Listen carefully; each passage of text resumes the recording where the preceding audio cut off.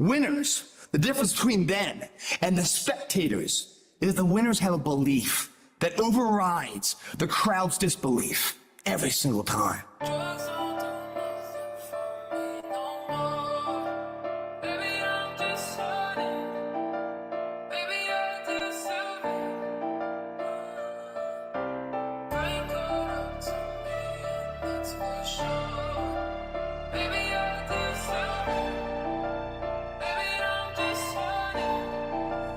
Thorn.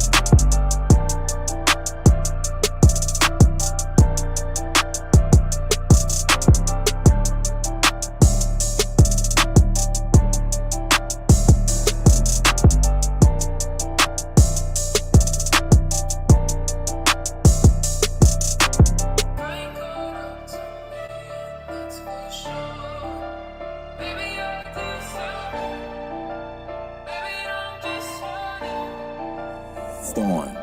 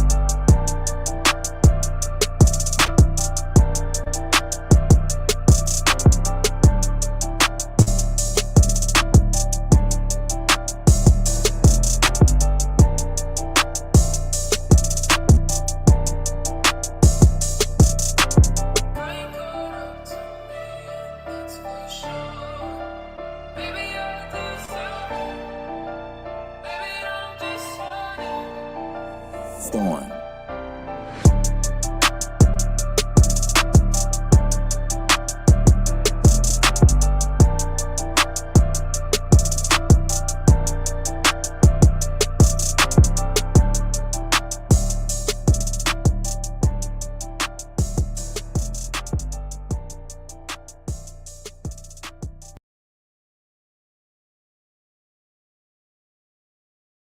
Winners, the difference between them and the spectators is the winners have a belief that overrides the crowd's disbelief every single time.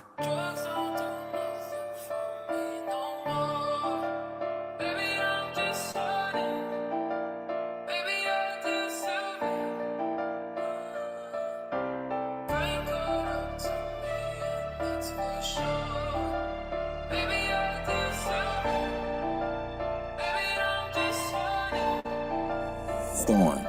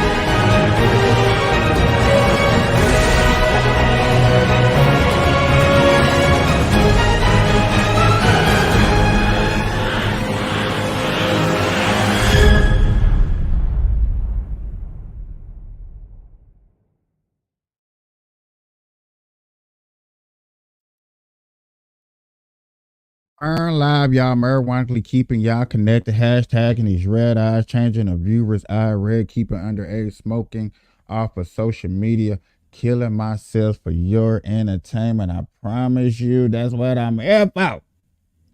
That is what I am here for. I am your host, Capiche. Welcome, welcome, welcome. Thank you, thank you, thank you for everybody to hit the follow, like, share button. It's going down. It is going down. Welcome. First of all, like I said, y'all, we marijuana keeping y'all connected. We hashtagging these red eyes. Keep it underage smoking off social media. Let's fire in the hole. So please, I keep forgetting to say this. And I meant to say this. So get your blunts, get your weed, get your blunts, your joints, your bongs, all that good stuff you need to sit back and enjoy a show. Shout out to my book face friends.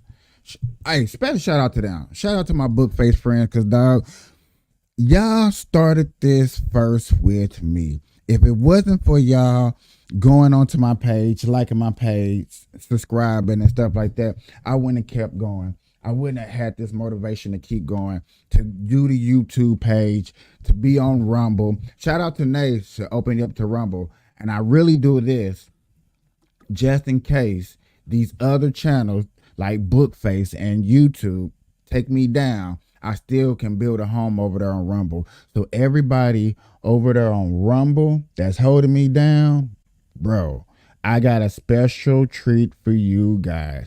I have a special treat for you guys. Matter of fact, I do believe, and I'm mistaken. Oh my God, I forgot to cut off the what you call it, my So give me a second, y'all. Hold on. Hold on.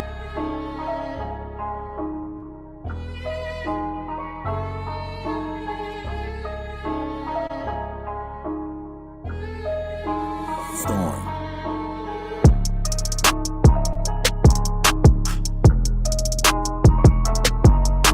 Hey, hey, hey, hey.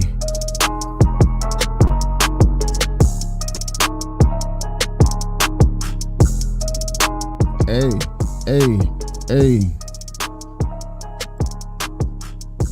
Hey, hey. See, they would get mad if I started rapping. Some people call me fake, like I started acting. I'm like, nah, I'm just Johnny Blazing. I got some good weed, it's so fucking amazing. I'm sitting down going through my terror path. I'm looking at the fucking little hourglass. It's like me, like a Teflon. I feel like a fucking Major Don. And that's the things that I talk about. Fire in a hole is what I act about. I knew that was gonna happen. I knew I was gonna have this little rap thing and try to have a little fun with you guys, and that was gonna happen. Look, I try to have a little fun. I try to have a little fun before we got into something that was real serious. And you see how they look. Come on, man. I've been sparking up weed all day. Oh, there it is. There we go. Fire in the hole.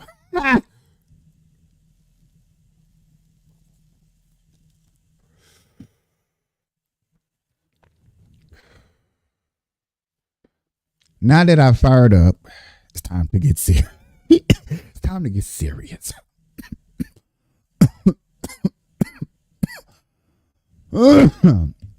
Now, I'm gonna put this on out here, y'all. Y'all know what's been going on in the news. We're not finna cover nothing different that's going in the news. I have a lot of my friends that watch my show that's been hearing stories that be like, you know what, I don't like this story. I do like this story. And I'm always trying to cover things that matter. So today, specifically today, I don't know what I'm going to cover. But right now, the first hour, I think I want to cover marijuana laws and news that's going on. If there's no marijuana laws and news that are going on, yeah, I know I'm going right into the politics. And I understand a lot of people don't like politics. I just got off a show with somebody. I did a little one. I wish I could have stayed. I really, really did. I wish I could have stayed. but they was explaining it to me of how corrupted they really believe the government is. And I remember this, y'all. I cannot argue with y'all if y'all believe that you're here in America, you smoke weed, and that you're a slave because all of your taxes go to the government. If you believe that, I cannot argue with you. I'm not going to sit up here and argue with you. But what I will sit up here and say is, yes, I believe, yes, I'm up here to somewhat prove there are just more people out here. There's just corruption. There are people out here to help us. There's people out here to try to make our lives better. I believe in that. If anybody says no, I don't know what you're talking about. There's nobody up here, bro. You're tripping. I beg the difference. I beg the difference. Okay. Now, I got that out the way. Thank God I found me at least one good marijuana law to start us off in our conversation. I do be feeling bad when I don't have nothing to talk about. And I really rarely would come on here if I don't have nothing to talk about. Okay? So let's get into this. Let's see what these laws, I think this is California. 10 years since Colorado became the first state to legalize marijuana. Where they at now? And another thing, let me do my little close up. A lot of other countries look at Colorado first when it comes to lawmaking. I know a lot of Californians and New York people and anybody else probably think that your state is the main one they look at. No, Colorado's the main state they look at. Colorado made history 10 years ago with the first sale of recreational marijuana in the country. Non-residents could only buy a certain amount, while residents could buy a little bit more. He was one of the non-residents that came to buy. Now Cliff Gordon, This is one of our best-selling products. is behind the counter at Urban Underground. Early on, we had some candy bars, we had some lozenges, a few mints, things like that. And now you can get practically anything. He says he's taken phone calls from other states as they try to navigate the scene. It's really cool. But as more places figure it out, that means Denver sees fewer dollars coming in. We don't get the tourist business that we used to because there's 24 states that people can buy it legally now. What we're probably seeing is a stabilization of the market. Molly Duplachane with Denver's Excise and Licenses says revenue grew steadily from around $20 million in 2014 up to $73 million in 2021. It was down to $56 million in 2022. Overall, in the last, since we started having legalized sales, it's over $500 million. The city spends about $8 million in regulation and education every year, leaving the rest for the city's general fund. The city has chosen to put some money towards affordable housing. They created something called the Herman Malone Fund, which supports small businesses. What they can't measure is how proud they are of the foundation Denver set for the rest of the country. We were building the plane while we were flying it, so we really just had to figure out things as they came up. I think we do have a lot to be proud of. The city of Denver says what once brought a lot of fear is now just a regular part of life here. One of the fears with legalization was increased crime. The city said that marijuana makes up less than 1% of overall crime offenses in Denver. It really is interesting to take a look. That statistic alone is why a lot of people look at Colorado first.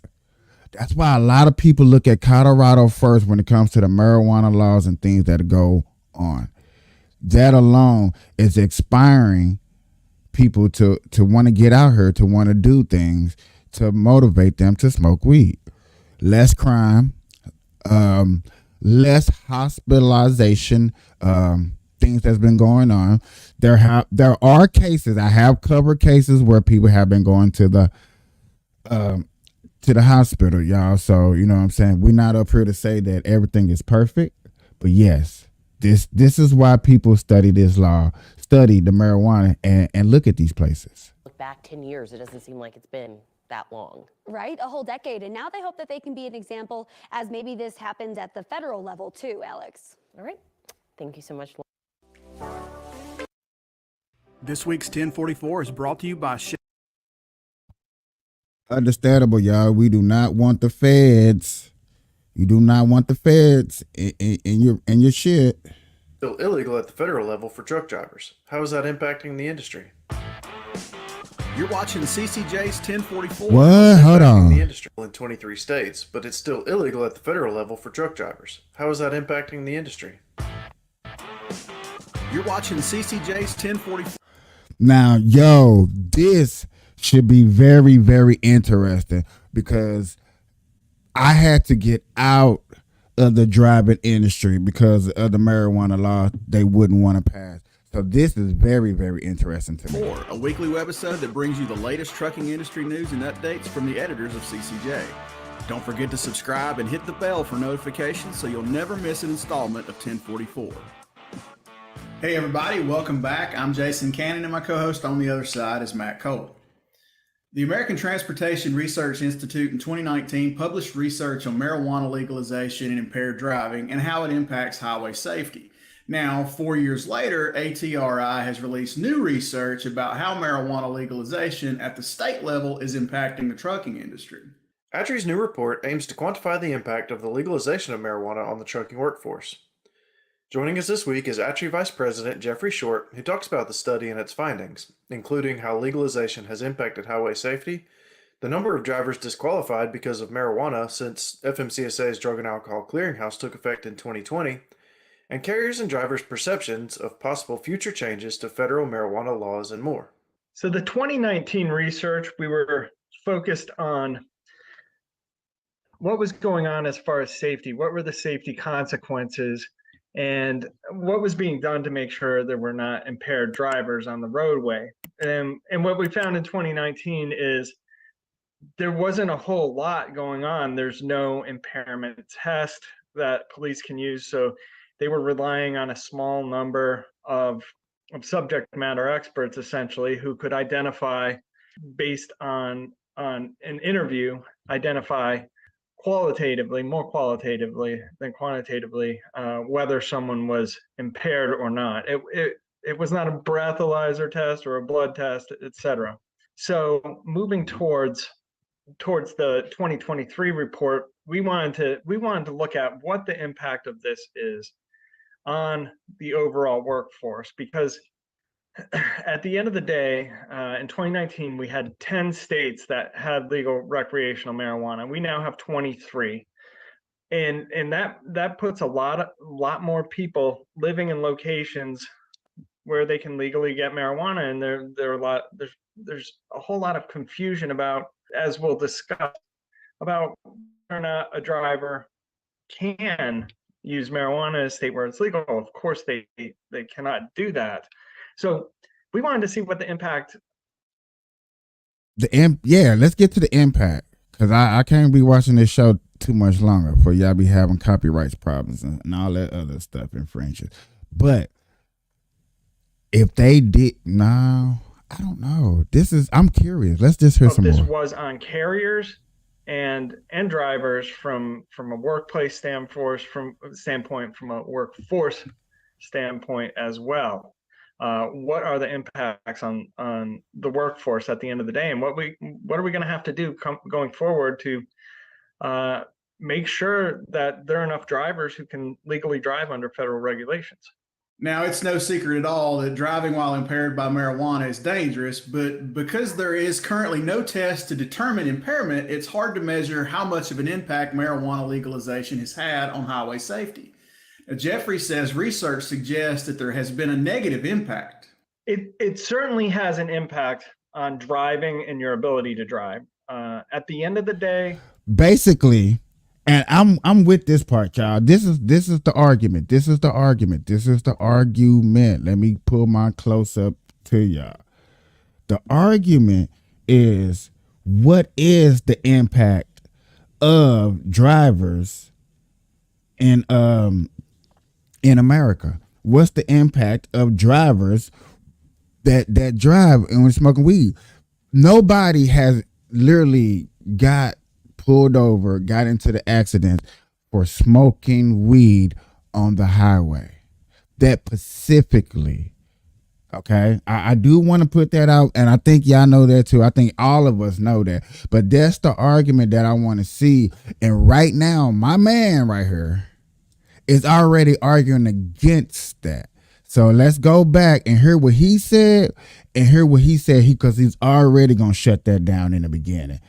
I really wanted to pick that up and really make sure that that's what we're grasping right now, y'all. Because if they regulate it, let's put it like that. If they regulate marijuana, weed for truck drivers, I'm driving trucks. Fuck that. I'm out of here. I'm back on the road. Not gonna lie to y'all. I enjoyed being on the road, going everywhere. I loved it to death. I only stopped it because I wanted to grow up and learn how it is to settle down, pay taxes in states, and do. Other than that, I would have stayed on the road. Measure how much of an impact marijuana legalization has had on highway safety. Now, Jeffrey says research suggests that there has been a negative impact. It certainly has an impact on driving and your ability to drive. At the end of the day, driving and using marijuana at the same time, definitely not a good thing. There are various research studies. We went through research studies over the years looking at intoxicated drivers, and it definitely negatively impacts driving performance. It's not fully understood. And one of the bigger questions out there is there are different levels of potency, and people don't react to marijuana the same way they do alcohol. Alcohol is, you know what you're getting when you drink it, and you know what it's going to do to you for the most part. There's not a lot of variation, but with different strains of marijuana and potencies, that's all out the window. As far as overall highway safety, the initial data does suggest that marijuana legalization has negatively impacted highway safety, particularly in non-fatal crashes. Of course, more research is needed. What is non-fatal accidents? I mean, basically you pulling somebody over for something they did, and then you ask them, did they have marijuana? And you just assumed that marijuana is the reason. I just want to give a quick shout out to my X group and my Rumble group. I just want to give a quick shout out to y'all because y'all are holding it down. Y'all are really, really holding it down. And I want to give y'all a special shout out so y'all don't feel some type of way. But back to this marijuana stuff, like a fender bender, a side mirror go out. Those are the little marijuana cases that they looking at. Okay. Marijuana needs to be legal for a longer period of time for us to really understand that. And very important to this, again, is understanding how much driving is being done while impaired and how many accidents are attributable to marijuana and how attributable those accidents are to marijuana use. And without a decent impairment test, which is a difficult thing to get to, this is not going to be easy. I have seen research where somebody would be able to scan the brain somehow and see that there's marijuana activity or marijuana related activity in the brain, and that could be a good way to do it. Of course, that kind of equipment sounds very expensive, doesn't sound like something. It don't sound like a good idea. Oh man, let's scan your brain. Did y'all really hear this? Hear this. They really want to scan our brains to tell if you got marijuana activity going on in your brain.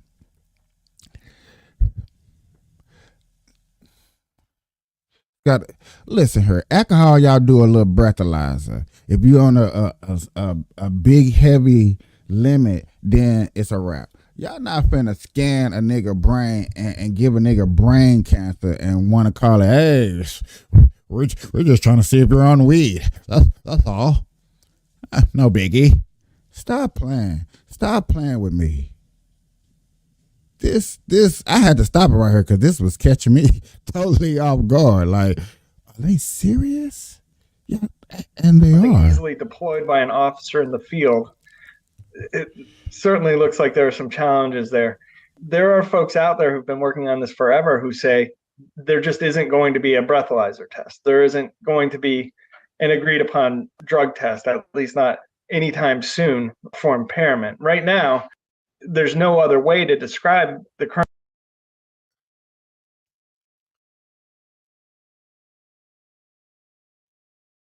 They should get it from your sweat. Because when you blow, you sweat. You sweat not. And if I can wipe your head and, you know, like that little marijuana, what you call it, come off? All right. Y'all, I don't know what it's called. Maybe it's like the oil that reeks out of our skin from marijuana. Like, let me slap you across the forehead real quick. Because the thing is, and the question, the argument for us is like, hold on, wait a minute. How many hours would you? Yeah. Bring it like that. Let me do my ugly close up so y'all can see how serious this done got. But check this out. How many hours? Come to us as potheads and come to us and say, how many hours do you think it would take for us to smoke? We smoked right here. How many hours before we can get back on the road? Do y'all feel it's safe? Because most people that smoke weed in the trucking industry is smoking weed after they get off shift, something to help them wind down because they haven't did much. They've been sitting there all day. So they got a whole bunch of energy. They've been drinking Red Bulls, which I need my Red Bull. I need my Red Bull. But you see what I'm saying? We're high off of energy. We're up. We're in here bouncing because we gotta stay alert. But at nighttime, dog, we gotta what? You just want us drinking? I don't drink. I need something to help wind me down. That's my biggest argument right there, and that's what I'm saying. We need something to wind us down, dog. But how many hours do y'all think it would take before they say, "Hey, you can get back on the road again"? That's a good question for me. Current marijuana testing protocol for truck drivers, it's a use test. It's a test of past use. It really doesn't tell you whether or not someone is currently using marijuana. It just says that they have used marijuana in the past, let's say 2, 3, up to 4 weeks, perhaps.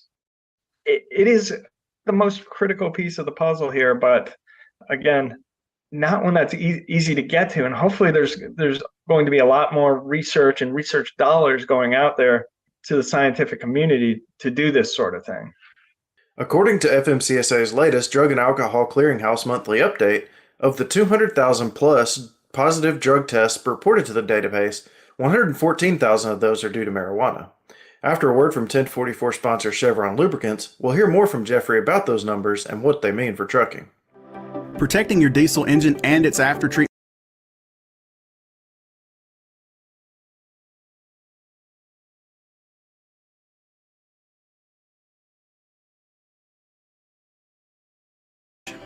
Well, folks are a very small percentage of folks who get a positive test and wind up in prohibited status and in the drug clearinghouse.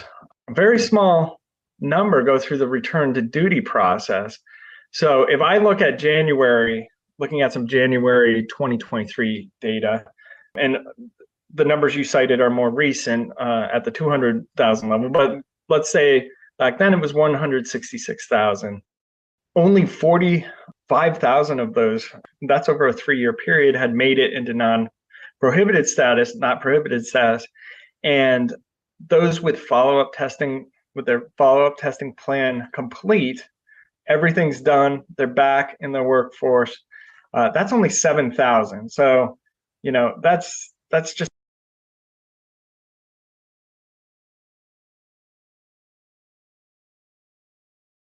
36,000 people.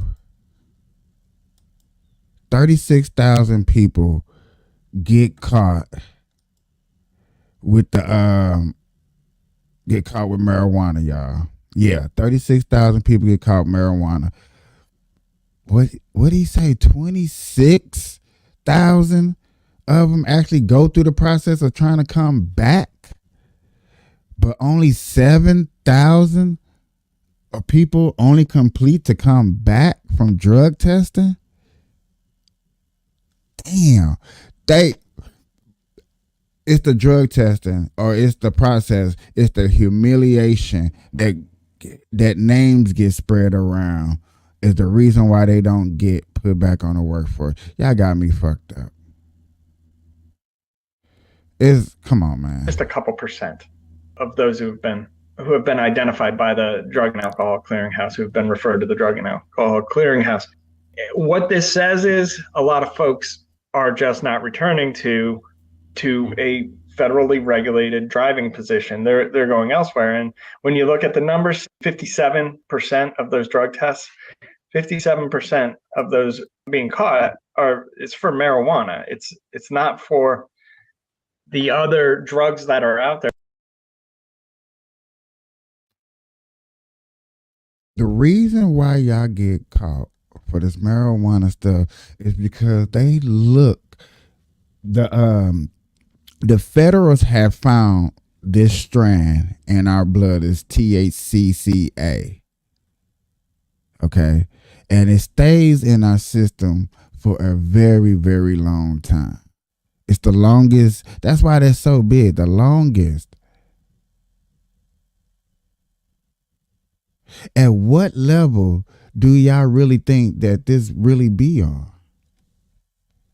Like, for real, what level do y'all really think this really, really be on?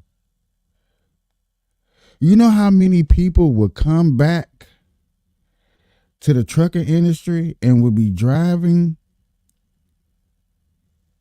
really, really have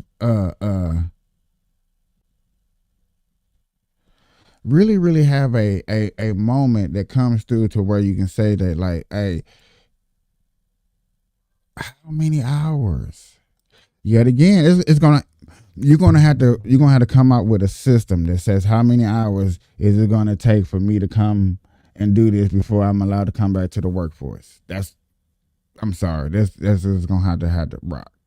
That is how it's going to have to rock. That sounded like an ugly ass tongue twister. There that are far more dangerous, based on many people's opinion, far more dangerous: cocaine, methamphetamine, opioids, those sort of drugs.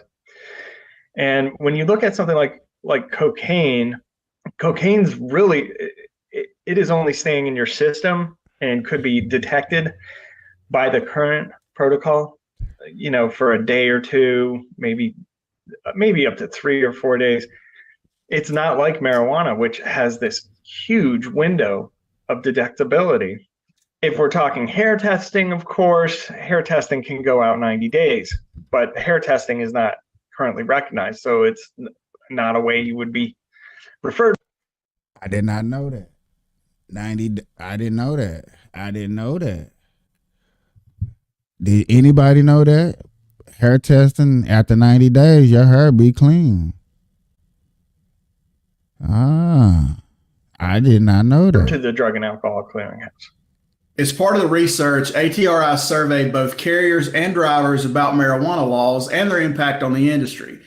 In the carrier survey, ATRI found that carriers are willing to rehire a driver with a previous positive drug test for marijuana, with some caveats. Yeah, so some of the caveats, of course, were between marijuana and other drugs. Some of the open-end. Basically, okay, you got caught on cocaine or you got caught on marijuana. Which one is you hiring back? Huh? In other jobs besides the driver industry, that's probably easy to answer. In other places, that's probably easy to answer. And driving, you're like, hold on, who did the like? You know what I'm saying? Is that why did you get caught? I mean, what was the reason of caught? Was it a crash or was it just a random drug test? And that's one thing I hope they do discuss before this video over, is this shit random, or is this just everyday drug testing, or random drug testing, or did they get caught up in an accident? That makes a difference to me. Answers who they would and who they would not rehire.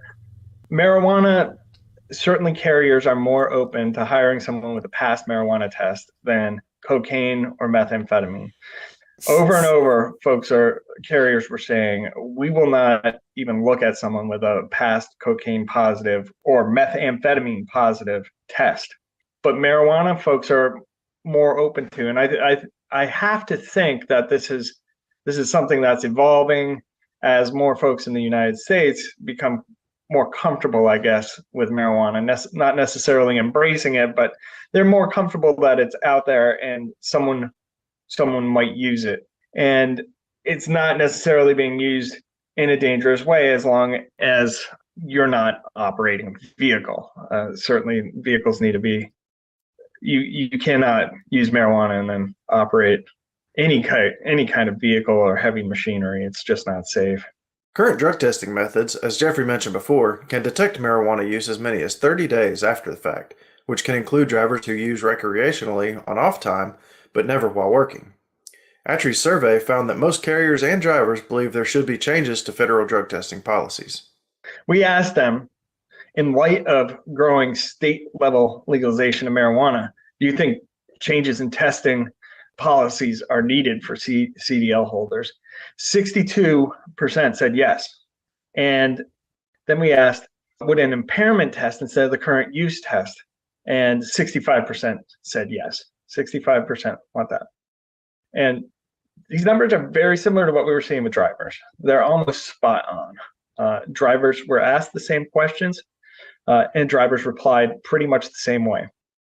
It's a growing level of frustration among all parties involved that there are cases here where people are being flagged and removed from the industry, and they're not a danger. They don't represent a danger because they're not using while they're working. Marijuana is currently categorized as a Schedule I drug by the federal government, along with heroin, LSD, ecstasy, and a lot of others. Now, if that were to change, Jeffrey says it could be tricky for the trucking industry and other safety-sensitive positions. There are certainly two things that could happen. The first is status quo continues. Marijuana remains a Schedule I drug, meaning there is no medical use recognized by the federal government for marijuana. The other is, okay, so yet again, right here, marijuana has changed. The law has decreased. So I wonder, It's time to go get them CDLs. Time to go get okay, man, it's time to go get all the license. Hey, yo, everybody on my channel, man, please go get your marijuana license, dog, because in a minute you are going to be able to be in society doing everything just like everybody else. But they just going to have to regulate it. If you don't mind being regulated and monitorized, you know what I'm saying? Somebody's going to have to go through that process. Somebody's going to have to go through that work. Somebody's going to have to go through that fight. You may not have to want to go through that fight and hard work of being the guinea pig or the first people to step into this field with marijuana license, with all your green cards.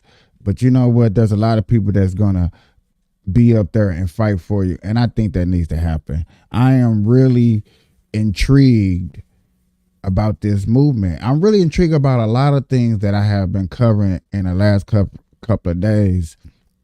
If I have anybody new that's sitting up here watching the show that don't know, New Jersey, Virginia, Florida, all of these states, and some of them are just specifically counties and certain cities and stuff, are really coming together and putting together some laws and things of value for you and me, small businesses and people that want to get into this marijuana industry. And I think that's very cool. That's very awesome. And I'm willing to keep up with all of these things that's going on and make sure that you know what's going on. Hey, you might have to put some money up, put some money aside, but I think everybody know what time it is and see what life it is. And the other reason I paused it right here, because that is a beautiful bud full of smoke right there. I like that. That was looking beautiful. Yeah. Is to start to change the schedule, recognize medicinal uses, and that gets into some very tricky territory when it comes to safety sensitive positions. And we're not just talking trucking industry, we're talking airline pilots, we're talking anyone operating something the size of a truck on public highways, mass transit, rail, maritime. They are all covered to some degree under these rules. So first and foremost, our findings indicate that there are three key things that need to happen before the federal government makes any push towards removing marijuana from Schedule 1. The first would be, and we went over this and how difficult it is, but developing nationally recognized marijuana impairment test and impairment standards. What does it mean to be impaired? No one agrees on that right now. We need standards, whether or not that's the amount of marijuana in the bloodstream, and we need tools to measure those standards. So yes, that's one thing we all can agree upon. That's number one, and I'm with it. I'm with it, because when you do this first, you know how many people, because like, okay, let's keep it real. I'm gonna keep it real. I'm keep it so 100. Keep it so 100. Keep it so 100. Keep it so 100. Joe Biden brought back a lot of jobs that nobody want. Why? Because they're federal regulated jobs, and a lot of people do not like the government right now. You're not fucking with the government. You don't think the government ain't. I mean, yeah, y'all think the government is a piece of shit. I don't blame you. Aha. If this was to pass, if marijuana was somehow monitorized to where federal people or federal jobs would start letting you work, that alone, that shift, that movement right there, everybody right here that's on my channel, if that happened on my mama, I'm not playing with y'all. Y'all gonna look at Joe Biden and be like, you gonna look at Joe Biden like, damn, fuck, 4 more years, nigga. If you can do something like this, because this is opening a lot of doors for a lot of people to get jobs. That's opening. I'm gonna say it one more time, just in case I lost y'all and y'all may thought I was tripping. That right there will open up a door and open up a lot of jobs for a lot of people and a lot of industry. In the government, there's too many fields of people that need jobs in these federal places all over the board, across the board. No bullshit. I can't lie to y'all. But you can't pass a drug test, you're not going to get the job. So who wants the job? Why waste my time trying to get that job if I know for a fact I'm not going to pass that drug test? I'm not finna waste my time. So yeah, I'm with this one right here. I'm with this. so that you can say this driver is safe, this driver is unsafe. And that goes well beyond the trucking industry. This would be something very important for law enforcement to have when dealing with automobile drivers. This also give police officers the ability to smoke weed too. They might pull you over and be a little bit nicer to your asses. I know y'all don't like the police. I know everybody in here, man, why you gotta bring up the police? Man, I don't like the police. That's why I'm bringing up the police, because you don't like the police. That's why I'm bringing it up. You don't like them. So if this standard right here, this is allowing police officers to smoke weed. So when can you roll down the window? You know why I pulled you over? I smell weed in the car. You gonna be like, bullshit, you probably smoke weed. He be like, you know what, you're right. I do. I'm gonna smoke when I get off work. All right, then leave me the fuck alone. You see? Yes, you're gonna want something like this because the police officer's gonna be able to get off your back. I know people that's moving pounds, but like, really? I'm moving tons. You police officer won't? Yeah, they won't fuck with you. I mean, not unless you. Now you smell like a ton worth of weed. Because I was just joking. I was just making fun of people that's probably moving. They probably like for real, and you try to move a ton. Police officer pull you over like it smelled like a whole factory in here. Yes, he's gonna search you and see a ton, and you're gonna go to jail. Okay. But for you guys that got little doobies, little joints, little smoke you smoked, he might not fuck with you. Sad, man. I just pulled up. I smoked. You know what I'm saying? Blah, blah, blah, blah, blah. Leave the fuck alone. Who are under the influence. And I know there are automobile drivers under the influence. I drive around the city of Atlanta where I live, and I smell it all the time from a car in front of me with one person in it. So it's like, all right, come on. The next piece would be carriers may choose to continue to screen for marijuana, or they may want to, and that needs to be protected. There are laws out there saying you can't discriminate at the state level, and this excludes currently interstate truck drivers. But there are laws out there saying you can't discriminate. California is one location. Can't discriminate against an employee who uses marijuana recreationally, not on the job. That means no drug testing. That means you can't make a hiring decision based on a marijuana drug test. And for safety sensitive employees, that seems like a dangerous approach. So protecting a motor carrier's choice to screen for marijuana, I think is critical. If a carrier wants to do that to protect, and they feel this is how they can best protect their drivers and the roadway and road users, then that needs to be protected. I feel honored. I feel honored doing this job for you, Nick. I feel honored doing this research, understanding that there are people out here that's fighting for you. So you know what I'm saying? Because you're a truck driver. I get it. I got driving experience. I've been driving since I was, I think, 25. I like really started driving. 2 men in the truck. Ooh, excuse me. 2 men in the truck. Ashley's Furniture. Microsoft, AT&T. I you know what I'm saying? I had to drive. I had some type of driving experience with some of my jobs that I've been in. So I get it. You know what I'm saying? But this right here, especially for the truckers, because I like I said, I wouldn't get back on the road. If I got back on the road, bro, I would not have a place. I'll be just, ooh, bruh. Bro. I would just be, man, shit. I know, sorry for cussing. But I remember when I was on the road and I didn't have an apartment. Man, that was beautiful to me. It was wonderful. And I understand why people doing it now. It's so many videos now. Go look on TikTok, you TikTokers. How many people living out their cars, living a fantasy? It seemed like, and no BS, because I'm not on TikTok. But every time one of those people come here and they do an adventure, hey, this is how I live out my car and went to Vegas and spent under $200, I get it on my news feed because everybody's shining like, oh man, look at this person, they had a good life. Ooh, okay. I'm not knocking them. I'm just saying it happens. It's happening.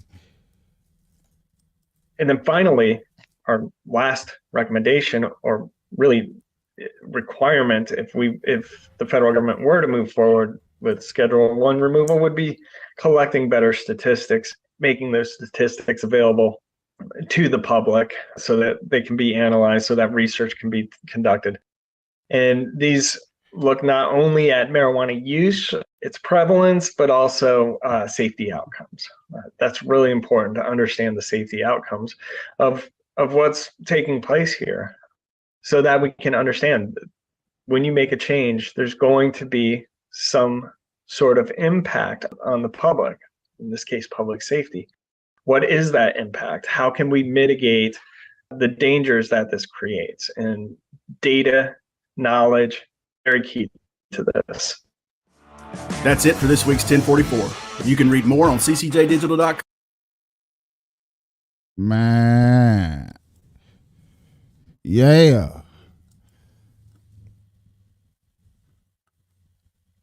Everybody is not finna pass up this $100 million, about to be $1 billion industry if it ain't already reached $1 billion industry.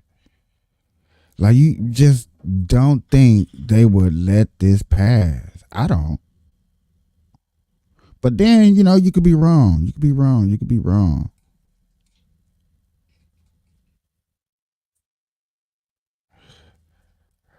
All right, y'all. This one right here is 4 months ago. Solve the murders of. It's gonna be a little interesting watching this one. I ain't gonna bull crap you. I ain't gonna bull crap you.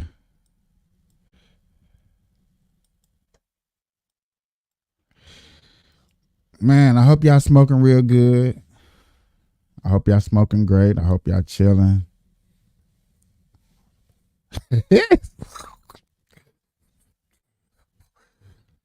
Bro, I can go off and I can tell y'all a good ass story about driving for Microsoft, man. Cause I was just a GPS driver. We drove maps and stuff like that. But they had a chart. It was 2,000 drivers. They had a chart. You had bonuses if you get in the top 10, top 5 and stuff like that. So I'm with a pretty good team, y'all. I'm with a pretty good team. We like top 20 or whatever. Real. But I wanted to see how first place get, because there's one girl in our group that had to leave for some BS reasons. And I'm no bull crap, some BS reasons. Got in first place. And man, she got rewarded and she got an extra bonus check. And I was like, all right, y'all. Man, that thrilled me. And so I learned the art of driving these GPS roads. I did. I got it down. I was y'all, when I talking about they give you a certain limit, they want you to clean lenses. You have 8 lenses. Here. This be your lens on top of your car. You're driving around every road. You want to hit every road because you are a GPS map place. So I'm telling you, no bullshit, no bullshit. Every road, any road, every road. Unless, you know what I'm saying, it had bumps in the roads or it was real short. I was doing at least 55, 60. Because they didn't want you to go no further, faster than that. Because sometimes you do have to do highway. So you have to be able to go some top speed. Okay? So cool. Oh, man. What? Oh, every road, bro. I'm in and out. I pull over, clean off, right? My group with me, they like I said, they top 20, but you know, whatever, 50, 20, whatever. But I'm like, man, as a team, bro, you get bonuses, man. They taking trips, man. Bosses are getting, I'm like, man, y'all see this group over here? They over here laughing, high-fiving, making, you know what I'm saying? Hey, man, look at y'all, man. You got your one dude talking about me. You got your one dude looking good, but y'all, and I'm getting mad. I'm getting upset. Y'all, because I'm Let me also break something else down and keep it 100 with you too, ladies and gentlemen. I will wake up in the morning. I will get a box of mini. Y'all remember the mini packs? How it came 5 in a pack? I'll roll up 5 blunts. Okay? While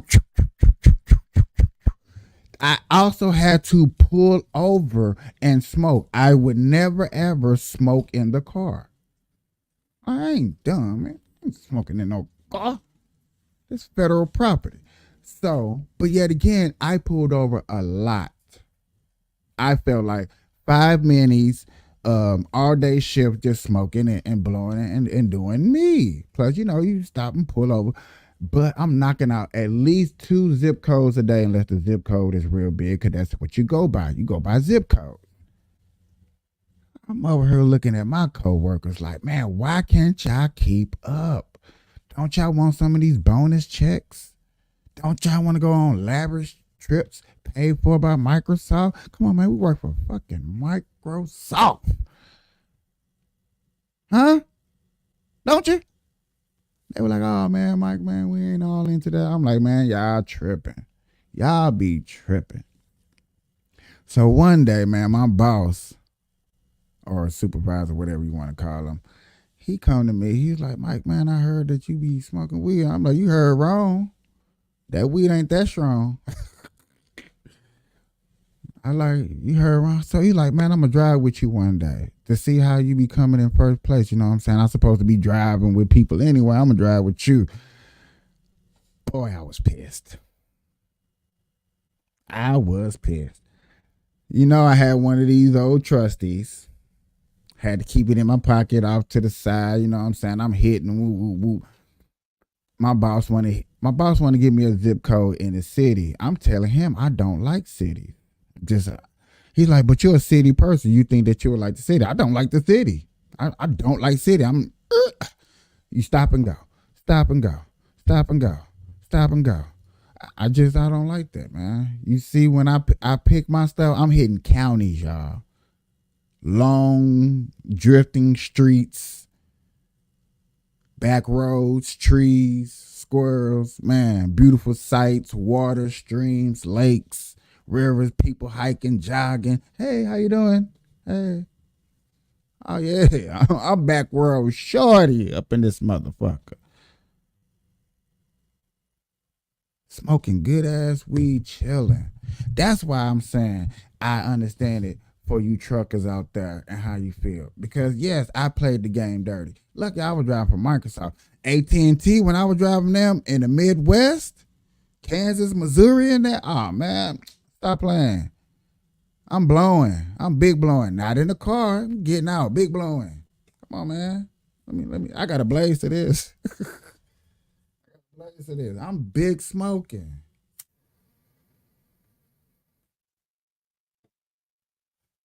Why? For one, it's dead skunks everywhere. It's skunk city. I'm not finna care about no weed smell. Nigga, I'm big. Nigga, skunks everywhere. Quit playing with me. I'm chilling.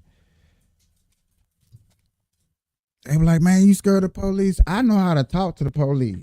I ain't scared of them. And all my friends, even my one black coworker, who's still a friend with me on Facebook today, which is strange and weird. Sometimes he'll watch some of my shows and like it or whatever. Not sure why. I think it's a black thing. It's a black thing. It's got to be a black thing. So I get it for you CDLs. Y'all worked hard to get these CDLs. Y'all getting paid good amounts of money. Y'all driving up and down the road, and y'all boss hit y'all with a random drug test, and now you don't have a job. And you're like, what the fuck? I didn't hit nobody. I didn't do none of this. You know how many accidents because of somebody hitting somebody, you get fired, or you run over an animal and your load fall over and you get fired? I understand stuff like that. Okay, I get it. I messed up. I didn't pass a drug test. But when you telling me, and this is just a shocker, the random drug test, and they know what they're doing. Hey man, go ahead and take this. Why random drug tests get most people, and that's why that if I go back and show you that video of that trucker industry, the 57% of people getting fired is because of random drug tests. They just randomly had a drug test. Somebody said, hey man, I heard was smoking weed out there on the road. Instead of the boss be like, so what? This motherfucker ain't did shit wrong. No tickets, no none of that. He like, oh, hey Bill, can you come in my office? Hey Bill, how you doing? Hey, have a seat. You're good. You're one of my good workers and stuff. I love how you work, man. I love how you work. Somebody said that you was smoking a little pot on the road. Is that true? I don't smoke no weed, man. Come on, man. Yeah. Oh. So you don't mind in a cup for me real quick? Oh, yeah, sure. In a cup, come back. Hey, Bill. It's like 2 weeks later. Hey, Bill, come on. You still one of my number one guys, man. You remember 2 weeks ago we had that discussion about you smoking weed, and you was like, yeah, man, but you don't. And, we laughed about it. We chuckled. You remember that? Yeah. Well, test came back and you failed. I hate to do this, Bill. I hate to do this. I'm gonna give you a good recommendation if you want to go out there and get any other job, but I'm gonna have to let you go.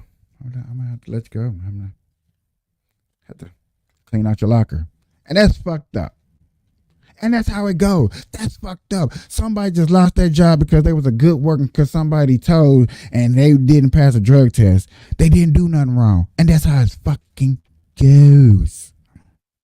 That's how it goes. Okay? So I feel for you truckers. I feel for you drivers. I feel for everybody that's in a federal business that got a federal job or they got a penny pension job that you can, I can't smoke weed, but everybody around you smoking weed. You might not like drinking because you see the rate of drinking and driving, all the accident that happen, and you don't want to be one of those statistics, so you don't drink and drive. I feel sorry for you. And you wonder why people are getting addicted on pills and stuff. All right, y'all. I'm sorry. Let's get into another marijuana story. I got deep. And shout out to my ex group. At my Rumble, because y'all holding it down for me. Y'all really holding it down. Like, I really feel the love. I feel it. Thank you. The federal government first classified cannabis, marijuana, as a Schedule I drug back in 1970 with the Controlled Substances Act. For years, it sat alongside heroin in our country as a Schedule I drug under federal law. Well, now the Drug Enforcement Administration, the DEA, has a big decision to make. Do they keep cannabis as a Schedule I drug, or do they change it, impacting marijuana laws from coast to coast? The decision now in the hands of an agency that has been here before. In 2016, during the Obama administration, the DEA wrote this letter to 2 governors seeking to reclassify the drug. Marijuana will remain a Schedule I controlled substance, the agency wrote at the time. Of course, a lot has changed in the last 7 years. 23 states have now legalized it for recreational use. Minnesota, the latest, earlier this year. It's certainly a big deal that a federal agency is finally admitting that cannabis does not belong on Schedule I of the Controlled Substances Act. Morgan Fox is the political director of the National Organization for the Reform of Marijuana Laws. He says the fact that last week the Department of Health and Human Services recommended to the DEA a change is significant, but the recommendation it become a Schedule III drug doesn't exactly do a lot for cannabis users. It would not have any sizable impact on the criminal justice aspects of prohibition. Fox says the biggest impact would likely be on cannabis business owners who may be eligible for more tax breaks and perhaps some researchers. But the schedule switch would still make it illegal at the federal level. Fox says there remains big questions if the DEA will even go through with the classification change. After all, the agency has rejected it before, and it's why he believes Congress needs to step in. The DEA could very well take their time on this, and historically they have taken years. Is there frustration in the cannabis community directed at the Biden administration for how slow this is all taking? We'd obviously like to see things moving a lot faster. We did reach out to the DEA for perspective on how long their review might take. Officials got back to us saying that the process is beginning now and that they have nothing further to share. At the White House, the Biden administration not putting any pressure on the DEA publicly to act. Going to be an independent process. They're going to certainly use the evidence. Joe St. George, Scripps News, Washington.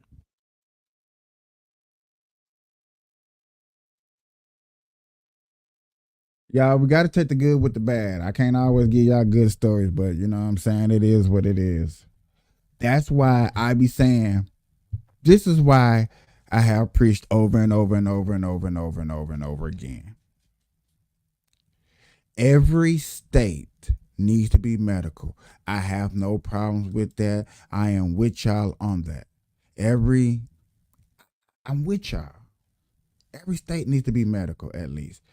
Every state does not need to be recreational.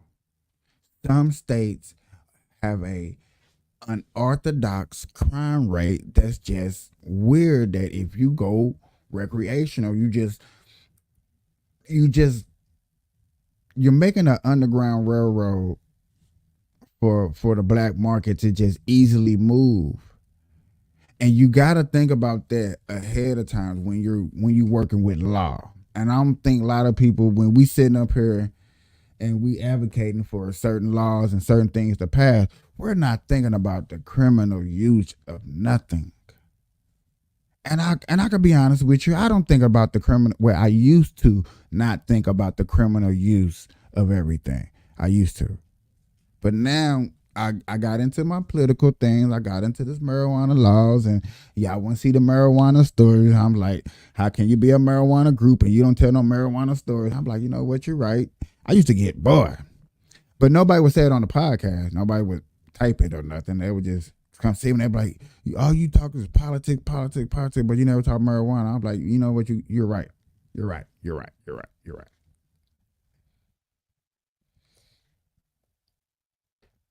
And they were right. So here we go. We're talking about marijuana stories and politics and all that stuff. Even though we done did an hour of marijuana laws, y'all know what time it is now. And don't y'all leave. If you leave right now, I am going to come find you in your sleep like Freddy Krueger and let you rewatch every episode that I have ever put out and every dream that you ever had from here to like next week. Okay? So if I get into this politics stuff, don't you leave. Because I promise you, I know how to do it. I got some people who claim they know voodoo. And I'm like, oh, they know witchcraft. They know all that little weird crap. I'm like, hey, well, I need you, because some people keep leaving every time I get into the politics. They love the marijuana stuff. But every time we get into some real stuff, they leave. So I need you to come find these people. And we only going to do it for like 2 days. I said a week, but I want you to come back and read some more stories. So we only going to do it for like maybe 24 hours. Okay. Now, ladies and gentlemen, boys and girls, we are going to get into some couple of other news besides marijuana. I do got another marijuana story that I will cover before we leave. I appreciate it. Boy, you still up here? See, that's what I'm talking about. That's what I'm talking about. YouTube, y'all holding it down? Okay. Appreciate it, y'all. But let's get into this. Let's go. The Biden administration may be backing down from a standoff between the state of Texas and the feds at the southern border. Texas officials say they will not comply with deadline tonight to allow. Already, I heard 3 different entities. I just want to make sure that we heard that correctly. And that was like the first thing we heard. I just need to make sure I heard this right. Hold on. There are signs the Biden administration may be backing down from a standoff between the state of Texas and the feds at the southern border. Texas. So, Biden administrations, the feds, and Texas at the border. Okay. Yeah, I just want to make sure I heard the 3 different parties that we are talking about. Officials say they will not comply with a deadline tonight to allow Border Patrol access to Shelby Park in Eagle Pass. And Border Patrol agents say for now there are no plans to remove razor wire, even though a court ruling allows agents to do so. Meanwhile, more Republican states say they will send National Guard resources to the border. Fox 4's Blake Hansen live with more. Blake. Yeah, Heather and Steve, a senior Border Patrol official said that there's no plans for now to take down any of that razor wire unless there is some sort of emergency they need to get to. It is as more red states vow to support the position that Texas is taking. Along the border in Eagle Pass, it appears Texas is in charge, and some want it to stay that way. Mr. President, you say you want to secure the border. Texas has secured it. Leave it alone. We don't need you down here. A Friday deadline that the federal government set for this. Ooh. Is that disrespectful to talk to your president like that? Is that disrespectful? I just want to know. Is that disrespectful? Is that person disrespecting? State to let federal agents access a park in Eagle Pass will apparently that looks pass so with no cute. changes. The state took control of the High Crossing area earlier this month, even though the feds said they needed it to do their job. A court ruling Monday also paved the way for the feds to take down razor wire, but Texas has since added more. It prompted some calls for the federal government to take over the Texas Guard. And I would remind everyone that the circumstances under which the federal government can mobilize a state's National Guard are outlined in the law, right? So that I'll leave that there, but I'm just not going to get into speculations on any actions the president's going to take at this time. Governor Greg Abbott said in an interview Friday that Texas is prepared for any conflict between state and federal authorities. All we can do is be as prepared as possible, deploy as many people as possible, do as much as possible to put up more border barriers and deny illegal entry. And our head is down. We're working hard, regardless of what the Biden administration is doing. The tensions led the Border Patrol Union to issue a statement Friday, saying in part, rank and file Border Patrol agents are not going to start arresting Texas National Guard members for following their lawful orders. That's fake news. Meanwhile, more Republicans appear to be souring on a congressional border security deal. Speaker Mike Johnson told colleagues Friday leaked details about the plan lead him to believe the plan would be dead on arrival in the House. It comes after former President Donald Trump said a border deal now would be a gift to Democrats. Immigration is a top issue for voters, but some Republicans still want to see action sooner. I think they should try to get something done. That's my personal opinion. But regardless of whether they do or not, there's actions that the president can take right. You know what? Nah, don't do nothing. Don't do nothing at all. Don't do nothing. Let the state handle it. Now that we know that states can actually defend for themselves, let the state handle it. Go on, Joe Biden. Go on and worry about what is Joe Biden worried about? Anybody know what Joe Biden is worried? I know what people are thinking in the back of their head. I don't give a nothing about politics and what they worried about. I get it. I get it. I get it. I get it. I get it. I want to hear I want to hear it. Who tweeted in 60 seconds? They say it can't be done. Oh shit. Leonard McKelvey, you got. I watched Charlamagne. I just want to hear this a little bit. We're not gonna play all of it. I just want to hear a little bit of it. Y'all have a good discussion real quick. You guys all know him as Charlamagne, and I refuse to call him or any other man God for that reason. His name is Leonard. He was recently on Piers Morgan and they were the Breakfast Club, and they were talking about Trump and his. You could already tell his attitude because say what you want, Leonard. Charlamagne, you guys can call him that. He has Trump derangement syndrome 100%. Leonard. Hey, Leonard. Hey, man. Charlamagne the guy, bro. You need to go on. You need to go on this podcast, bro. Let me put my little serious close face up real quick.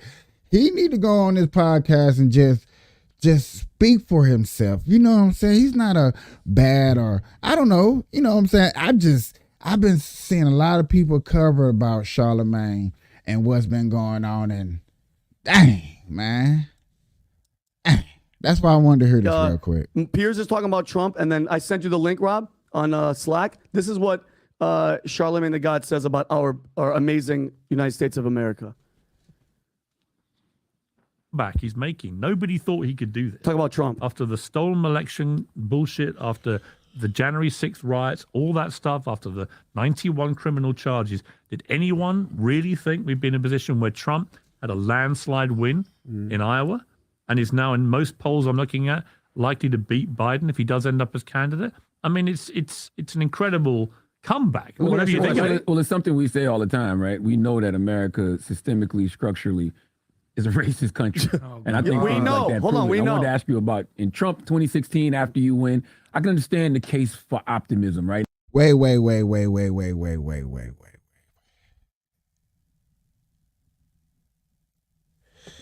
I'm sorry. I had to hear that again, because is he trying to say that everybody that voted, that is going to vote, that has voted, that are voting for him is racist? I keep trying to tell people, y'all, if y'all watch my show, this is Race Hustler season, baby. Anything that had to do with racism is fin to pop off. It's like KKK done came out of the closet, like an old R. Kelly trapped in the closet video show. Like, this is what you finna start seeing. You finna start seeing old tapes of R. Kelly going on, and all of a sudden everybody's finna be racist. I just want to make sure I heard that one. Be in a position where Trump had a landslide win in Iowa and is now in most polls I'm looking at likely to beat Biden if he does end up as candidate. I mean, it's an incredible comeback. Whatever you think of it. Well, it's something we say all the time, right? We know that America systemically, structurally is a racist country. And I think how am I racist, bro? That's what be funny about comments like that. Like, he doesn't think about all the other black people out here that actually has mega and wants mega to actually happen. There's some of us out here that wants mega to happen, yes. And there's a lot of people out here that looks at a person like me and like, you're crazy, you're deranged, you're brainwashed. Well, if I'm brainwashed, then Democratic Party brainwashed too. People that are independent, that so-called in the middle, who don't know who to vote for, and I don't like the government and the government's out to kill me, you're brainwashed too. So everybody, no matter how you look at it, no matter where you look at it, no matter what spider web that you want to come at an angle, you're somehow brainwashed. Period. And I'll be saying at the end of the arguments, if somebody say they're brainwashed, I'll be like, if I'm brainwashed, you brainwashed. So let's come to an agreement of how to stop being brainwashed, and let's come with a settlement. We see this as a problem. How can we solve the problem? You see that black people are starting to like Trump, so why are you going to bring up racism? This shit irks me. And people wonder why I'm trying to keep it clean, because I haven't said the N-word. I'm proud of myself, pat on the back, because I be like that. But no, I'm trying to keep it clean, because y'all got to understand, like, if you're really, really, really, and I promise you, if anybody smoking weed, seeing racism while you were smoking weed, man, send me the video. Let's talk about it. Let's discuss it. I will call up anybody that you want to call up. I will go find you a lawyer. I will go do any of that stuff to stop that racism that is happening. Because yes, there are racist people. There are people that are discriminating. Yes, I'm not going to deny that. But we're talking about as a country. As a country. That shit just almost irked the shit out of me. I'm sorry.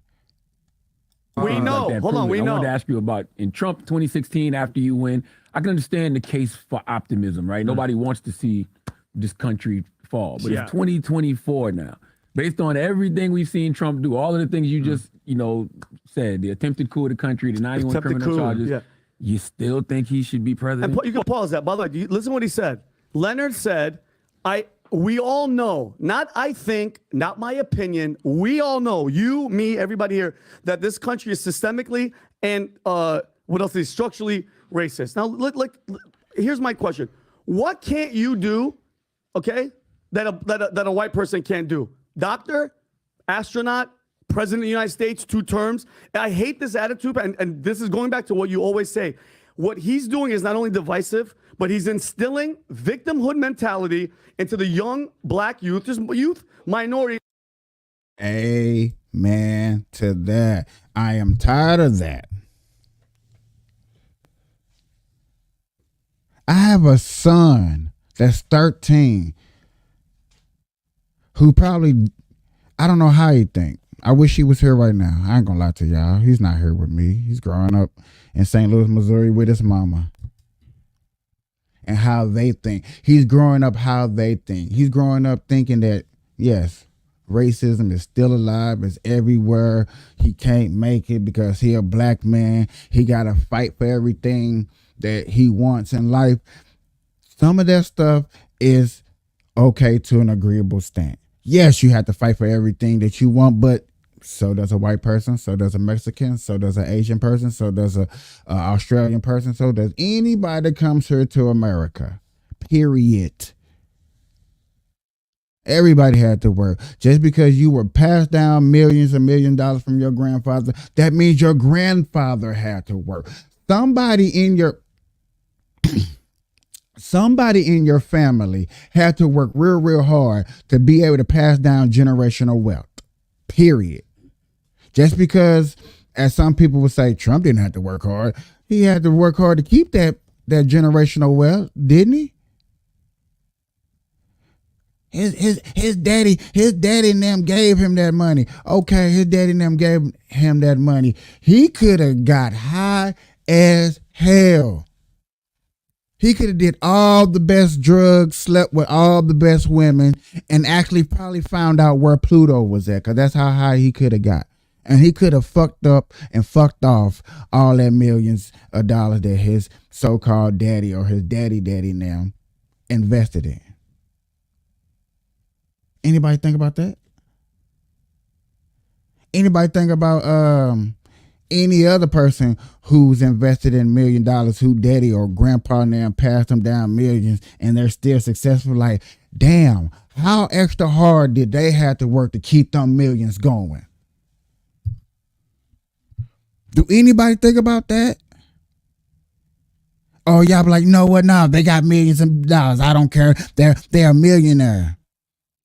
It's easy for them. It's not easy to keep millions and millions of dollars going.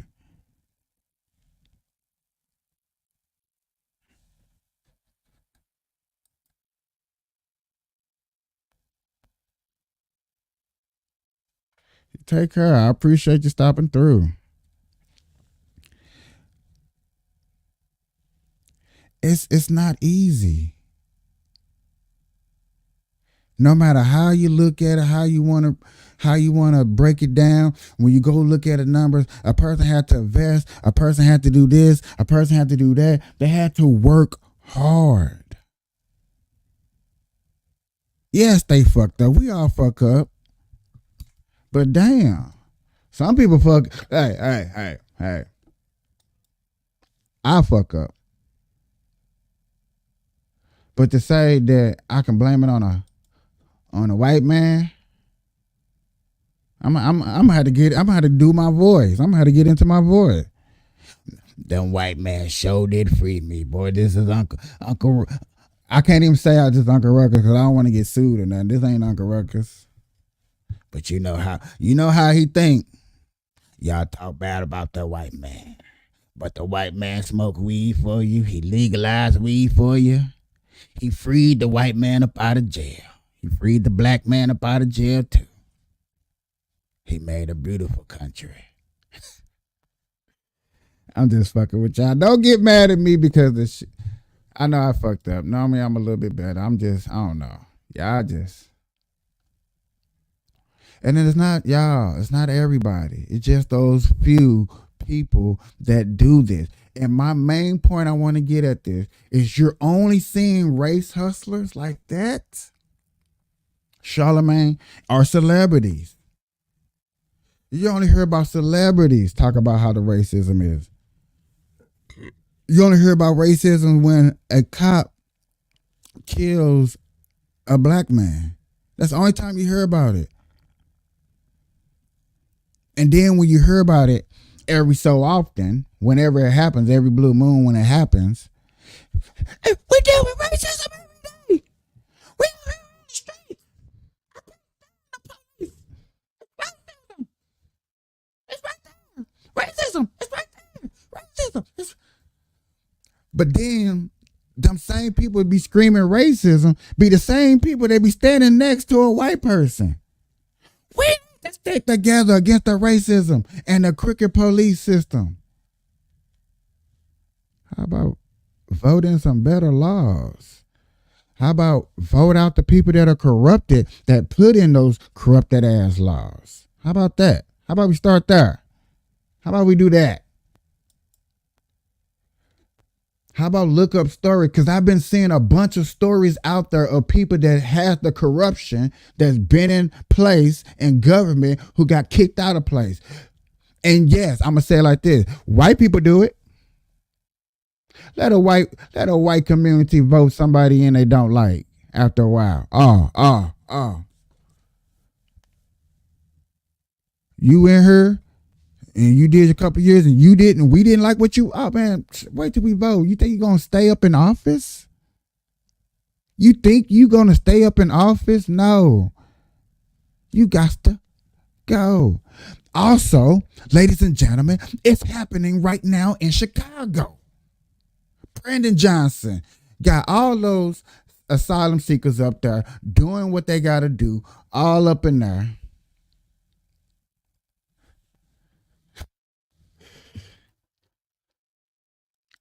What? Hey man, I'm just trying to not play with nobody, man. You got Brandon Johnson up there in Chicago talking about, come on, asylum seekers, come on. You're looking, I'm bringing, I got it. Now you're like, it's a problem.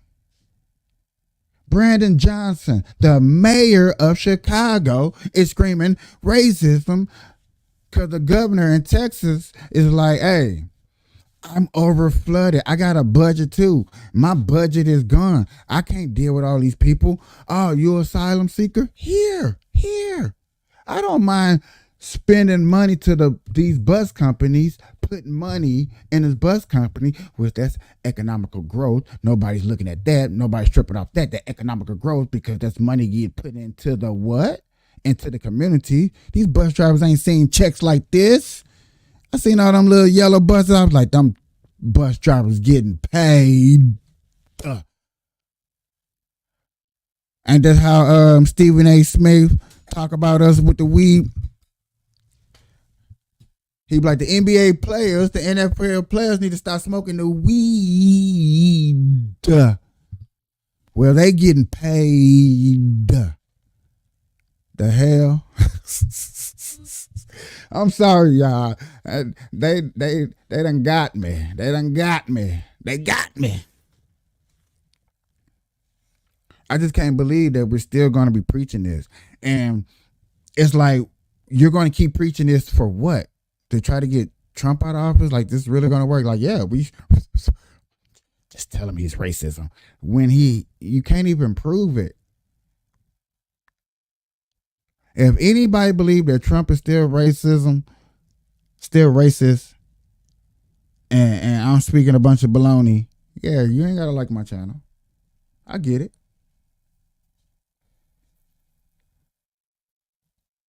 I'm not the one for you. But I gotta look at shit, that hit me. Wow, beam, boom. Hey, folks. Hey, let's hear our wonderful preacher, our wonderful president speak. Let's hear him speak. Let's hear him talk. What he got to say so smart and wonderful for us? A brilliant president that we had. Coming up, and I need your support to reach our goal. Sleepy pedophile Joe. Asking, but the strength of this grassroots-driven campaign depends on you. And that's not a joke. That's not an exaggeration. That's not a joke. Whatever you can give today will go much further than the same donation. See, it reminds me of my son, my kids. It reminds me of that little puppy. All your donations. You see, I can talk gentle, you know what I'm saying? Because I've been through what you saying. Bro, I seen a video, and y'all lucky I can't find that video of man got his whole arm blew off. And Joe Biden went to go see him, go talk to him. And come to find out, Joe Biden didn't even recognize the man. Joe Biden's up here talking about how his kids. Yeah, man. So donate. So he can remind his kids that's on cocaine, that's doing it in the White House, that can't go to the Capitol and get sentenced. And yes, okay, ladies and gentlemen, I am off the trying to indict Joe Biden. I don't even want to hear that. That's just leave that up to the government people to try to do. I don't care about none of that. You would never see me cover that story for real. You see them talk about it, but you'll never see me cover it until they got the smoking gun. And if they ain't got no smoking gun, I don't care. Because you're not going to indict him. He's not going to jail. Okay? So they can hang that up. This week, the Biden administration paused approvals for massive fossil fuel projects, specifically liquefied natural gas, or LNG, export terminals. The pause was ordered so that the Department of Energy can conduct a review of the economic and environmental impacts of the new projects. The White House put out a statement yesterday that reads in part, quote, "We will take a hard look at the impacts of LNG exports on energy costs, America's energy security, and our environment." This pause on new LNG approvals sees the climate crisis. This is sad that y'all want to take a look thinking that we finna get some freaking weird, outstanding climate change happening. Bro, stop playing. Billionaires, ladies and gentlemen. Let me get to my ugly face. I'm going to go back to the screen. Billionaires do not believe in global warming. Why? Because it's a hoax. It is a money scheme. Please, anybody that's watching my show, please stop giving your money to them. Stop. It is a scam. They not going to tell you no more. I'm not going to tell you no more. I think it was not Jeff Bezos. It's a scam. This is for what it is, the existential threat of our time, end quote. Fracked or hydraulically fractured natural gas is touted as a cleaner, greener fuel option because in its gaseous state, it technically does burn cleaner than coal or oil. But natural gas can't be shipped as a gas. It has to be liquefied, and there is consensus among environmental scientists, including top scientists at the National Resource Defense Council, that liquefied natural gas and the process of chilling, storing, and shipping it en masse via ocean liner could actually be worse for the environment than oil.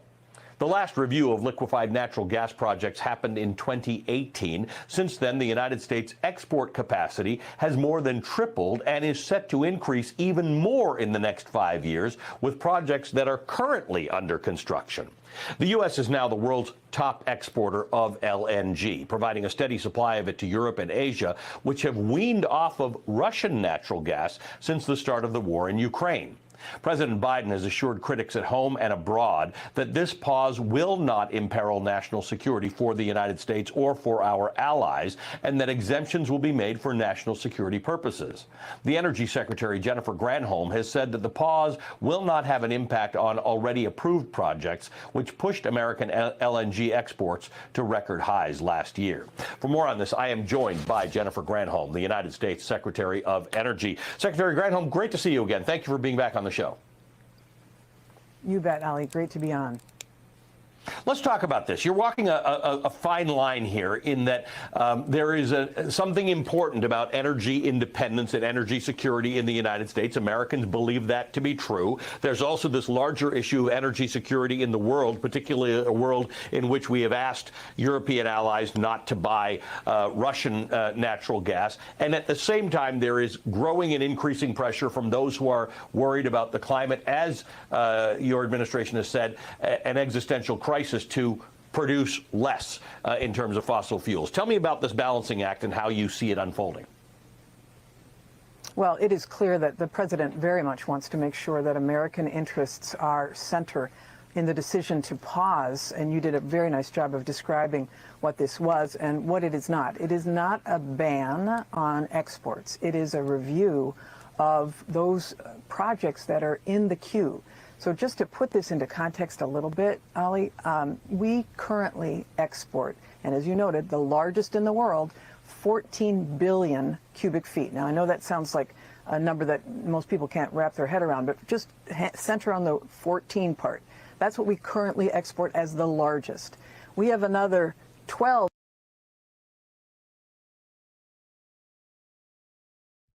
Why all of a sudden now we hearing about this? Why all of a sudden now y'all want to do this on your way out the door? On your way out the door, now you want to do this.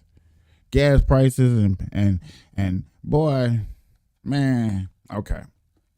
But we're doing the largest. Well, if we're doing that, why don't y'all split half of that money up and go into the war and take that out of taxpayers' money?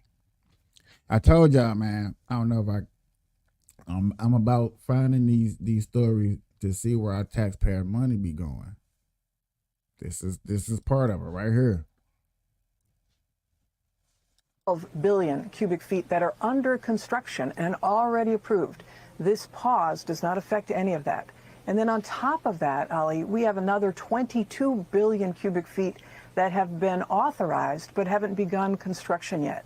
So that's 48 billion cubic feet, which would make us the behemoth of the entire globe multiple times over in terms of exporting. So the question is, we need to update our assessments to see how much is going.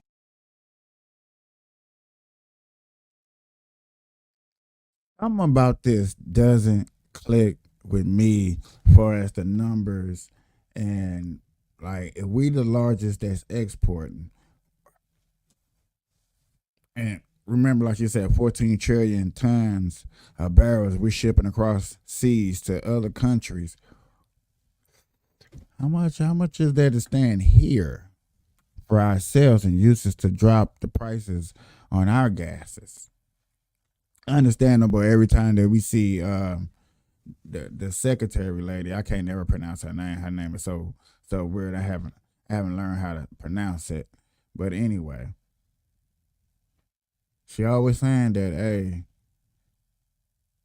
jobs are going up, minimum wages is going up, everything else is going down every day by 1 point something odd percent, 1.3%, 2 point some odd percent. Going to be the global demand? How much greenhouse gas emissions does that produce? And Ali, what does that do for the prices at home for consumers of natural gas, whether they're residential or commercial? We are currently producing about 100 BCF per day of natural gas. If we export half of that, with 48, if we export half of that, then what does it do to prices at home? That's a legitimate question that manufacturers are asking. So this is why this assessment has to be done. It's done periodically. As you know, it hasn't been done for 5 years. Important to... And you wonder why bus prices don't went up. Yeah, because these bus companies got to get... Man, okay. Pause while we get it all, the national labs will be doing this assessment while they do take into account the latest information on the ground across the world, and while we make sure that our allies are still supplied with fuel.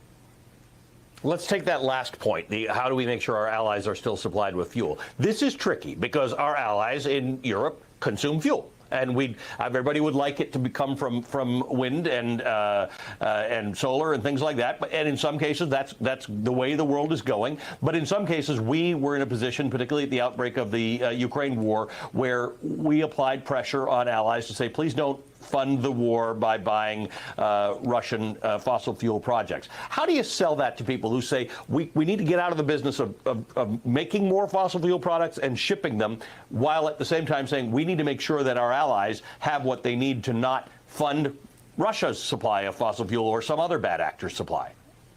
Yeah, I mean, and our allies have stepped up to the plate and said at the latest conference of the parties, the latest COP, that they want to wean off of fossil fuels entirely, or at least get to net zero by 2050.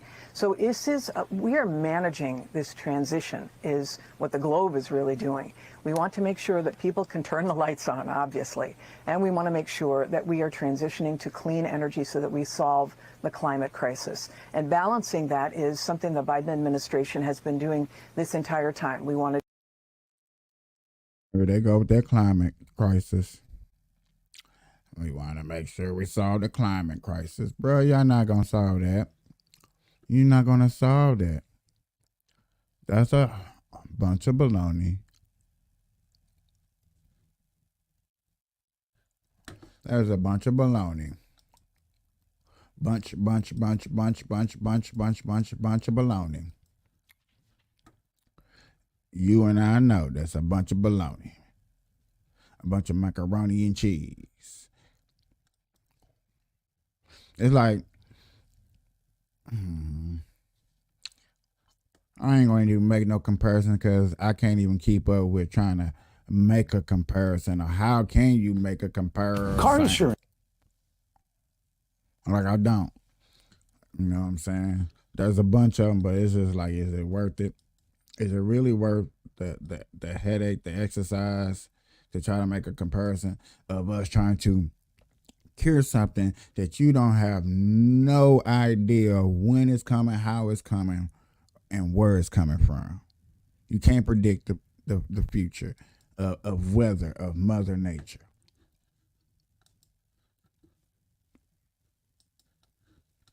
Next story, please. The next stop in the race for the White House is South Carolina as next month's primary draws near. For Democrats, the Palmetto State marks their first official primary as Biden and his surrogates hit the campaign trail. For Republicans, Nikki Haley is looking to make her comeback in her home state, where the most recent polling shows Trump with a double-digit lead. Because y'all know Trump the only person with a nigga behind him. Oh, that's one. That's one.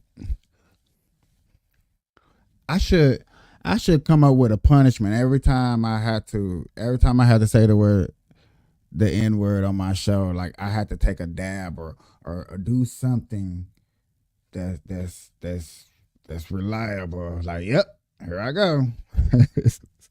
Leslie Sanchez and Joel Payne join us now. Leslie is a CBS News political analyst who served in the George W. Bush administration. Joel is a CBS News political contributor, Democratic strategist, and chief communications officer for Move On. Leslie, let me begin with you. New Hampshire saw Trump beat Nikki Haley by double digits, but the numbers from a lot of analysts that I've spoken to suggest that there is some weakness there, that the former president, feels the threat of Nikki Haley, perhaps however remote that is, and that's why you saw an attempt by the former president and the RNC to suggest that Trump should be the presumptive nominee, even though only 2 states had voted. Now, they're backing off a little bit.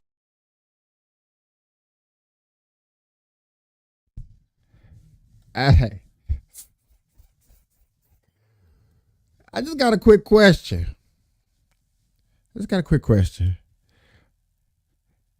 Is my boy in the suit that's been talking this whole time, which I'm trying to do a close up. I'm trying to. Is that a nigga? Yeah. See, yeah. I think that's what I'm gonna have to do. Every time I had to say the N-word, especially in a rage, I'm gonna have to take a dab. And I know, like my friend just told me, taking a dab is not nothing punishable. But if I get taking it back into a bong and had to take 3 or 4 of them back to back because I done said it through a rant, and then y'all making sure y'all held me accountable for it. Y'all hold me accountable. Yeah, I'm gonna get back into that. I'm gonna get back into that. Making some rules that I have to abide by and put them up there for y'all to know and read. And I'm like, okay, this is what type of show we getting into. Hell, hold me accountable for my actions. Bit from that, because a lot of people find that absolutely outrageous, and the threats that Trump has made to donors who would donate to Nikki Haley's campaign seemingly has also backfired, because she's raised $2.5 million. What do you make of that? I mean, just that dynamic of trying to force a candidate who, let's just see how the cards play out. If she can keep raising money and she has a path forward with that money, why not wait until other states vote? You know, it's interesting, Vlad, and I think you characterized it so well. That is very much the same type of argument that happened in 2015 going into 2016 with respect to when people looked at a Donald Trump unorthodox type of presentation, nomination. There were so many people within the establishment base of the Republican Party who just couldn't see a character like Donald Trump being the Republican nominee. And they held on, became never Trumpers, became moderates, conservative independents, and there's still that 25%, whether it's true independence or this part of the Republican Party that does not have an appetite for Donald Trump. And they will continue to kind of fuel the flames of a Nikki Haley type moderate candidate. But that's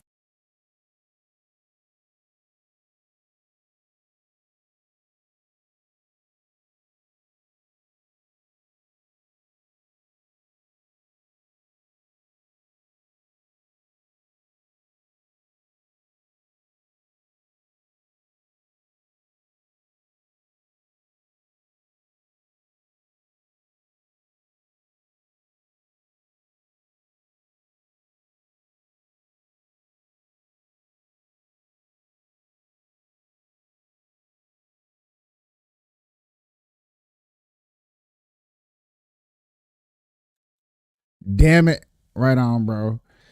Nikki Haley need to come in with some firepower, some thunder, some real motivational speaking, some knock it out the park type motivational talking, okay?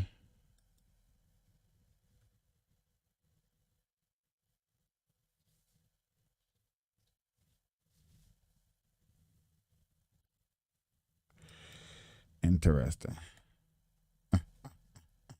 Interesting.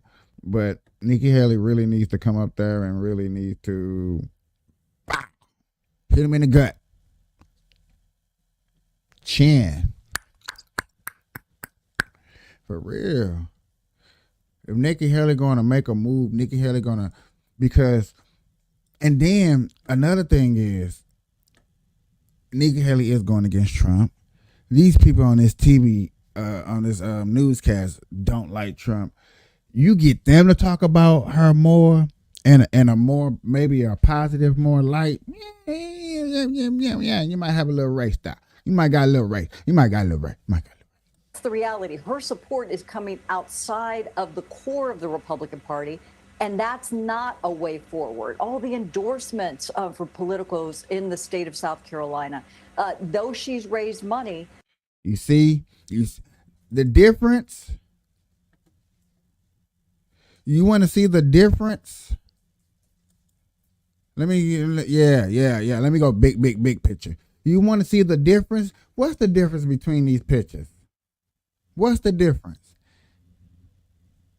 The difference is you see the nigga in the back. That's the difference. Trump up here blackfacing people without putting on blackface.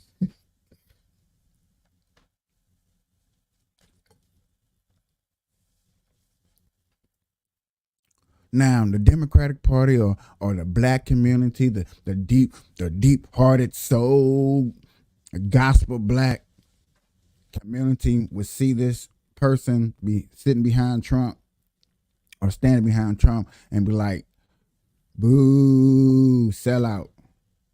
Can't believe the guy. How could you do it? I never thought this would happen. Maybe some, and all this other heebie-jeebie. But y'all know, everybody know, and everybody wants to give Trump this one credit. And you got to give Trump this one credit. He know how to market. He knew. He was like, Tim, you stand right here. Right there. Not over there. I need you on screen. Like every time they show Trump, you're going to see his black face. And every time they see that, a black man, a black somebody somewhere is going to see that like, oh, wait, you know what? Just maybe. And I go out and I talk to my black community every day out here, and my pothead community every day out here. Is you voting? Who you voting for and why you voting for? I try my best. But let me shut up and let me see what they got to say. I've probably been talking too much. Y'all probably don't want to hear me. But you got to. It's not going to be enough money to mount a national campaign, especially leading to Super Tuesday. Well, speaking of a national campaign, Joel, it certainly seems like the Biden campaign has kind of kicked it into higher gear this week. I said earlier, it almost felt like they were kind of workshopping messaging kind of low key for the past several weeks. And then this week it was, you know, a major event talking about abortion rights in this country, a major announcement about infrastructure investment, and then a key endorsement from the United Auto Workers Union. And, you know, people should know that it's when you get an endorsement from the union, it's not just about the, a thumbs up. There's a whole sort of machine that can push enthusiasm for you. How important? I want to know, did the union vote before they made that decision? I want to know, did the union actually vote? Every member check the box and say, hey, yeah, we want you to represent us on this matter since we are union. Since union is all about uniting, everybody stand up for one, did everybody vote? I'm just curious. I just wonder. Important was getting the endorsement from the UAW. Oh, it's really important. And all the things that you mentioned. One thing you didn't mention, by the way, is Jen O'Malley Dillon, who is White House staffer. I believe she's Deputy Chief of Staff was her title, is going over to the campaign as campaign manager. I know Jen. I worked for her 15 years ago. She is possibly the most well-respected organizer in the Democratic Party, and adding to a really strong campaign team as well. I think what it's signaling is that the general election has started, which is, you mentioned that the machinery of the UAW endorsement, you mentioned all the other things. The signaling is so important because it tells your coalition, hey, it's time to focus in on the task at hand. It's time to unify. It's time to put the arguments and the disagreements to the side and focus on the unified task at hand. So that's what this week says to me, and I think you're going to see more of that. That's signaling to the coalition to come together and to rally around Joe Biden and Democrats up and down the ballot. Recordings just got better. Hey, it's Dana from StreamYard. I'm so excited to announce Should have known one of these commercials was coming. My bad. Leslie, New Hampshire. Sorry, go ahead, Les. No, I was going to say that's a really interesting point. Because the criticisms from the Democratic high-level former, let's say, Obama administration operatives was that the Biden administration hadn't really put their core base to work outside into the campaign. But I just watched a press conference not too long ago. Y'all can go back and watch it too. That the press conference dude told us that, he's sending all his guys out there to Africa. So why is he sending all them out there to Africa? But what's going on? What's in the coffee? Huh? What y'all know that I don't know? Somebody tell me something, yo. Somebody know something that I don't know. Spit it, yo. Spit it, yo. Spit it, yo.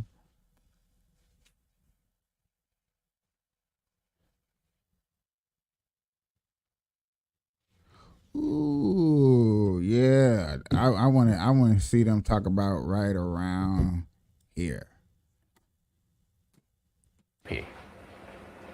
I think it's hard to say what Trump is going to do other than he's trying to look for an advantage for himself. I don't know that that's necessarily going to work. Certainly not on the Senate side. In the House side, there are going to be a lot more people receptive to hearing Trump's message on this. But let's be very clear. This is not something you put a Band-Aid on or a couple of few, Hail Mary attempts to deal with an ongoing crisis that started day one under the Biden administration. It is not for a lack of. Whoa. I have never heard too many news covers say that who will blame something on Biden, a news channel that's not Fox that's blaming something, actually blaming something on Biden. Biden is actually getting held accountable for something. Biden? No, not Biden. Not Joe. Joe holding the biggest picnic ever held in national society of America, ever held in the world. He having the biggest picnic. That's why all these asylum seekers coming here. We having a picnic. We bringing out all the greatest. Yogi Bear, Barney, we Sesame Streets. We bringing all the classics out. Baby Bop, we bringing and the new one. What's the new one? What's the new stuff that the kids on? Teletubby. I know that ain't new. I don't know no new stuff, but y'all know Baby Shark. He bringing them all out. Okay.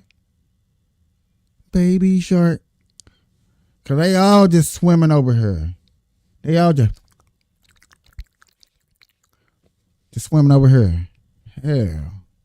Of law, but for a change of policy, that you see this massive influx that has, kind of shown that we now have an open border. So even if an effort was successful, it would just be a start to unravel this crisis that you see today. But do you think then that this, in the same way that Trump threatening folks to not donate to Nikki Haley, you see she raises $2.5 million.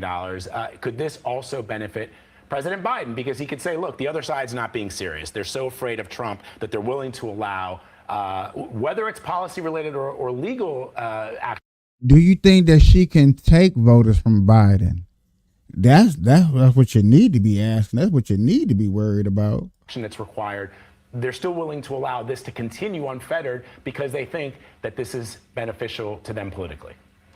I think politically both sides have drawn the lines, Vlad. I think you're right. That's probably what you're going to hear. But Republican senators already have started to push back on that as a false narrative. It's ridiculous because of the policies that were changed, not the law, right, that led us to where we are today, not waiting in Mexico, opening up the asylum effort, not having enough judges in place. There's perverse incentives for people to rush the border right now. And that's all at the feet of the Biden administration. So again, to say that they're going to do some big change when the president has always had the authority to do so, I think lands flat, certainly among Republicans, and I think increasingly among Democrats. Joel, let me ask you about Joe Manchin. He was in South Carolina yesterday where he said that he's going to wait till after Super Tuesday to decide on whether or not he'll. Okay, y'all, let's switch it up a little bit and see what CNN got to say. Let's see what CNN on. Because they on some bull. I think, no, I'm not saying they on some bull, but I feel like in some type of secret landslide that President Biden is calling on Congress they to will pass vote a bipartisan border bill for, as he calls it, tougher border control. Sources say that bipartisan Senate negotiators have agreed to Martha a plan Stewart that would come empower out the White tomorrow. House to crack down on illegal migrants crossing at the southern border. But House Speaker Mike Johnson warned a Senate border deal could face some strong headwinds in his chamber. He wrote this: if rumors about the contents of the draft proposal are true, it would have been dead on arrival in the House anyway. Now, Donald Trump is actively working to dismantle the deal. He says Republicans should not concede to a victory to President Joe Biden. With me now is Mika Solner, congressional reporter for Punchbowl News.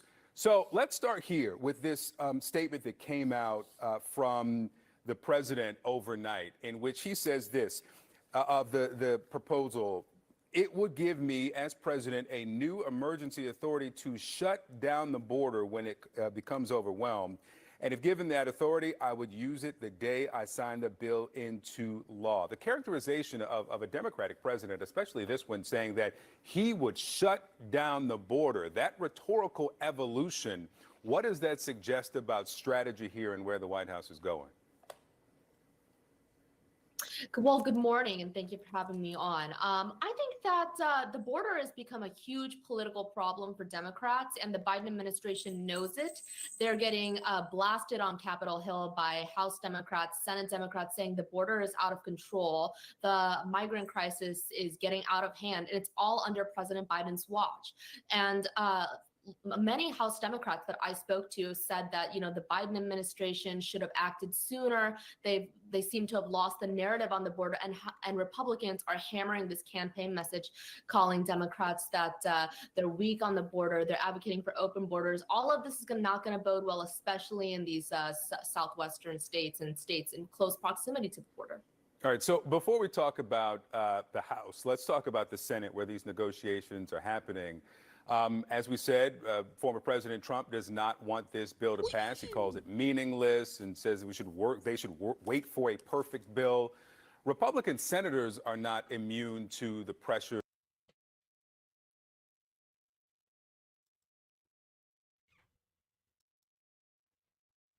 Picnic. Look at all them people sitting down. But it's cold now, so y'all know these pictures are old. Y'all know these pictures are old. They're going to show you old pictures. Sitting down on the ground. Now, you know they're coming over here. You know they're going to need work. You know the minimum wage across America is fluctuating. You know, like, all this. Everything is so unbalanced to try to get balanced, but there's so much money out here to make and try to get. It's like, where can you come in the middle and come to some type of, there's not going to be a solution. So let's not even say that we're looking for a solution, because we see this as not going to be a solution, because we're like, hey, yeah, we know solution, just send them back. Yeah, done. But where is going to be a solution to where it justifies what goes on? Put these people in a position to where it does capitalize for America before it capitalized for them. I'm not saying necessarily put them on the front lines or anything. I'm not saying put them on the front lines or anything, but I am advocating for them to do like some, community services. That's deeper and bigger than community service. I mean, really do something to push the narrative of that they want to stay here and they got to work. You know what I'm saying? And I know people are going to be like, that sounds a little bit like that S word.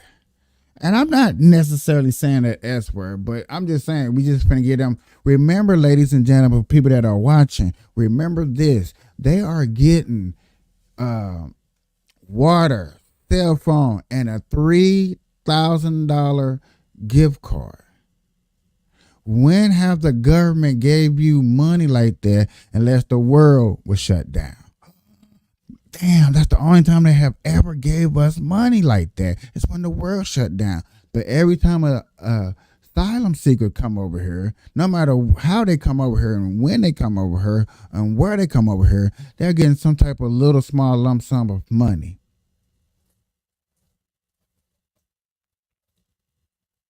Now, I am wild enough, I am crazy enough, I am sure enough to say that, like, I know this is going to sound stupid.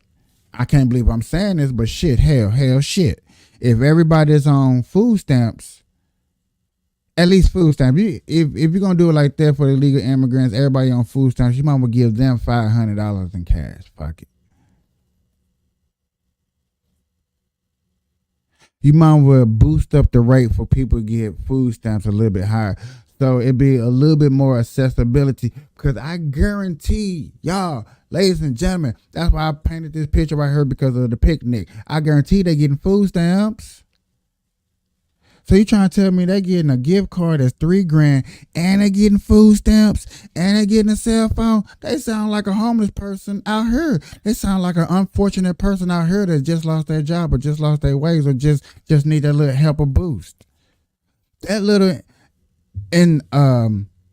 push to help a boost will help a family keep a house, keep a home, keep a roof over their head. $500. You giving them $3,000. You can't give us $500. I know somebody that's hearing me want to smack me like, bruh, are you tripping? You give you $3,000. You talking about you want $500? You better ask for the $3,000 too. I want the three. Give me the $3,000.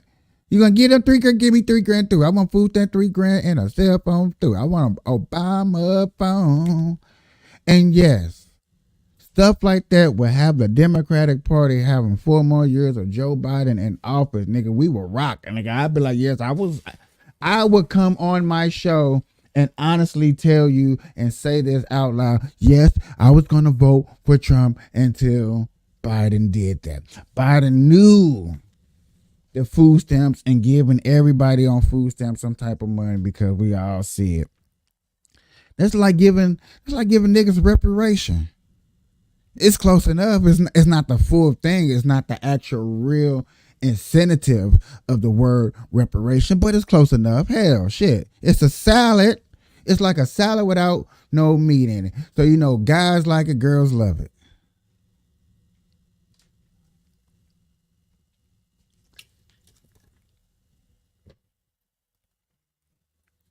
I'm talking crazy. Okay. For a perfect bill, Republican senators. I'm always talking crazy. I'm always talking blue.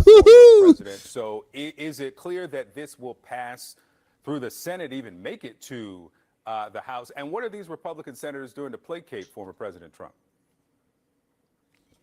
Yeah, that's a great question. The bipartisan negotiations that have been going on for 4 months now on getting this border deal done seems to be on very, very thin ice. And it's all thanks to former President Donald Trump, who doesn't want to give Joe Biden a victory on the border. But I'm going to add also that, conservative Republicans have been very. Not that we don't want to give him a victory, because if he would shut down the border, everybody that's over here is already over here. And if they just now coming over here, they get sent back. Let's not work with the cartel. Let's not sit up here and be a newscaster and acting like the cartels is not out here moving these people. Let's stop. Let's stop. That is the whole purpose of what Trump is doing. Y'all know that's why he's stopping this. People are like, oh no, he's just being mean to people. He's inconsiderate of people. No, he is stopping trafficking, human trafficking. If we made a movie about human trafficking, half of y'all would be like, I don't want to see that. That's terrifying. That is scary.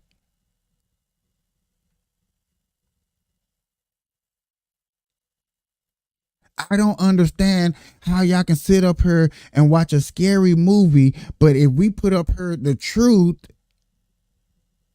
and then y'all be like, that's scary. So why don't the stuff that really scare y'all, the truth, be categorized as a scary movie? I always wondered that. I know that's a dumbass way to present something, but I really wanted that. Every last one of anybody that's watching my show, that's watching up to here, and we're talking about human trafficking. I'm talking about come kidnapping your ass and taking you all across the country. That is scary. That is horrifying. That is terrifying. You do not want that to happen. You do not even want to think about that. See, my dog even growled. He's like, what? Who kidnapping me? Who's here? I don't want to do that. That's terrifying. Why is stuff like that under scary movies? This right here, what they're talking about, border crossing, we want to stop that. Dude, we had the witness who tried to bribe Kari Lake saying, dog, we're scratching our backs. We got the cartels in all 50 states. They've been in all 50 states.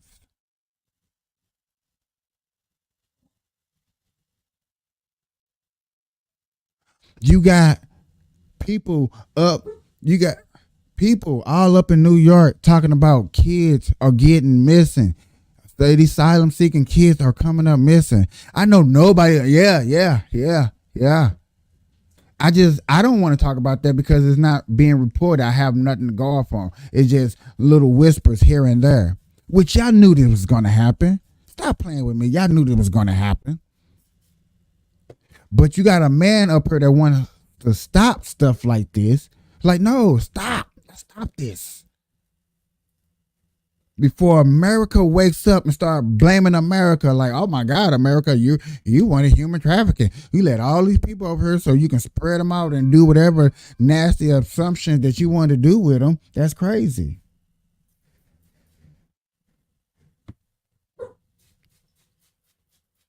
Come on now. Nobody thinks about that. Y'all just want to open our gates and say, you know what? My family came in. Your family came in. You're a black man. You came off a ship during slavery.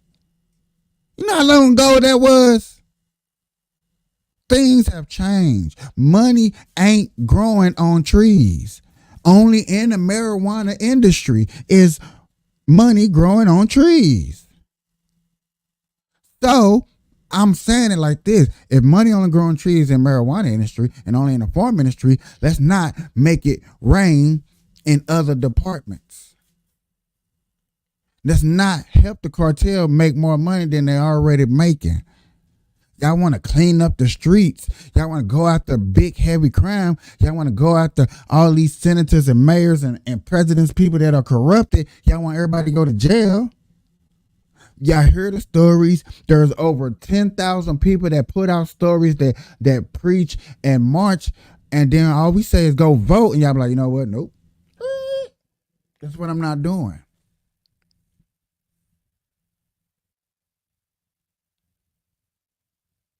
I had the biggest crowd up in here when I was talking about all these marijuana stores and all the beautiful things that we can go do and how we can stick together. Had a beautiful crowd. We was popping. 16 over here, 12 over there, 11 over there.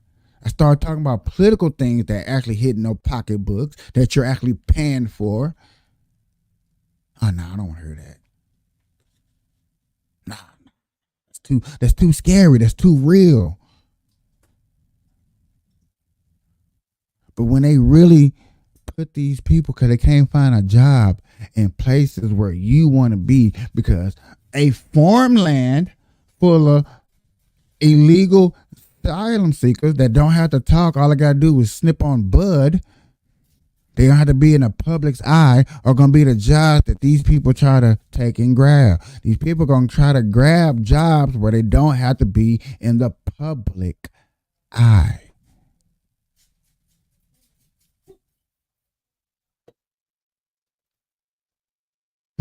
Okay. I'm crazy. I know. Let me.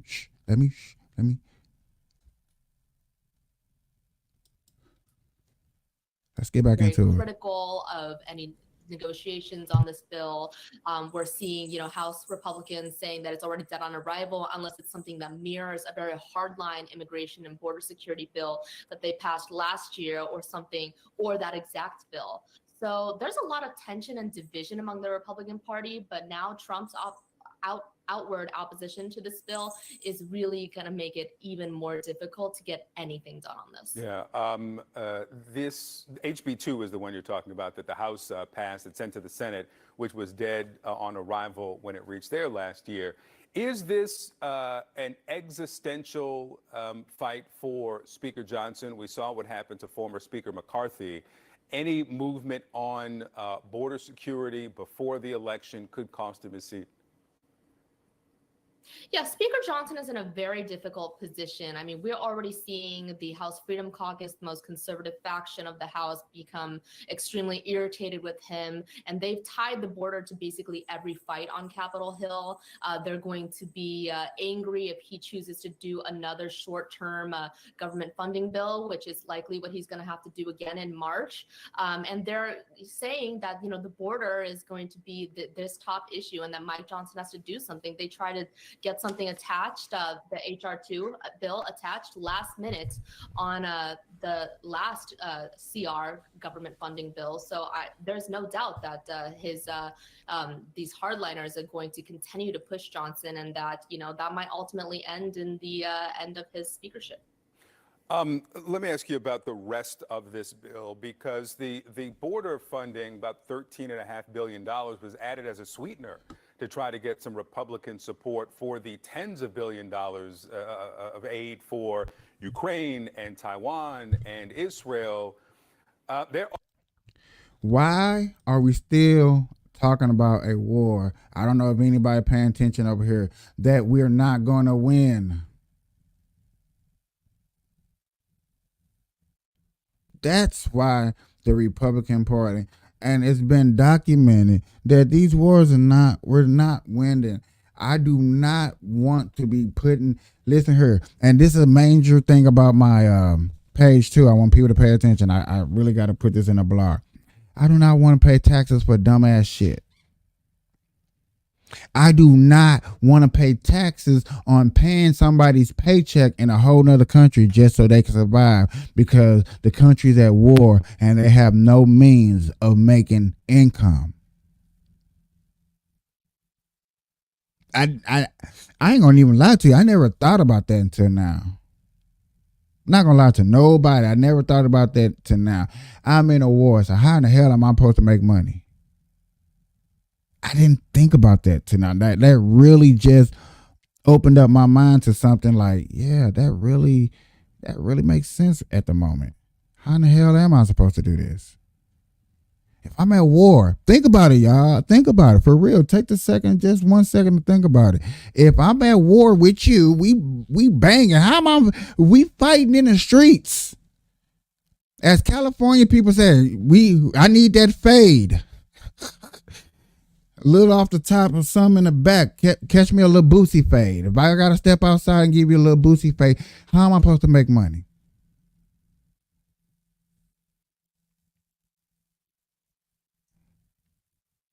It'd be nice to say, you know what?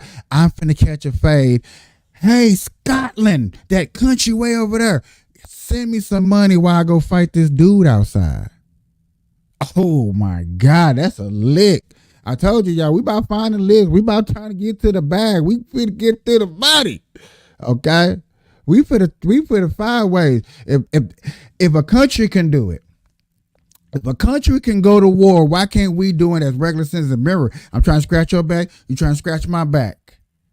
If political people scratching each other back, regular citizens, we need to scratch each other back. So check this out. Anytime that you go out here and fight somebody, and you want to catch a fade, or you want to box, or you want to MMA, or whatever word terms you want to use, when it's going down, I need you to call up another country and say, send me some money. Matter of fact, first country you need to call is Ukraine. Hey, you know all that tax money we just sent you? Can you send me like $35,000 of it back? I'm finna go fight this dude outside. Girls, y'all need to do it too, because as much as hair and nails and eyelashes and stuff that y'all need for y'all bodies, and titties need to be done, ass need to be done, every time y'all bang, y'all need to call another country. First country y'all need to call is Africa. Hey, Africa, send me some of that fake ass weed, because I'm finna fight. You know this girl finna pull out my hair. She's finna pull out my tracks. You know, I just got that sew in yesterday. You know, it took me 8 hours. I was sitting here 8 hours. The girl was... Think about that, ladies and gentlemen. You really got to start thinking about what we're paying taxes on, and how other countries are getting away, how these big corporations are getting away, and how we can get it back too. We want some of this money too. You're not finna just keep doing all this for I start agreeing that slaves is real, and I'm a slave. I'm starting to believe out here, ladies and gentlemen. I'm starting to believe. Are Republicans who believe that funding must be passed to turn the spigot on back to some U.S. allies? These can't be decoupled now. So what happens to all the foreign aid? Yeah, the foreign aid is definitely also in question. There's already growing sentiment on Capitol Hill that's expanded widely by Republicans, both in the Senate and the House, saying that they don't want to give any more money to Ukraine. I think there's a little bit more consensus on Israel, but foreign aid has been difficult. And I think a lot of this is due to the rise of some of the populist Republicans that have come to office in the wake of Trump's first presidency, where he started his America First movement that relies mostly on an isolationist foreign policy approach. And that's now widely what Congress is about. So, I think Ukraine aid is definitely in question. Whether or not anything gets done on this is going to be really, really challenging, especially combining these two very different and difficult issues. Mika Solner with Punchbowl News. Thanks. I was 17 years old when I took over my family's small farm. Today, we farm over 15,000. Bro, it seems like every time I come up with the idea, see, that's that algorithm and stuff like that. That's that AI watching me like, see, this is what he's into. Y'all guys gotta get him. We gotta get him. They trying to get me. Shout out to my ex group. Y'all holding it down. Y'all been here the whole time. Like I said, dude, I might have to do some of y'all a special favor. Y'all might have to get an exclusive show, and I'm gonna have to cut a lot of other people out and only let them get the background, because y'all been holding it down, and I appreciate that. And salute to go out to y'all. Tonight, $83 million. That's how much former President Trump will have to pay writer E. Jean Carroll as a jury closes the book on Carroll's defamation case. A New York jury reaching a quick and unanimous verdict, sending Trump a message that he is responsible for repeatedly defaming Carroll. It all comes after the former president's dramatic departure, storming out of the courtroom during closing arguments, his response to the verdict, and a breakdown of the jury's decision.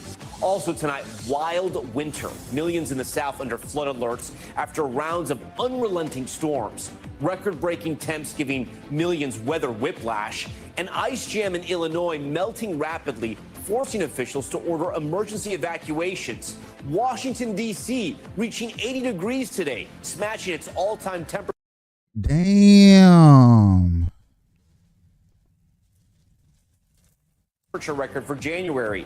And tonight, parts of New England are dealing with snow and freezing rain. Meteorologist Bill Cairns is standing by to time it all out.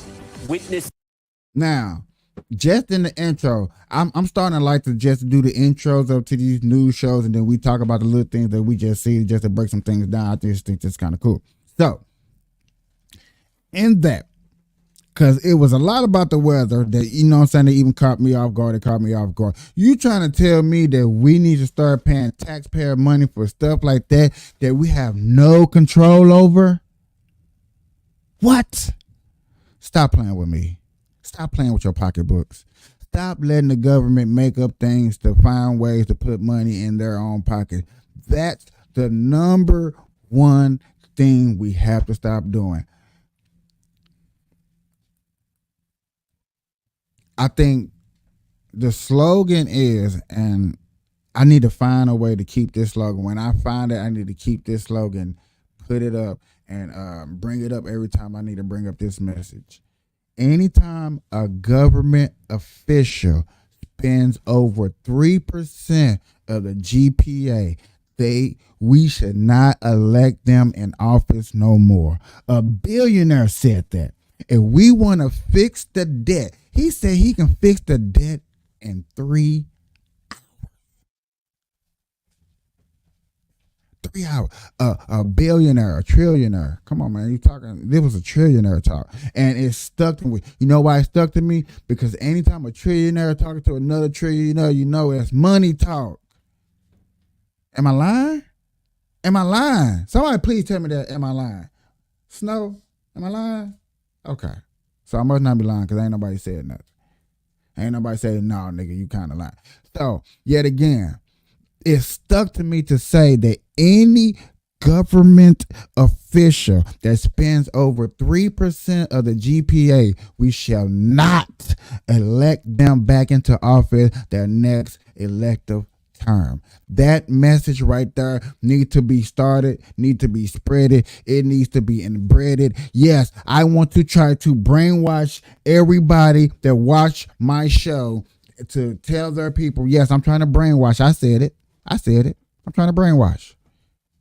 Next person that you vote into office, if they spend over 3% of the GPA, you shall not vote them back into office. They need to understand that law. That needs to become a law. You know why they wouldn't put that in the law? Because that means they would be held accountable for. That means they would actually sit up there and have to actually take care of some real business when we put you in these high-ass positions.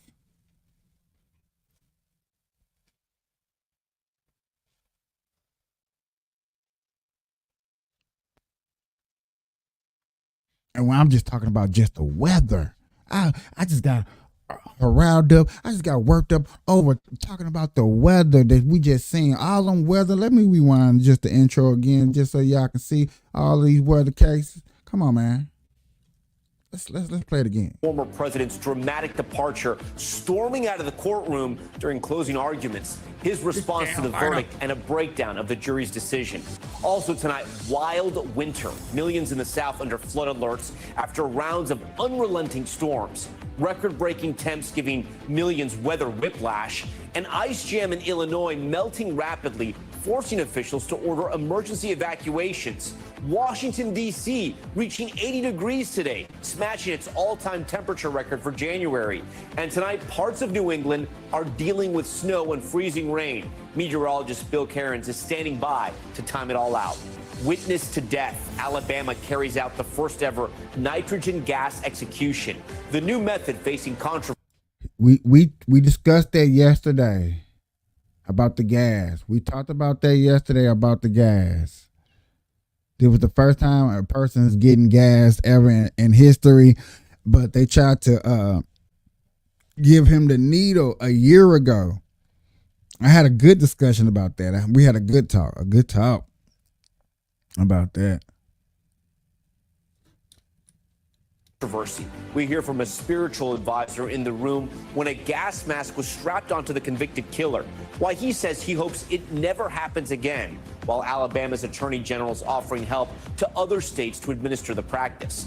Plus, UN agency accused of terror. A dozen relief agency employees fired over allegations they were involved in the October 7th attack. The U.S. now taking action as a result of those accusations. This all comes as the UN court orders Israel to prevent genocide of the Palestinian people, stopping short of ordering a ceasefire. The fervent response from Israeli leaders on the court's ruling. Remember what I just asked y'all. I just asked y'all, how in the hell is y'all making money when y'all fighting? Y'all going to war, y'all blowing shit up, y'all blowing up the money.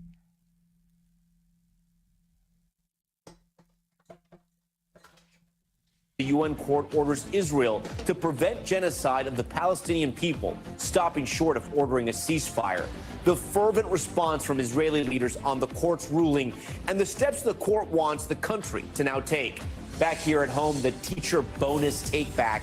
To entice teachers to work in Oklahoma, the state created a sign-on bonus program. After shelling out in some cases $50,000, the state now wants that money back, arguing some teachers.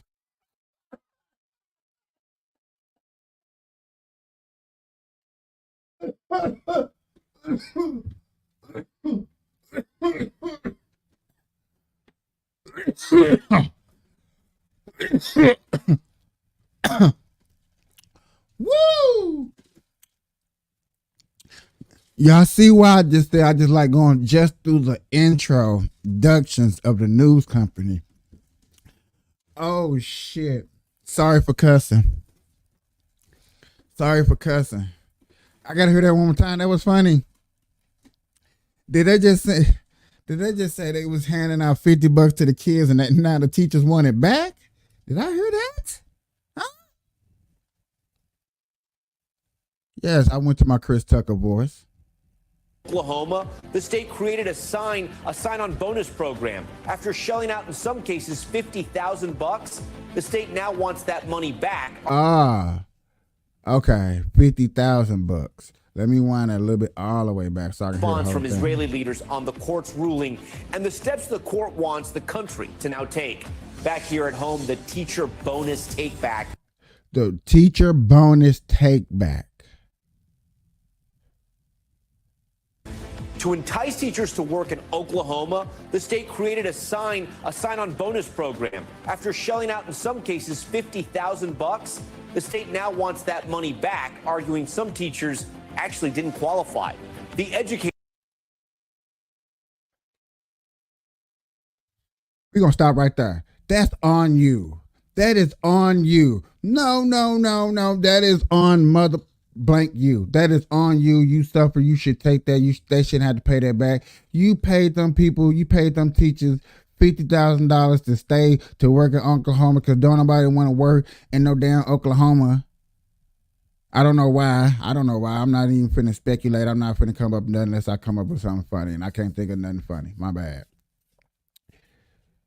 But you gave them the money, and now you're like, hey, Bill. Yes, I'm picking on Bill. I don't know why Bill getting picked on, but come on. No, Bill. You didn't hear that part. Scratch, you didn't hear it. Come on up in here. Have a seat. I know you was a truck driver, I heard, and you got fired for drug testing. I know that was a while back. And now that you're a teacher out here in Oklahoma, and we gave you $50,000. Yeah, I understand. I didn't know about the truck driving thing, and now you're disqualified for that $50,000. I'm gonna need you to I'm gonna need you to fork that back over, okay? Or you might not be able to teach. Really? Do that really make sense to anybody out there? Like, that's what you finna sit up here and tell me that's what you finna do? Like, you finna do that to me? Like, I'm finna take that on the chin? Is this Rocky Balboa 13? What? Do y'all really do the government really think they want to slow creep into the purse because they made money off a movie? Do you think regular citizens should pay for government fuck-ups? Yeah, that's the biggest question. That's the main question. And that's a hell to the no. I'm going to answer that for you. No.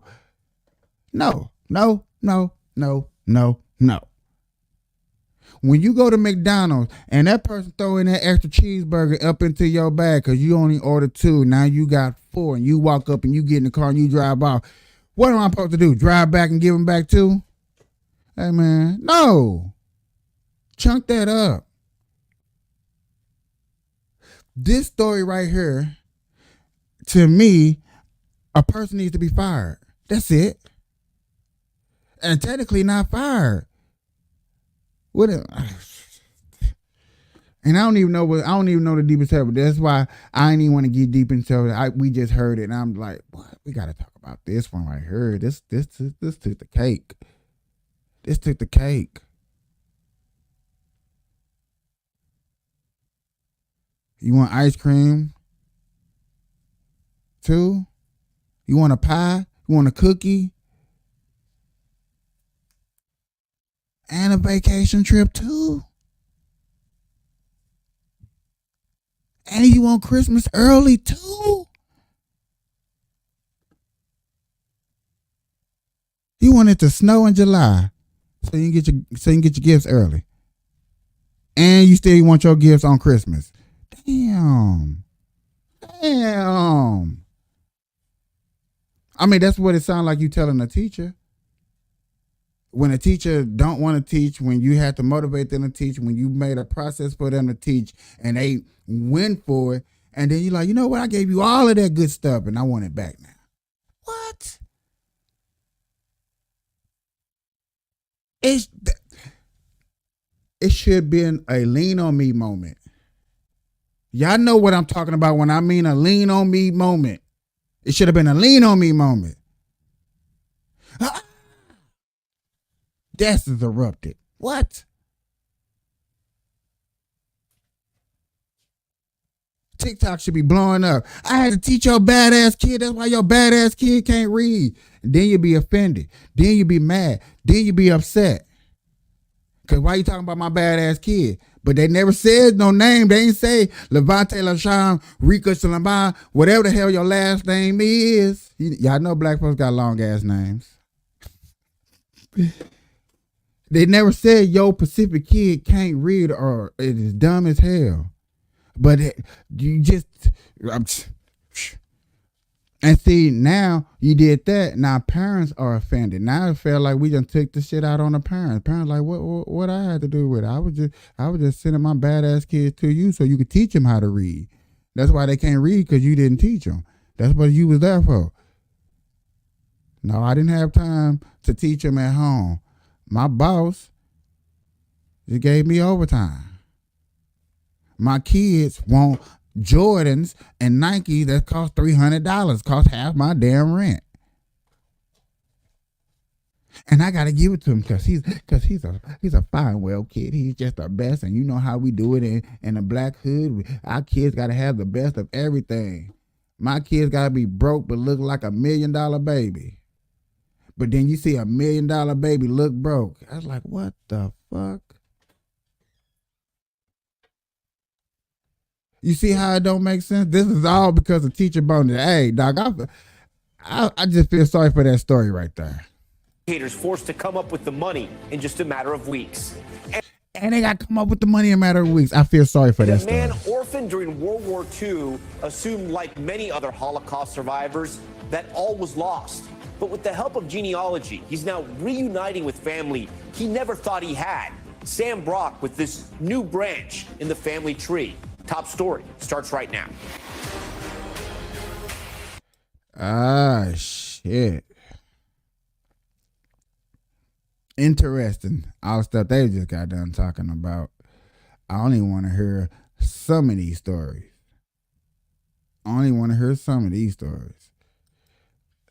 My children really need help with math. Is that something that you offer?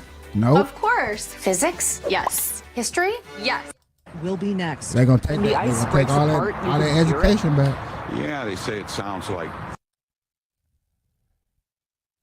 Oh, shit. Usually high temperatures that paired with warm and heavy rains causing an ice dam to melt in a Chicago suburb, flooding the entire community. NBC's Maggie Vespa is in Illinois with the latest. Tonight, capping off a brutal week of punishing winter weather, warm rain, now fueling a slow-moving disaster in the Midwest. It's kind of like a sci-fi movie, a disaster movie. You can see the ice levels begin to rise. Along suburban Chicago's Kankakee River, a flash flood emergency after officials say a 12-mile ice jam, among the largest ever recorded on that river, began melting and breaking apart this week. The nature-made dam of densely packed ice now giving way to rapidly rising water levels, up more than 3.5 feet since Wednesday. Tonight, just shy of the river's record height of 13.9 feet.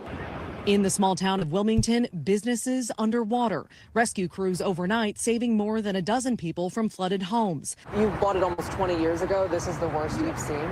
Oh, for sure. Yeah. Downstream, where more ice has yet to break apart, Eric Fosna worries his home will be next. When the ice breaks apart, you can hear it. Yeah, they say it sounds like thunder. It's very intimidating. Yeah, to see it like this. It's so high up. Meanwhile, millions down south in cleanup mode after relentless rain yesterday brought staggering floods across parts of Texas and the Mississippi Delta. All right, Maggie Vespa joins us tonight from Wilmington, Illinois. Maggie, that area hard hit. How's the community recovering and dealing with this weather? Yeah, so Tom, for a lot of people, it's going to be a rough road. One of the men that we talked to today said he actually decided to go into a motel earlier this week, and he thought about going to a motel here in town only to have that one flood. Thankfully, he said he'd actually gone to one about 20 miles outside of town. He's been there since. And keep in mind, his home is near part of the ice jam that is yet to break up. So he expects, even though his home's already flooded, that water to keep rising well into the weekend. Tom. All right, Maggie Vespa on it. For more on the millions under flood alerts, NBC News meteorologist Bill Cairns joins us now live in studio. So, Bill, are you watching? What are you watching as we head into the weekend? Yeah, we obviously have consequences when we get these extreme cold and then extreme warm. And ice jams are something we deal with in the springtime. It's pretty rare to have them this time of year. So this is the ice jam. This is the river, the Kankakee River here is Kankakee. This area is under a flood watch for that reason. All of these areas to the south into West Virginia, this is... I was looking at this. I was talking to my sister yesterday when I seen this little action that was going on. And it was weird that, like, it was clouds that was developing from the Gulf of Mexico coming up to Missouri and stuff like that, and coming up on this East Coast. But then it was a gust of like winds and clouds that was coming off the mountains out of nowhere, and I was like, damn, that's weird. That's kind of crazy. Not like I know about weather, but I just thought that was crazy. This is the rain that's coming your way tonight into tomorrow. This is what, round 4, round 5. We got drenched with the last one. Already thunderstorms are popping up between Houston, much of Louisiana. We don't have flash flood warnings yet, but all of this is going to kick through the south as we go throughout the night tonight. During the day tomorrow, this huge mass of rain. Thankfully, it's moving quick, so we're not going to have it sitting over one area. This is Saturday evening, and then on Sunday, it heads up into the northeast, and there's marginally just enough cold air, especially the high elevations of central New York, Pennsylvania, the Catskills into the southern Berkshires, that we're going to get a snowstorm, a heavy, wet snow out of this. Mostly I-95, just rain, New York City to D.C. We'll have isolated severe weather with this, too. We have to watch out for possible tornadoes, Mobile, all the way back up to Montana. But yet again, this has stuff to do with global warming. This has something to do with global warming. Okay, cool. So we're going to play this out because this goes right into the story that I was looking for. Yeah. Oh, yeah. I know that's from 2 days ago. I can say, yeah, I want to play. I actually am going to play this other story just because I need to remind some people of some things. You know what? Nope, I'm not. Montgomery, including Panama City and Pensacola areas. And this is the snowfall forecast. You know, to central New York here to the Catskills, possibility of up to about 6 inches of snow. Here's the Berkshires. And this is also the hills outside of Worcester that we can get some snow in southern New Hampshire. Again, I-95 should be just fine avoiding that. And then the other storm I mentioned yesterday, that atmospheric river, it has now moved into the Pacific Northwest. This is going to linger with us, Tom, as we go throughout the weekend into next week. We'll be talking a lot about the flooding concerns in the West come Monday. All right, Bill Carruthers. Bill, I know we'll be watching all of that. We want to take a turn now to that first-in-the-nation execution using nitrogen gas in Alabama. Tonight, new eyewitness details of how convicted murderer Kenneth Smith died, including him thrashing on his gurney in his final moments, reigniting the debate over capital punishment. NBC's Emily Ikeda has this update. A first-of-its-kind execution in the U.S. tonight at the center of global controversy. The state of Alabama put convicted killer Kenneth Smith to death Thursday using nitrogen gas, which deprives the body of oxygen. You witnessed the execution. How long until he was unconscious? There were several minutes there where he was awake. There were about 2 minutes of Kenny Smith experiencing shaking. He was slightly thrashing on the gurney there before he fell unconscious. Media witnesses say that was followed by several minutes of deep breaths, slowing until no longer perceptible. Smith's spiritual advisor was in the chamber. What we saw was minutes of someone struggling for their life. We saw minutes of someone heaving back and forth. Prison officials say they believe Smith was trying to hold his breath for as long as possible and that involuntary movement was expected. But the previously untested method has raised questions and concern from the White House and around the world. It is very troubling to us here at the White House. Rather than looking for novel untested methods to execute people, let's just bring an end to the death penalty. Alabama's Attorney General fended off criticism, calling the execution textbook and making this offer. Alabama has done it, and now so can you. And we stand ready to assist you in implementing this method in your states. For the children of Smith's victim, Elizabeth Sennett, relief. More than 3 decades since she was brutally murdered. Nothing happened here today is going to bring Mom back, but we're glad this day is over. Emily Ikeda joins us now in studio. So, Emily, you know, a lot of people at home may be asking, why did Alabama decide to try this new form of execution now? Well, Tom, it's a great question. Some states have trouble obtaining the drugs for lethal injection. It's the most common form of execution. And in the case of Smith, they couldn't find his vein in a botched execution attempt in 2022. Alabama's Attorney General says 43 other death row inmates have chosen nitrogen hypoxia for their executions. Tom? Okay, Emily Ikeda for us. Emily, thank you for that. We want to move on now to the war in Gaza. Tonight. Look, yeah. You see, they didn't want to talk about that much because that story is is weird. It's not an easy one to talk about. It is not an easy one to talk about. You're talking about giving person a gas, and they supposed to hold their breath and inhale something, then slowly do the justice of deceasing them until they decease them. That's crazy. That's wow. That is wow.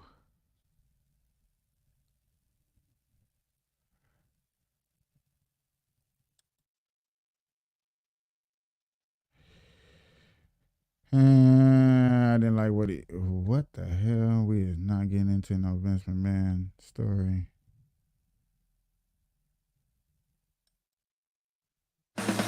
Running low? Staples.com has free next day delivery and no order minimum. Well, it was a developmental process and a lot. Oh shit, sexual assault. Until I find out more, I just don't want to. Oh shit, yeah. Here we go. Appearing in two separate hearings today. In one, the judge denying his request to dismiss the case. The judge then declining to set a date for the trial after the prosecution pushed for the trial to begin this summer. Kohberger's public defender arguing they will not be ready to present their case until 2025. Kohberger is accused of killing 4 students at an off-campus house at the University of Idaho in November of 2022. A high-speed chase involving suspected drug traffickers coming to a wild end in Broward County, Florida. Dashcam video shows a police cruiser using a pit maneuver to send the speeding truck into a guardrail. Police arresting the 3 men inside who admitted they were on their way to sell a kilo of cocaine when officers tried to pull them over. Deputies say they saw the suspects throw bags of drugs and guns out of the truck as they fled. They're now facing a slew of charges, including cocaine trafficking. And authorities tonight searching for the suspects who ran off with a statue of Jackie Robinson. Surveillance video capturing the heist in progress at a youth baseball facility in Wichita, Kansas. It's a little difficult to make out, but you can see clearly what was left behind, just Robinson's cleats after the thieves cut the statue off at the legs. Police are calling for anyone with information to come forward.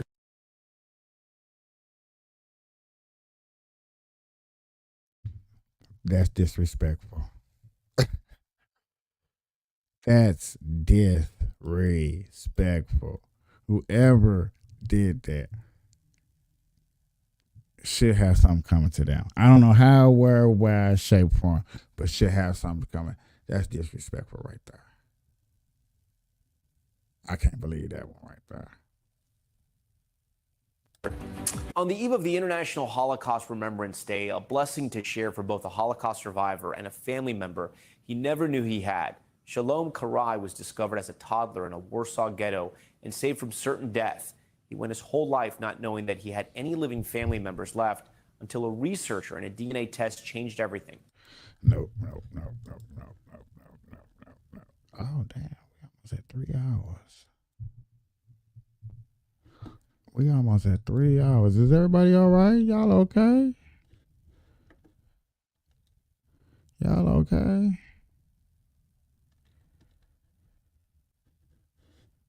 I just need to know. Is y'all okay? Cause I'm gonna do literally one more story before we go. I guess, yeah, let me do it just 3 hours. Let's see how that rock.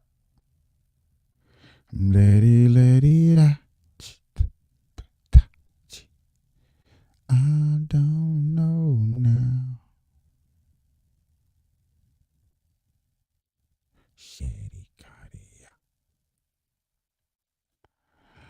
All right.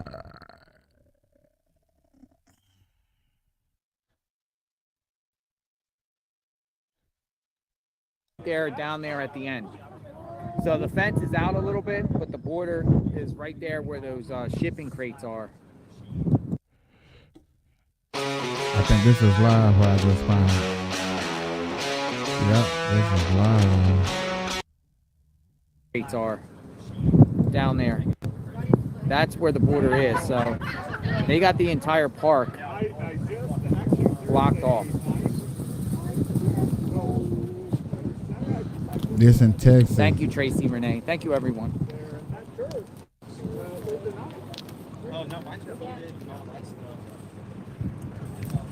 So they blocked off the border so they couldn't put up barbed wires.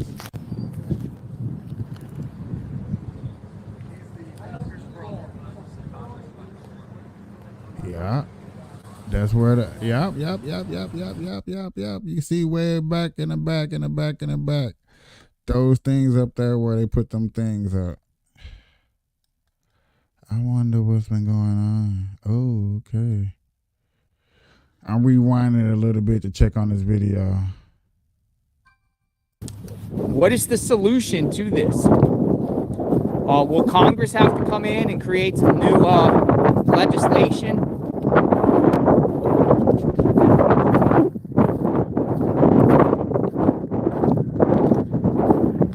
Michael thinks it's going to get bigger.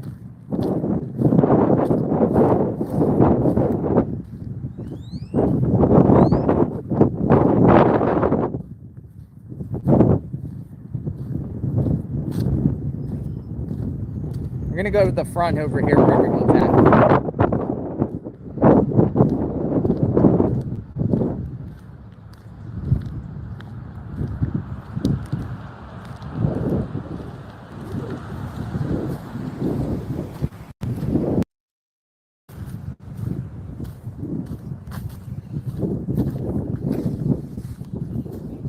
He's just sitting there cool as a cucumber. Now these rails are supposed to be up for what reason? Cool as a cucumber. Because this is a park, I guess.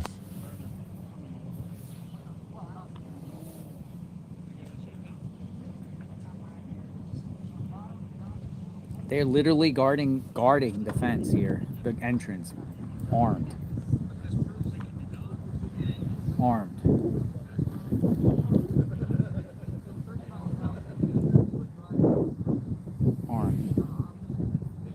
These are National Guards? Yes, sir. Pretty impressive, folks. We're sharing what's going on in real time on the border.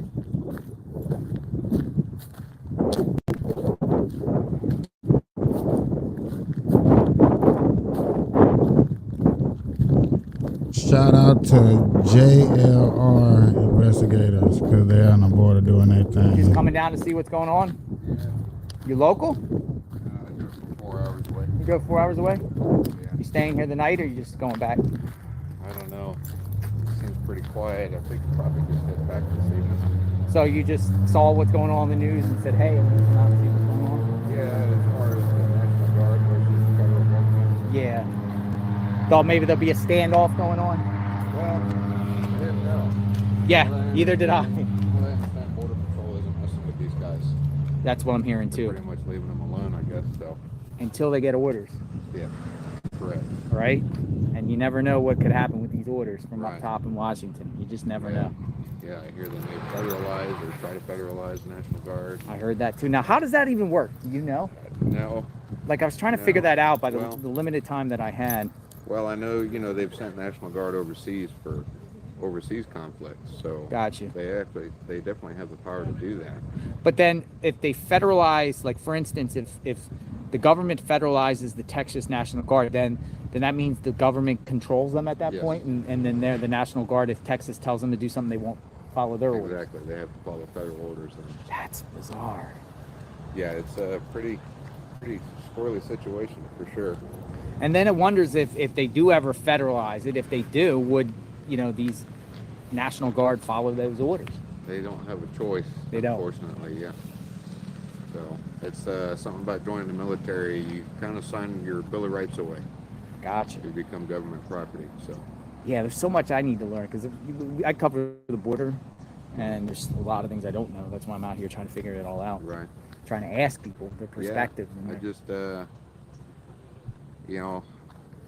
I think it's really weird, the border policy, for sure. Mm-hmm. It seems, I see a lot of videos where it seems like Border Patrol is more processing illegal immigrants Than stopping. as opposed to stopping them, right? I concur. I've seen that Yeah. firsthand. I mean, Right. they're not stopping anyone from coming in. They're just processing them. Right. And rounding them up and taking them, and then they obviously stay. Yeah. Yeah, it's pretty wild in other, like I was just in California, Tacoma, Lukeville, Arizona. I've seen some stuff from over And there, it's, yeah. well, Lukeville was empty by the time I got there, but that might not be a border patrol issue. That might be cartels beefing on the other side of who controls the territory. Right. Even they're talking about the cartel. Even they talking about it. Y'all see how, dog, this like, they gotta quit playing with us, bros. They gotta quit playing with us with this stuff that's going on.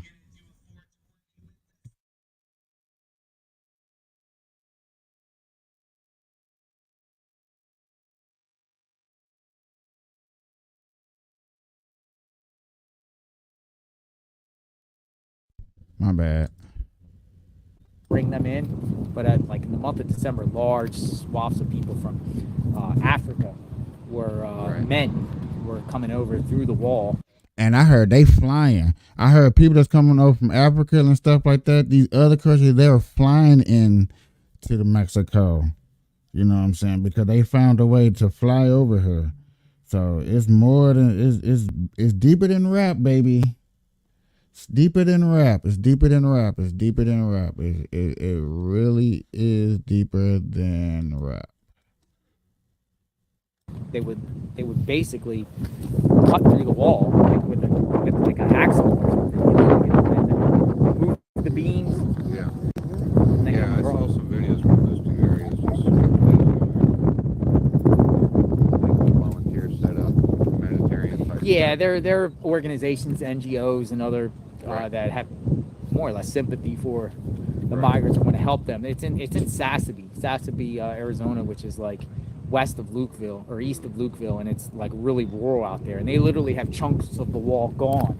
Right. And they're just camping out there because it's so remote. Border Patrol can't get there like normally, you know. So it takes, you know, the hills along the wall is like windy and dirt, and there's camps, and they just stay out there for days. And then, you know, and something else I found interesting too is you see how deep this story they telling you? So nope, that's not a good idea. That's not a good idea. No. Good idea. It's okay. Nope. Go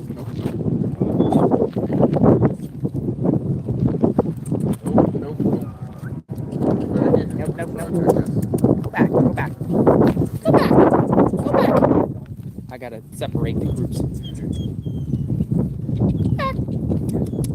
Go back. Other dogs are there. Hello. Go back. It's okay. It's okay.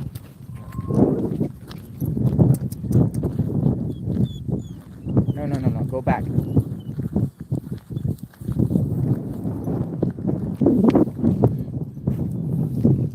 He has to keep his dog away from the other dogs. Go back. Go back. They was getting into Step some into good Wix details, Studio, some deep the web stories, creation bro. platform built Go for subscribe. agencies. It's like the Garden Matter of of Eden. fact, let me go back and subscribe.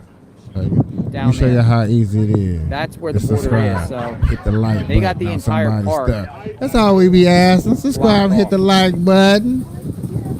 We appreciate it. Thank you, Tracy Renee. Thank you, everyone. This is Chicago's very own WGN Now. Evening News at 4. Y'all see how it is down there in Texas. Now, this is how it affects Chicago. Check out Now Chicago. here at 4 o'clock, more migrants arrive in Chicago as concerns grow over lack of housing and overcrowded police stations. Sources telling WGN several migrants have now been involved in altercations with officers. We begin there this afternoon. Good afternoon to you. I'm Lourdes Duarte. And I'm Ben Bradley. Thanks for joining us. As many as 4 migrants are now facing criminal charges. They're accused of threatening, even hitting Chicago police officers in the last 2 days. WGN's Julian Cruz is live at the Harold Washington Library, where he was trying to get answers from the mayor today. Did he have anything to say, Julian? Well, Lourdes, he did not appear here at this event. According to a Chicago Public Library press release, he was scheduled to attend a community event here this afternoon. So far, at least, no sign of the mayor. who has yet to speak out on the matter either to City Hall beat reporters or in a written statement. 12th District Chicago police officers about 6:20 this morning dealing with an increasingly tense situation, taking 2 alleged offenders into custody, police sources identifying the offenders as migrants. News Affairs calling the individuals in question offenders. The first individual allegedly taking property from the district, attempting to flee, we're told, while a second migrant allegedly battered a responding officer who sustained minor injuries, police say, transported to an area hospital in good condition. The police need to feel secure in doing their jobs. They need to feel secure in the space that they're in. Vice Mayor and Thank you for the 27th likes, Ward everybody. I Alderman Walter appreciate it. Burnett reacting to the alarming news, though he's not familiar with the details, he says. Others at City Hall expressing concern. I think what we're seeing is a decrease in the conditions at the police districts. We're now at nearly 2,000 individuals across the 22 districts across the city of Chicago, and we are losing control. 2 other violent or threatening incidents reported yesterday involving 12th District migrants, according to sources, raising concern about what appears. You see how they talk about these 12 district migrants? Like, dog, this is it's getting out of hand, and bro, they don't have no type of solution. And our president, our beautiful president, that we got in office, don't want to have no solution, don't want to have no problem. This is crazy, baby. Appears to be an untenable situation. The trouble Untenable. starting 9:45 yesterday morning. Juan Marquez Viena, 20 years of age, arrested and charged, according to News Affairs. Viena now facing 1 misdemeanor count of criminal trespass to property and 1 misdemeanor count of assault. About 4 hours later, more tensions. Ana Rondon, 20 years of age, arrested and charged with 1 misdemeanor count of battery against a 12th District officer. We tried several times today to reach Mayor Brandon Johnson for comment. Aldermen we talked to anxious to hear a more detailed plan to address what many, including Illinois Governor J.B. Pritzker, has called a long-term crisis. Now, migrants at the 12th District talking to us off camera, and they say starting after Labor Day, they were woken up at 5 a.m. and they say that they were forced to leave the building with their belongings, standing out on the sidewalk for hours. And they say that when they went back into the building, that there was no discernible sign that there had been any sort of cleaning at all. At the Harold Washington Library, Julian Cruz, WGN News.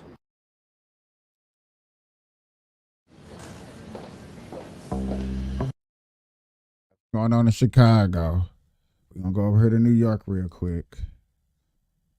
City council members and immigration advocates blasting Mayor Eric Adams and his administration for implementing a policy that evicts migrant families with children. We're still getting thousands of migrants and asylums who are coming here. And so we want to give clear messages on what's expected. The overwhelming number of people who are there, they want to take the next step in their American dream. But you do have a numerical minority that we want to give clarity to, that you can't come into our systems and be disruptive and in their neighborhoods. More than 80% of New Yorkers say that the recent migrant influx is a serious problem. When migrants first came to sanctuary cities, Democrats rolled out the red carpet. They pitched them wedding tents, filled them with recliners, popcorn machines, Xboxes. Leaders of sanctuary cities campaigned on the issue and boasted about all the illegals they'd let in. Protect our immigrants during the COVID, our immigrants stayed. They provided a service for the city, and I believe we need to continue to make sure this is a sanctuary city. But house guests can only stay for so long before getting on your nerves. The migrants are now causing trouble in the communities that were forced to take them in. Dozens of migrants refusing to leave this hotel in Midtown Manhattan.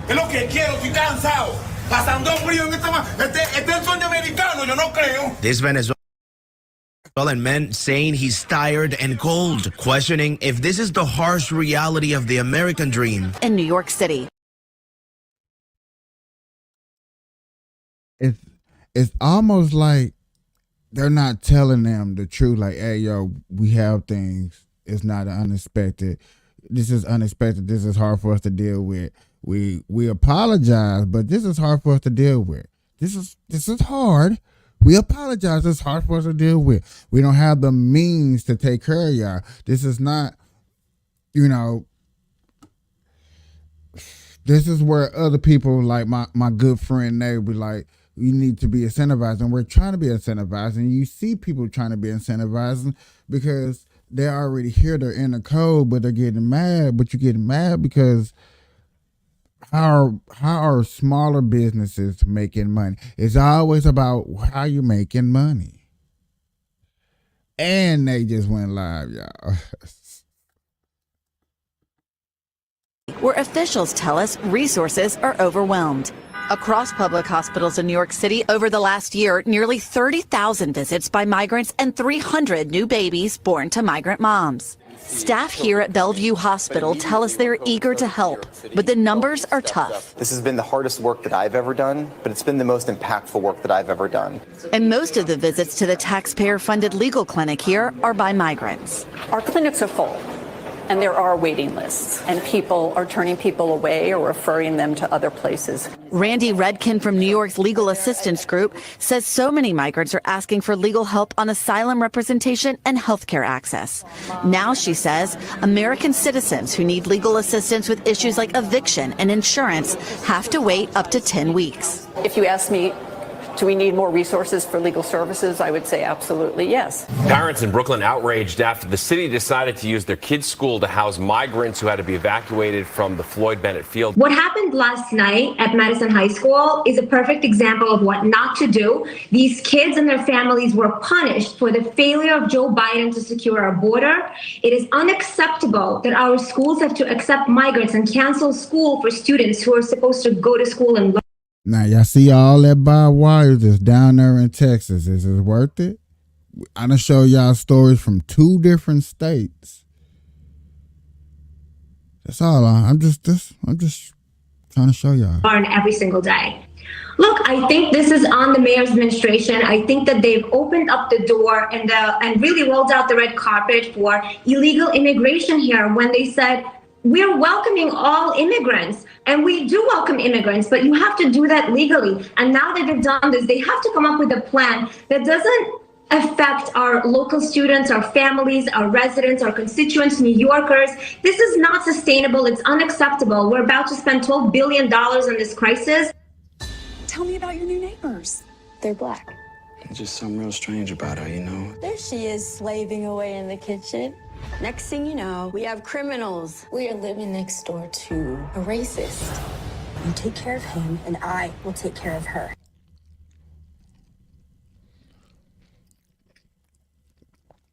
Really? Really? Really? And I'm talking about the movie. I'm talking about this trailer. Oh, yes. Oh, yes. Oh, yes. We finna talk about this trailer. After we get done, we're talking about this trailer. I cannot believe somebody would do this. Oh, yeah. I forgot. Race hustling season. Come on, y'all. Karen. Karen. Boy. My name's Karen. Bad things happen to people that don't comply.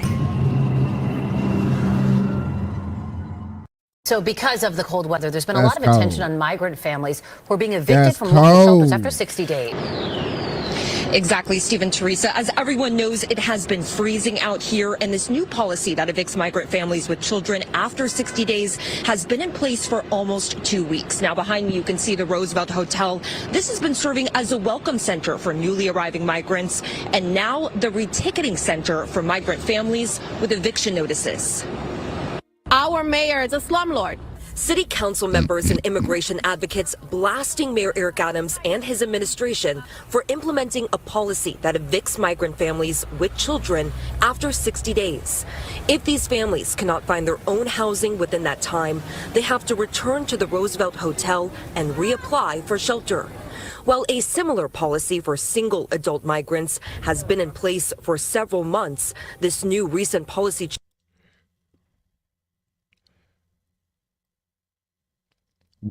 No story about the homeless. Can the homeless get in these same lines and get some of this credibility? Dog, if trying to tell y'all, Doc, I'm really thinking about just going across that border and coming back in. I need that $3,000 gift card.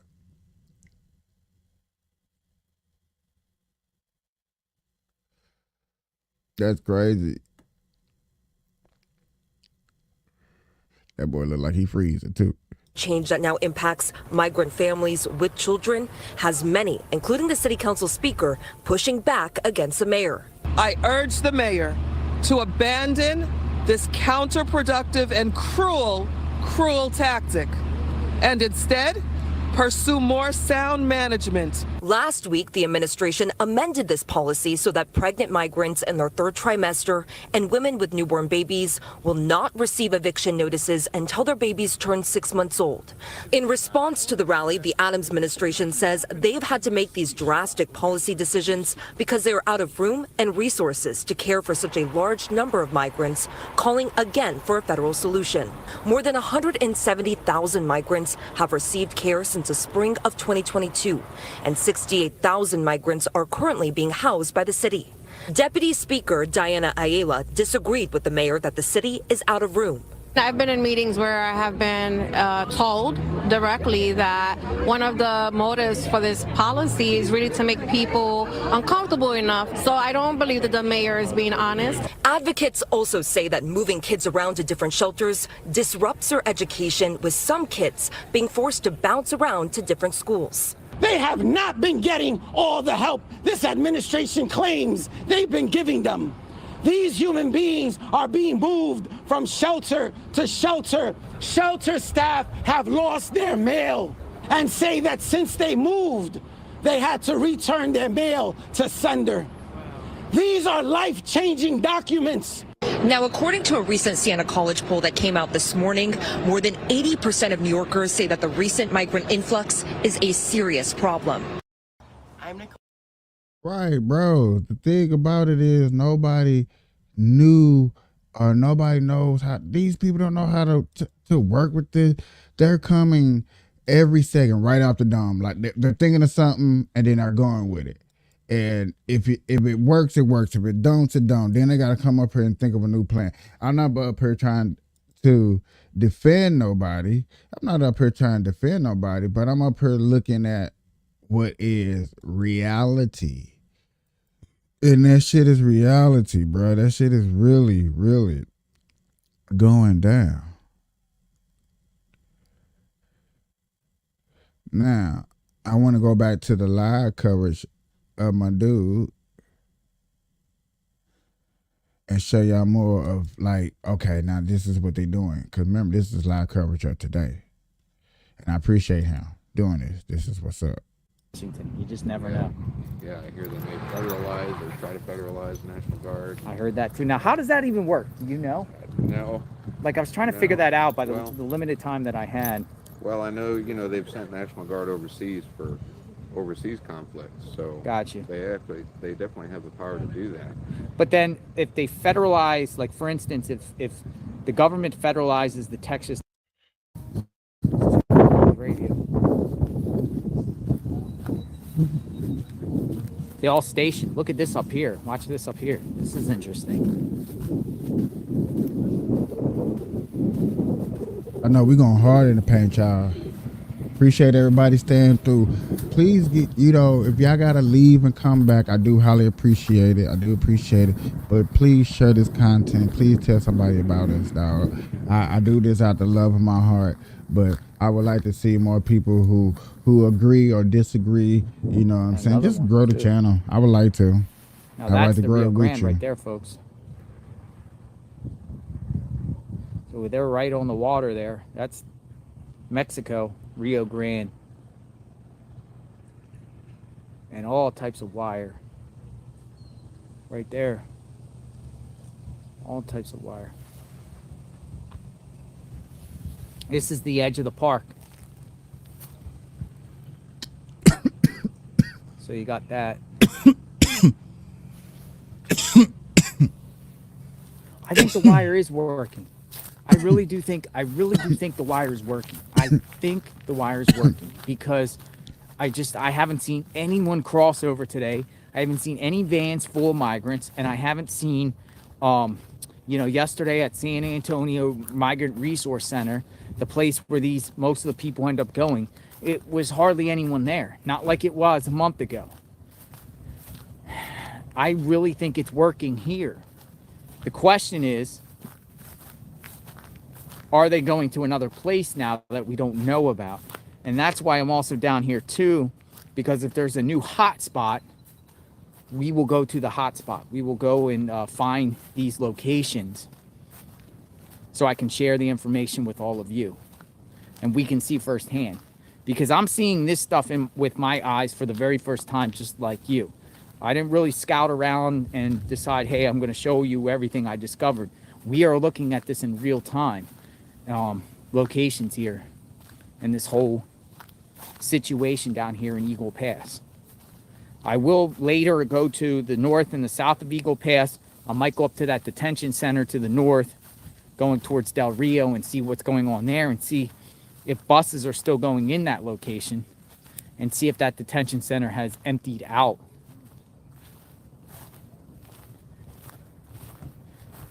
There is an NGO next to the police station here.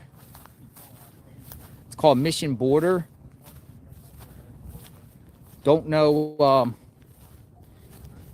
Yeah, we'll check that place out tomorrow too.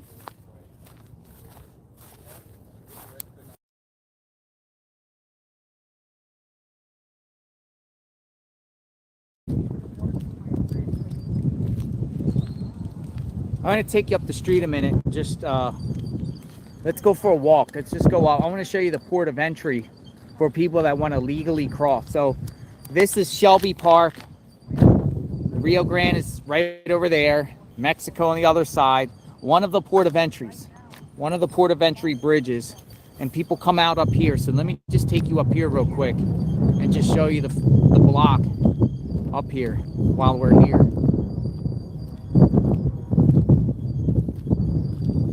So I can show you what's going on in this particular area so you can have a visual perspective.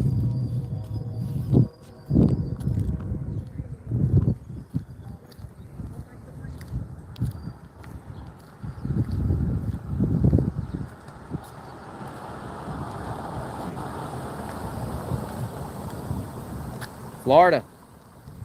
Florida is here. That's Florida, folks. Let's see if they let them in. Yep, they're letting in Florida. He had a Florida license plate. But you don't know who that is up in there.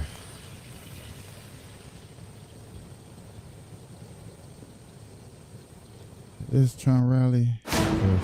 When injured in an accident, seek justice, seek integrity, seek Nevada's trusted personal injury attorneys.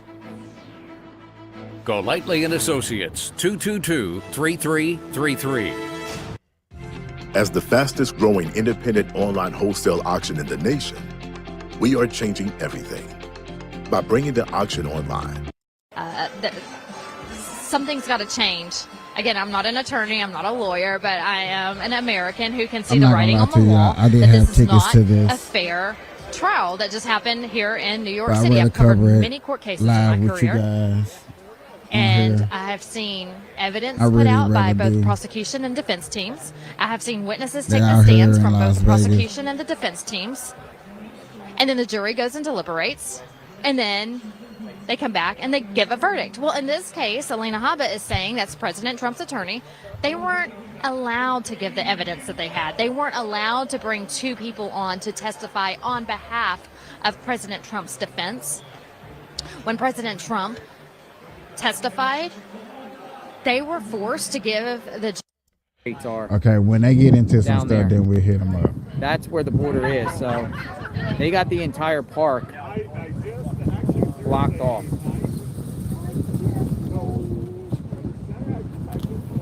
Thank you, Tracy Renee. Thank you, everyone. Pretty cool.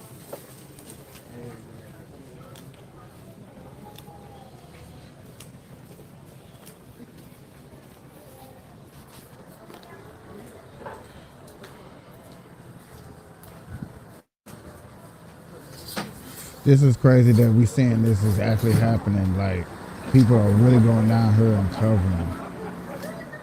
And now they're making it harder for cover because so many people done got footage. Oh, my bad. So many people done got footage and showing this off that it's like, okay, now we got to block them from showing it off. We got to point them away. This is crazy, yo. And I just wanted to show y'all because it's crazy. What is this up here? This is the House Speaker. We have local resources that are being strapped. We have lethal drugs that are pouring into our country at record levels. Same thing. And it's in less than... This is the main part where I'm glad. It's like the main thing we looking at that we want to cure is the drug and the human trafficking. Two things that we need to slow down and take care of before it start affecting our babies, which is already affecting our babies. So stop playing. It's affecting us, and it need to stop. Excuse me. I'm glad he said that I came in right on time. 3 years that President Biden took office, that this has happened. That we have over 7 million illegal encounters at the border, nearly 2 million known gotaways, and that doesn't count the many that are undetected. At 312 suspects on the terrorist watch list that have been apprehended. We have no idea how many terrorists have come into the country. That's another scary part, bro. That's why I feel like I gotta keep up with this show. For people that is watching, these are some of the other extra reasons why I gotta keep up, because stuff like this is actually happening. And ain't no telling what somebody else is plotting, and we need to be one step ahead because we definitely be doing what we do. And I appreciate y'all hanging out with me too. And set up terrorism cells across the nation. Last month alone, we saw the most illegal crossings in recorded history. It is an unmitigated disaster, a catastrophe. And what's more tragic is that it's a disaster of the president's own design. About an hour ago, we had lunch, and there are a number of sheriffs that work and serve here along the border of Texas. The sheriff of Terrell County was one of them. He's a former Border Patrol agent for 26 years, and he said in his estimation, it took less than 6 months for the Biden administration to dismantle 100 years of progress that the U.S. Border Patrol had achieved. Some of the first actions that Joe Biden took when he rolled into the Oval Office were that he rolled back border security measures. They were put in place by the Trump administration. We all saw it happen. Remember, it was on his very first day in office that President Biden stopped construction of the southern border wall, and he ended the Remain in Mexico policy. It was estimated on our tour just a moment ago that if the Biden administration would reinstate just the Remain in Mexico policy, it could stem the flow by probably 70% or more. But he refuses to do it. And since the time that President Biden took office, the administration has done next to nothing to protect the border. But we've all seen with our own eyes, they have opened the border wide to the entire world. It's estimated that nearly 170 countries have people coming in and flowing across this border. And some of these are from nations that have high numbers of concentration. And these are not people who are fleeing and looking for asylum, that are in fear for their lives in their home countries. We have hardened criminals coming across that border. They're the ones being released from prisons from some of these countries and sent here to come into the U.S. Rather than incentivizing people to come, the president needs to deter people from entering the country. Rather than discussing amnesty with Mexico, as top Biden administration officials did within the last couple of weeks, this administration should reinstate the Remain in Mexico policy, as was said. Rather than expanding parole authority to an unprecedented scale, the president should obviously end catch and release and stop the abuse of our parole and asylum systems. The president can and should act now. This doesn't require legislation. It requires leadership. And despite the White House's claim, he has all the authority he needs right now under existing federal law to stop this madness. But the message his policies have sent is the opposite of that. It's quite clear. Under President Biden, America has laid out a welcome mat to illegal immigrants, smugglers, and cartels. He is responsible for the grave threat to our national security and our nation's sovereignty that these policies have created. But instead of taking responsibility and providing leadership, this administration has done nothing but attack elected officials who are trying to fix this catastrophe. The people standing behind you have worked hard. We passed our legislation more than 7 months ago. You have red and blue states all across this country that are being forced to step up because the federal government has failed to do its job. Right here in Texas, Governor Abbott has heroically done more to enforce the law than the president has. And how has this administration responded? They have sued the state of Texas to stop their deterrence efforts. They have brought them to court to strike down their ability to put up buoys in the water and razor wire and the rest. It's absolute insanity. The House has done its job. As I mentioned, we delivered common sense legislation that will secure our border. But it's been sitting on Chuck Schumer's desk for 7 months. House Resolution 2 was our... I don't even know who I'm looking at right now. I think it's the happiest I've ever been in my life. What did you just say? I really did the best under the circumstances of a person who hates people and yet had to be amongst them. Curb Your Enthusiasm. Streaming exclusively on Max. Hi, my name is Joshua LaFawn with the LaFawn Group at Simply Vegas Real Estate. We're here to help you sell your home in this crazy, crazy market. My team and I are here to help you with all your real estate needs. When it comes focused on national security, it better begin by defending America's national security. It begins right here on our southern border. Well, we want to thank all of you for being here today. I want to thank all of my colleagues for joining me here in the epicenter of the crisis that we're having on the border here in Eagle Pass, Texas. It's been quite a day. I'll tell you a little bit about what we've learned here today. One instead. Well, okay, so listen, it's great vibes, and I am wearing my LA Flights New York edition hoodie for a good reason. I'm pretty sure all of you know what I'm about to say.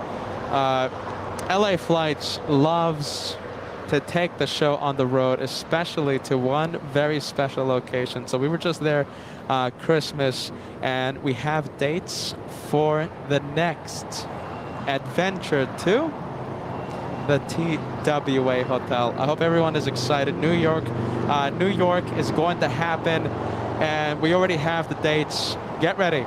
Can we get the spill the beans emoji going? Can we stir the beans? Yeah, believe it or not, if you're new to the channel, if you're a member here on LA Flights, we have a special emoji, right? Custom made that you can use during a live show, and it says spill the beans. Okay, so first part, LA Flights goes to New York. We're going to be visiting TWA Hotel yet again. And you know me, you know LA Flights. It's going to be a lot, it's going to be several days of just non-stop action. Fetterman, you can't hide! You're supporting genocide! Fetterman, you can't hide! You're supporting genocide! Oh, Lord. They woken up the...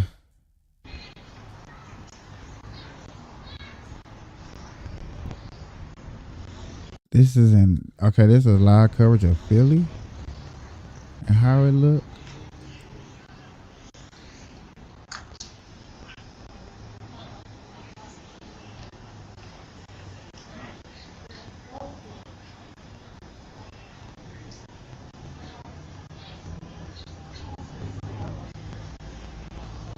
Yeah.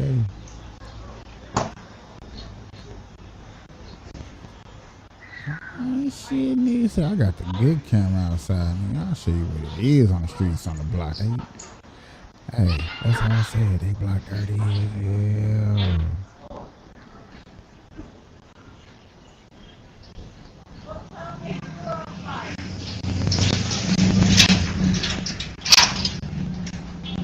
That's dirty. I mean dirty because look at all that trash right there. Yeah. He zoomed in. I was there. All that trash. That do not look nice. That do not look nice. Yeah. What they do? Criminals, rapists, murderers, terrorists, military-age males, pregnant women. No questions asked. You put them all on welfare, cradle to grave. You overwhelm the system. You explode the national debt. You bankrupt the country. You collapse the economy. And not only does America become a failed socialist welfare state, but no Republican is ever elected again. I told that crowd 8 years ago, either we elect Trump or we will never elect another Republican president again.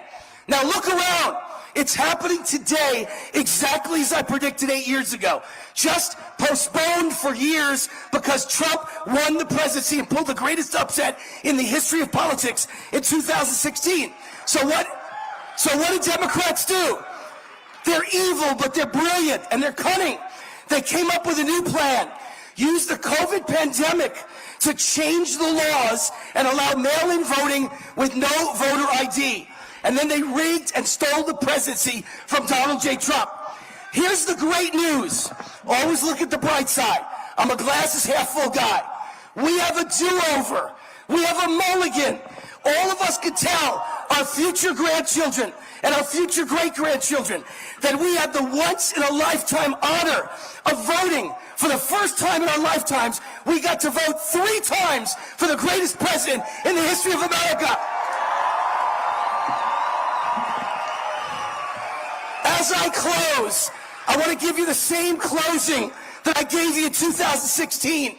It's Trump or it's the end of America. So give everything you've got for the next 9 months. Drop everything. This is our mission. This is our gift from God. This is the moment of our lives. We are blessed to have this moment. This is why we were born. This is a 9-month run for the history books. Be relentless. Be tenacious. Fight like cornered Wolverines. Attack like General George Patton. We will never accept defeat. Never.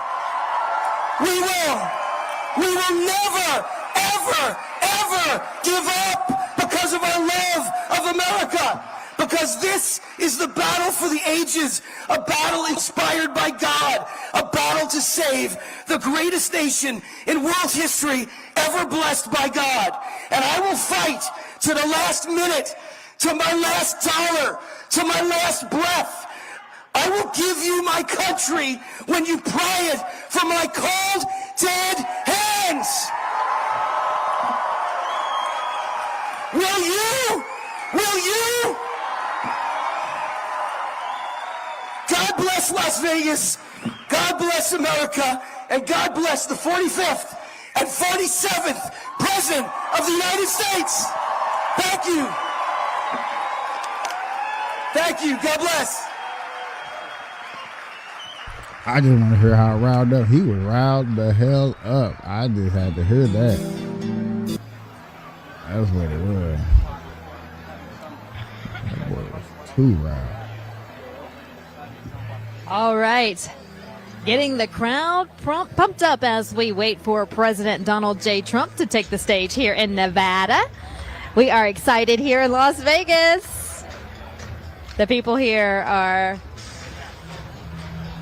lined up out the door. Man. I knew there was going to be a beautiful rally. I knew it. I couldn't go to it. I do get it. Fetterman, you can't hide! You're supporting genocide!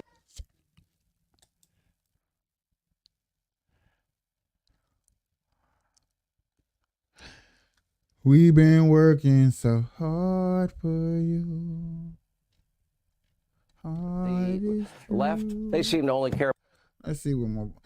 See where the boy be putting down some videos.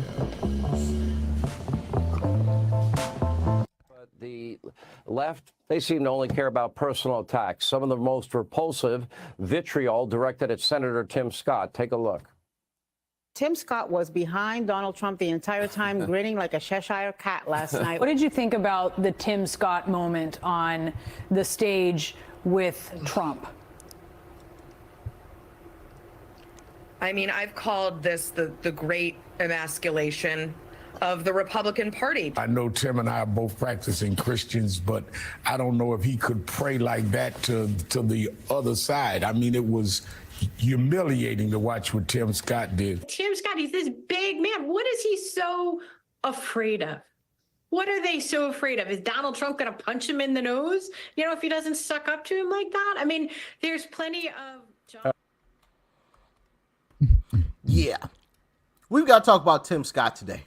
You heard some of it there. She said, what is he? What are you off of? Boyd, Donald. We need Donald Trump. We need a president. We need a president who will unite our country. We need Donald Trump. I like how you hear the crowd and their emotions, dog, and you hear it, no bleeping it out. You know what I'm saying? You will hear that. I love that about a Trump rally and things that he do. We need a president who will protect your Social Security and my mama's Social Security. We need Donald Trump. We need a president today who will stop the crime and recklessness in the streets. We need a president who will restore law and order. We need Donald Trump.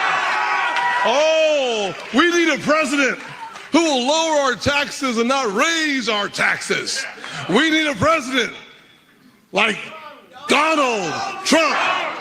We need a president who understands the American people are sick and tired of being sick and tired. We need a president our foreign adversaries are afraid of and our allies respect. We need,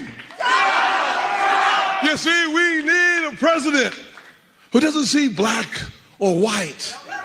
We see a president who sees Americans as one American family. We need. And that's why I came to the very warm state of New Hampshire to endorse the next president of these United States, President Donald Trump.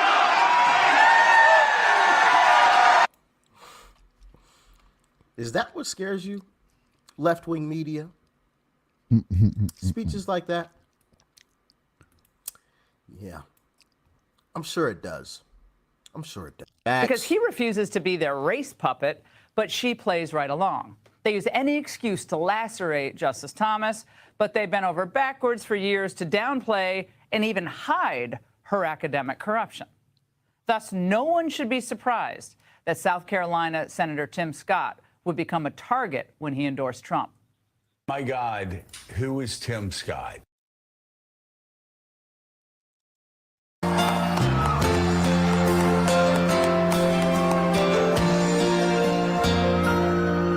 From the lakes of Minnesota to the hills of Tennessee. I'm only playing this, y'all. To be honest with you, I'm only playing it because he is in my home state. Well, I'm not home. Well, this is my home. This is where I'm at. He's out here in Nevada. I live in Nevada. So that's the only reason I'm really doing this special like this and this extra coverage.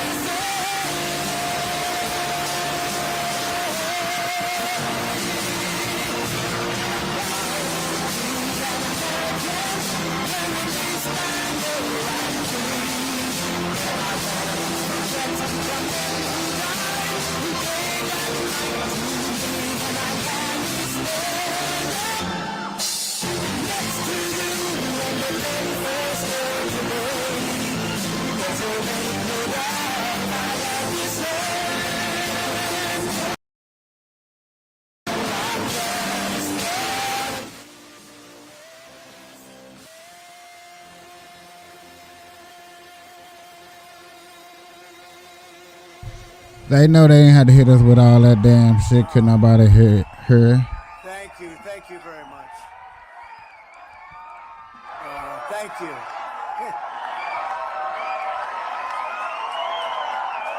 Thank you.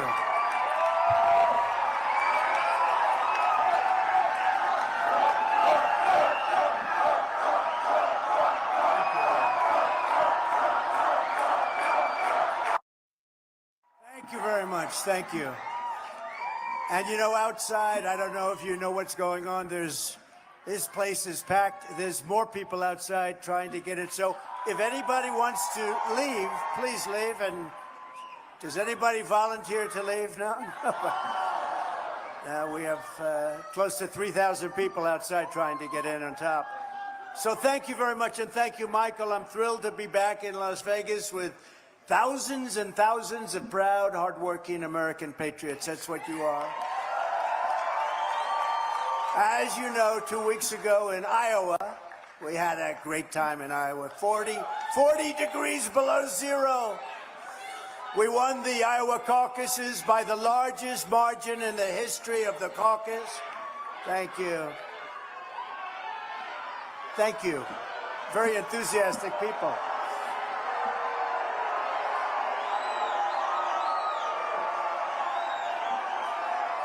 No, they're friends. They're friends.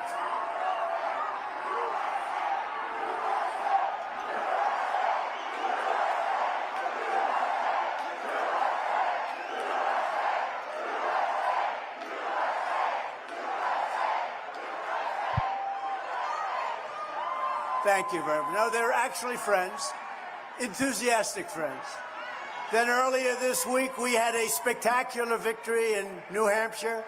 We shattered the all-time record for the number of votes cast from either party. It has never happened in the entire history of the New Hampshire primary. We got the most votes ever gotten by anybody. That's a good sign. And I'm proud that we're the first non-incumbent, and remember this, look at this, in either party to win both. Think of this, Iowa and New Hampshire. We won them both quite easily, thank you. And now we're going to have an even bigger victory right here in Nevada. Perhaps the most astounding of all is we achieved our monumental victory in New Hampshire despite the fact that more than 50% of the voters were not even Republican, you know? They were Democrats and independent. That was a setup, and we still won by a record margin. Over 70% of the votes cast. Oh, wow. I didn't even know this fact. Did you hear this? 70% of the votes cast for Nikki Haley. Did anybody ever hear of her? Bird brain. Nikki. You know, the Republican Party wanted to nominate me and just say, skip the whole thing, and we're just going to give you our nomination. I said, don't do that. Don't do that. I want to win it the fair way. Pretty easy way, too, because we're leading by so much. But over 70% of the votes cast for Nikki Haley on Tuesday came from outside of the Republican Party. They came from outside. She got about 24%, 25% Republican votes because they had liberals interfering on behalf. They had Democrats voting. They had everybody voting, and we still won by a lot. That was the one shot. The message from the voters of our party is clear. It's time to finish this primary and get going and defeating. And you remember this. We all call it a primary, but I like calling it a caucus because it really is. Your primary vote doesn't mean anything. It's your caucus vote. So in your state, you have both a primary and you have a caucus. Don't worry about the primary, just do the caucus thing.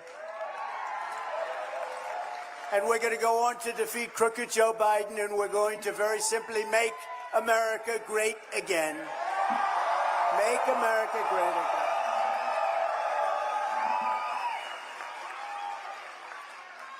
So it's very important to remember that, you have a big thing coming up. Don't waste your time on primary. Waste all of your time on caucus. And because the primary doesn't mean anything. It's psychologically maybe a little bit, about 2%, but it doesn't mean anything. With the help of everyone. Anybody feel insulted that he's telling you what to do? Like he's He's not telling you what to do, but he's telling you the game. Like, if somebody was telling you the game, like, hey man, the caucus thing don't work, you know what I'm saying? I mean, this primary stuff, 2%. Don't trip off of you. I got you. That's I mean, the confidence. Here today, we're going to secure a gigantic win in the Nevada caucuses on Thursday. So it's Thursday, February 8th, right around the corner this November. And we do want to get a good vote. We're not going to have a lot of competition, I think, but it doesn't matter. We want to get a great, beautiful mandate. And this November, we're going to win the swing state of Nevada. You ever think of it as a swing state? And we're going to keep the House, and we're going to take back the Senate, and we're going to get a lot of great, talented people here. And we're going to also take back that beautiful, isn't it one of the most beautiful places in the world? The White House. The White House.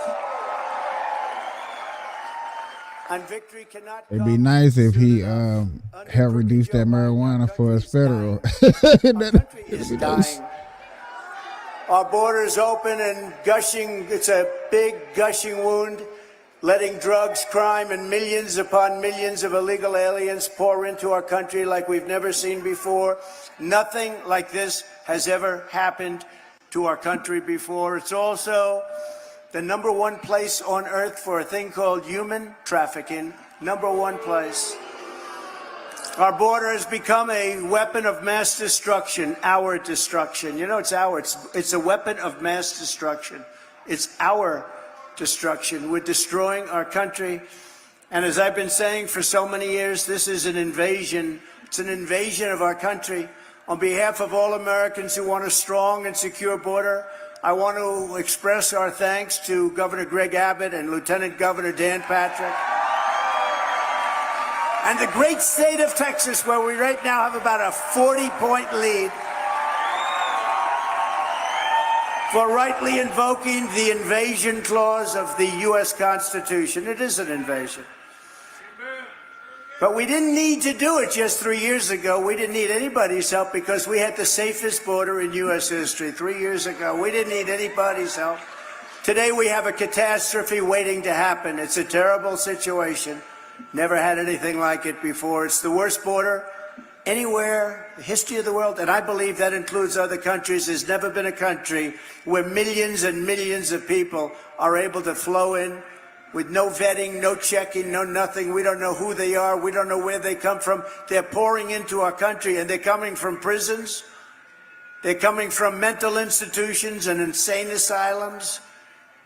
They're human traffickers. They're coming in. They're drug dealers. They're coming in. We have no idea, and we have no idea what we're doing with our country. Our country's going to hell because of incompetent or bad people. Terrorists are pouring in unchecked from all over the world. We have more terrorists now. In 2019, I never really believed this fully, but I knew we did a good job on it. In 2019, remember, they said they had no terrorists. They do these checks. I don't know. None sounds like something Trump would say, to be honest. They say, no, only Trump would say. They actually have it down. It's a report, and it says none. And then the following 2 years later, they have record number of terrorists now pouring into us. Same report, record number of terrorists coming into our country. And there's a 100% chance that there will be a major terrorist attack in the United States, or many attacks maybe.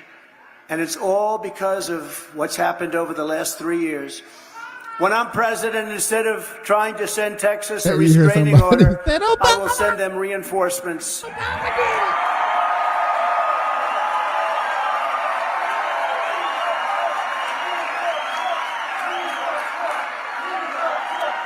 Quit chanting, let the man talk.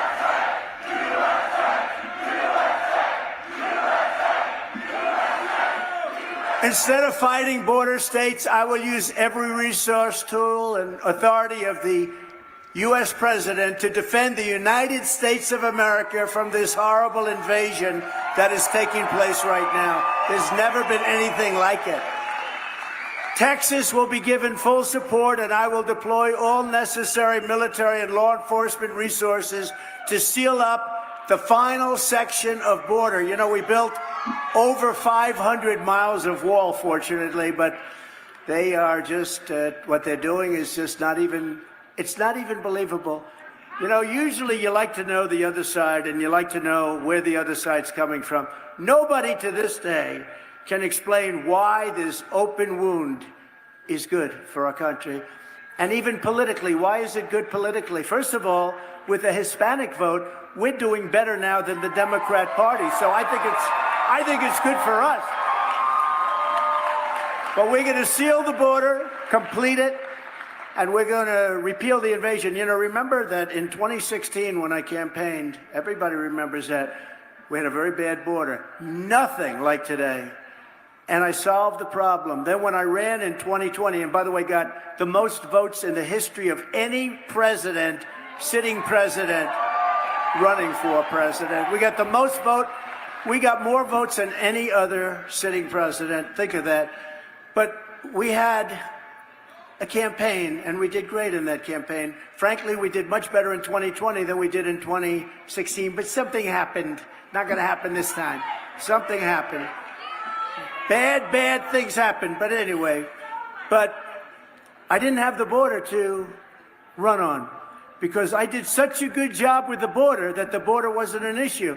And I went backstage to all of my people. I said, I want to talk about the border. Sir, nobody cares about the border. You solved the problem. I said, so I did such a good job, I took it out of play.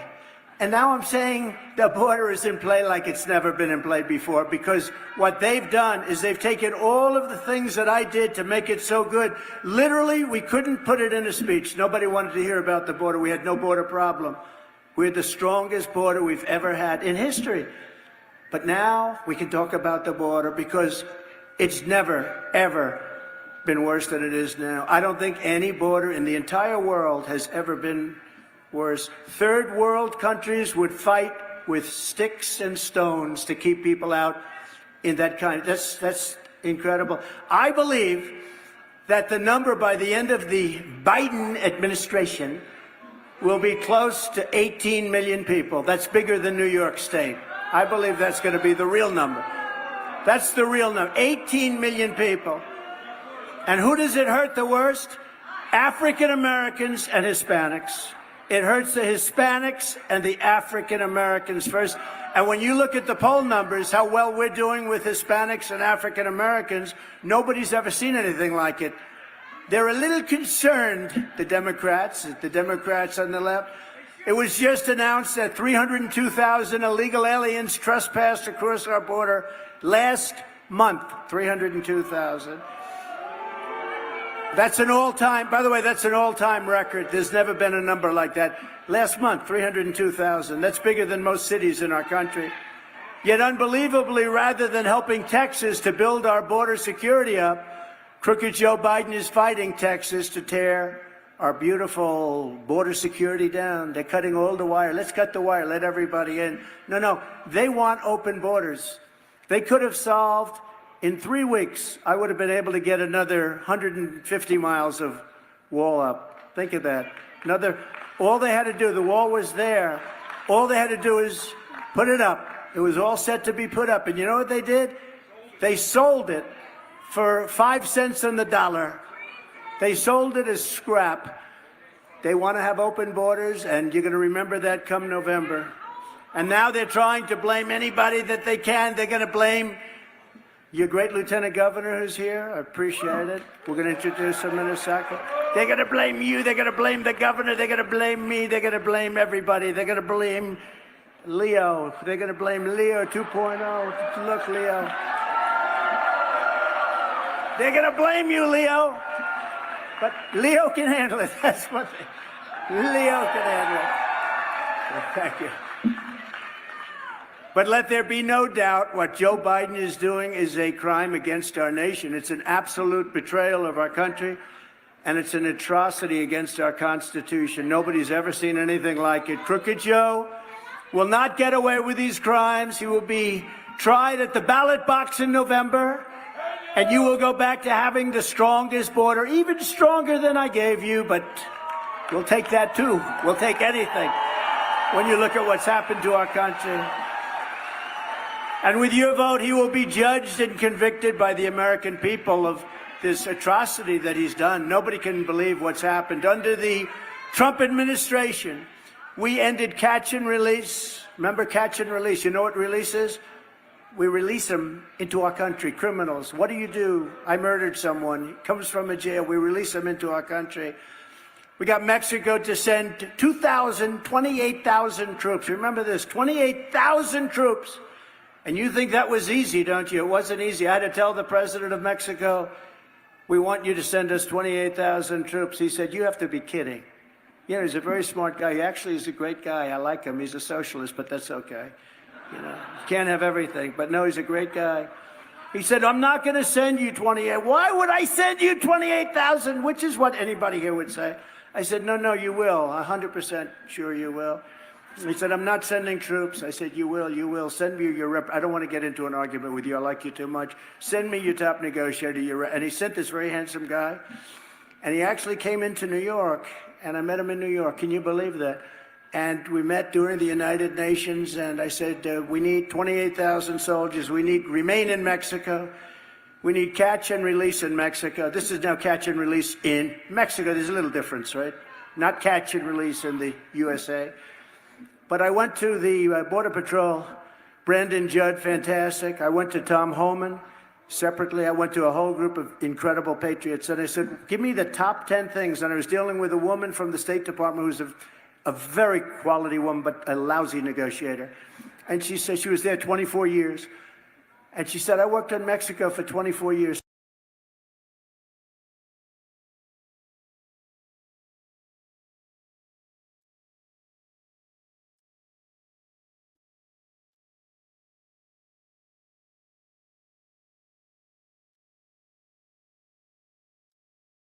Sent this very handsome guy, and he actually came into New York, and I met him in New York. Can you believe that?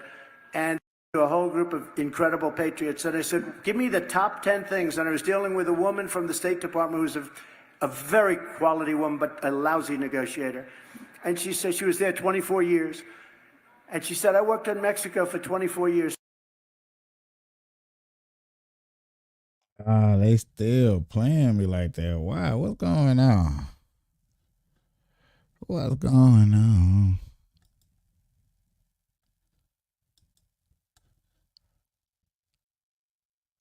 We want to hear the Trump speech too. And she said she was there 24 years. And she said, I worked in Mexico for 24 years.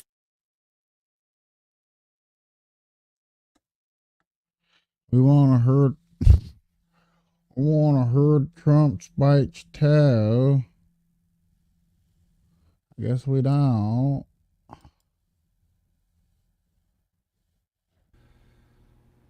Now, if you're watching on Instagram, you probably can't see that, so consider watching on Rumble, please. Rumble.com/user/Newsgarden Cyber. Cheers. Cheers to everyone that's watching and all the chats. Thank you so much for joining in, everybody. Cheers.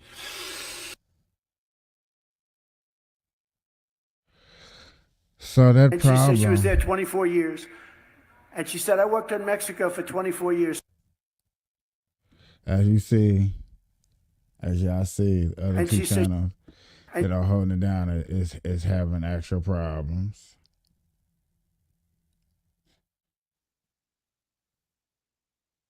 Crash on the highway, flipped over car, crash on the highway. After Biden took office, the administration has done next of sports and performance. And counties. And so you had a situation in LA where you had somebody that had been deported 3 times, big criminal rap sheet, was brought up on charges. Federal immigration said, hey, we have a detainer, turn him over so that we can then send back. And LA will not cooperate. So they just release this guy. What does he do? He murders the mother of a 3-year-old. And so that's just the nonsense. Wow, I didn't think he would be doing anything. I have not spoken because I respect my ethics. If you owe money to the IRS or haven't filed taxes in years, This the is good Trump news lawyer is we talking. can help. With So over we 20 just see what this is about. Trial for months in this state, the state of New York. Attorney General Letitia James, and now this. Weeks. Weeks. Why? Because President Trump is leading in the polls, and now we see what you get in New York. So don't get it twisted, whoever asked me that question. I am so proud to stand with President Trump. But I am not proud to stand with what I saw in that courtroom. I'm not finished. Let me just finish and I'll take questions, please. Before I walked into court, that judge decided that every single defense President Trump had, we were not allowed to raise in front of the jury. It is in writing, and I encourage the journalists, the real journalists, to take the minute to look at his orders. There was no proof. And I couldn't prove that she didn't bring in the dress. There was no DNA. There was no expert. My experts were denied. Two of them were denied to come in. They didn't let me bring up that Reid Hoffman funded Miss Kaplan. And you know what we got in there?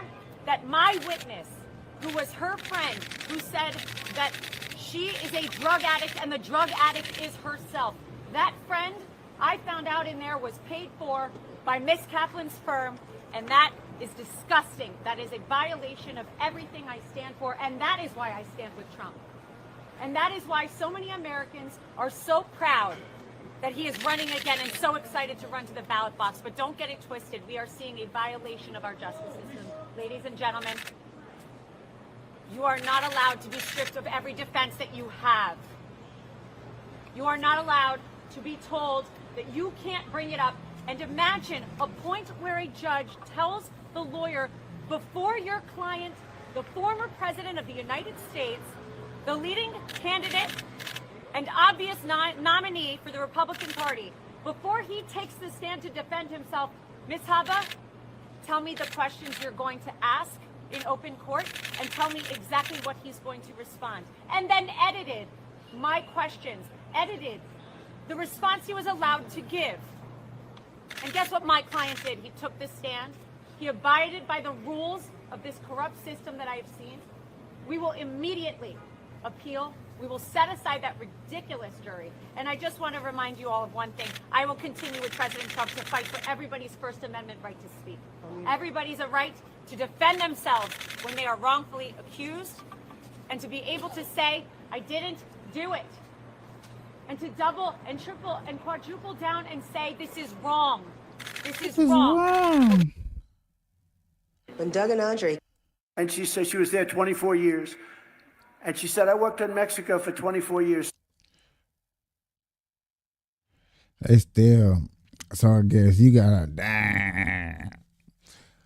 like I said, I had tickets to go, but it sounded like it would have been hard to go. You had to be there at like 9 o'clock in the morning, 8 o'clock in the morning to even try to get up in there to get a seat. On his 80th birthday, he made a deal, and he became.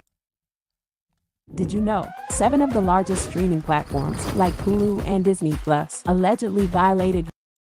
He was sharper, and he told me he felt stronger and smarter. I'll tell you what, I feel sharper now than I did 20 years ago. I really do. I don't know. It's probably not true. It's probably not true. And I think anybody running for president should take an aptitude or a cognitive test. I do. I think you want to have people that can pass things. And I took one in office. Remember, they were saying, first they said, this guy is brilliant. He wants to take over the world. He wants to take, that didn't work. Then they went to about 4 different scenarios. Then they said, he wants total control of the United States. He's never going to give up control. He's totally brilliant. Then they went to a different one. That didn't work too much. That didn't scare people. Then they said, he's dumb as a rock. He's dumb as a rock. I said, oh, that one I don't like. So I said to Doc Ronnie, do you know Doc Ronnie? From Texas, the White House doctor.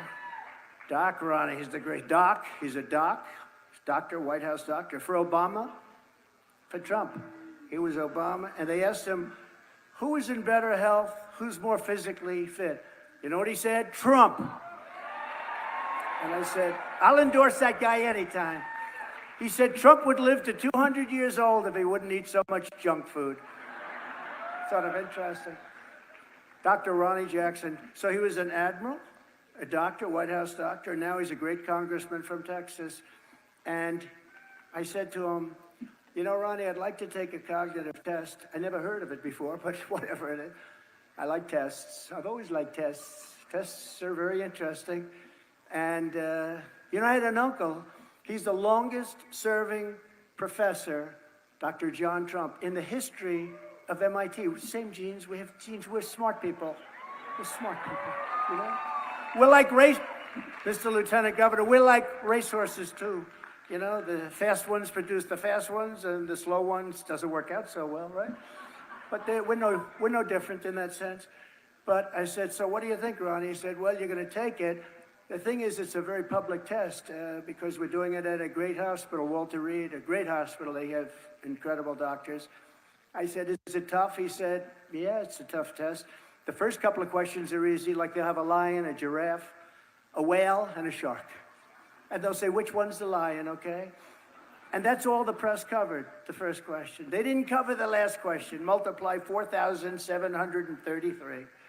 Multiply times 7, divide, without paper and pencil, by the way. Divide it by 4, add up another 37 and a half, 0.5, I remember that.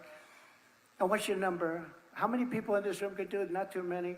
Or they give you 6 names in a row. I took a lot of heat on this. They give you 6 names in a row at the beginning. Sir, I'm going to give you 6 names. Good. They look at them. A chair, a hat, a badge, a necklace, and they vote. Those things. We're going to give you 6 things. And I said, good. What's going on? Can you rename them? So I name them. Then they go back, and if you can do it in order, that's even better. I do them in order, perfect. Then they come back to you 30 minutes later at the end, last question. They say, what were those 6 things? That there aren't too many people, and they laughed, everyone said, oh, that's so easy. There's only about 2% of this room can do it, but I did it. I did it very easily, but I got mocked. They said, oh, that's so easy. It's not easy. It's not easy. Go home and try doing it, okay? Go home. So I took a cognitive, and Ronnie announced that publicly, you know, there were doctors sitting there, a team of doctors. He said, the bad thing is if you do poorly, sir, it's going to get out. I said, will it get out if I do well? Yeah, but not nearly as much, because that's not what the fake news wants, right? So I aced it. And then recently I took another one because I had my physical exam, which worked out very nice. I feel I have an obligation to take a physical exam. Excellent exam. I took a cognitive test, excellent. And I would challenge most of the people running to cognitive tests because most of them couldn't come anywhere close. And you have to be able to do that because these people are people of misinformation and disinformation. And you have to be able, but I really believe it's important. I don't know, they say it's not constitutional. I don't know why. So they say it's not constitutional to take an aptitude or cognitive test. But I think anybody running for president, that includes vice president, and maybe even some other positions, I think taking certain tests, cognitive tests, aptitude tests, I think that would be a good thing, personally. I think, not based on age. I don't care if you're 35 years old. But we want intelligent people. Now, that's not a pure sign of intelligence, but we want people that are intelligent. So I'm going to go out and I'm going to say, that's my thing. I don't know if the fake news is going to report it, but I think everybody running for president and vice president should take a cognitive test, okay? Everybody. And you would be amazed at how many people would fail it. So now Biden is trying to guess. Oh, how do you think he's doing a test, okay? He might not get that first question right, actually. So now Biden is trying to gaslight the American public by claiming that his border disaster is Republicans' fault. It's the Republicans' fault. Look at these great people, all big shot politicians. It's your fault. Even though we had the safest border, the best border in history 3 years ago, he's actually trying to blame us for the border. And I think it's just disgraceful. And that's what they do. They're a party of disinformation. They will take something, and they feel if you say it over and over and over again, people will start to believe it. This is purely set up by Democrats, and I think they're trying to get out. Medical? Okay? Yeah, medical, please. Are they okay? Yeah. Please, go ahead. Doctor in the house, thank you. Thank you.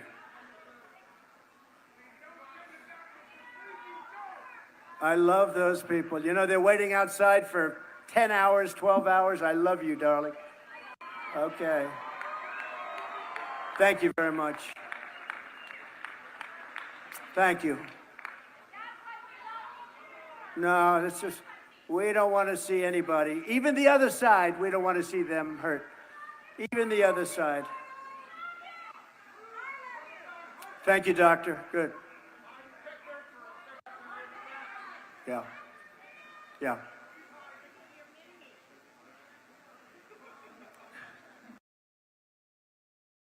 You see how you hear some of the little comments, the talks you hear, and he kind of responding back to the ones he hear, yeah, and whatever, you know what I'm saying? Colleagues or whoever they are. I don't know who they are. I'm just saying, I'm just hearing. I'm hearing just like y'all hearing. And that little bitty stuff I appreciate it. Take your time, doctor. These are our great friends. These are our loyal and credible friends. We take care of everybody, but we take care of our friends.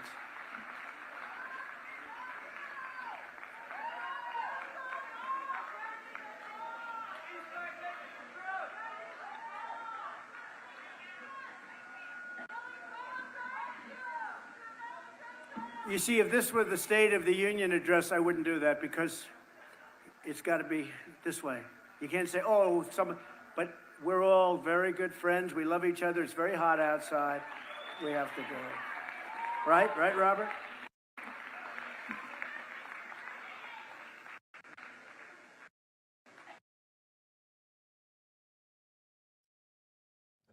Damn. All right, it seems that we may have lost this feed out of Las Vegas, Nevada, but we do have another one on deck to continue to monitor what former President Donald Trump is saying. My name is Karel Lahada. We're going to step away for a quick break and we'll get right back out to this event on the other side.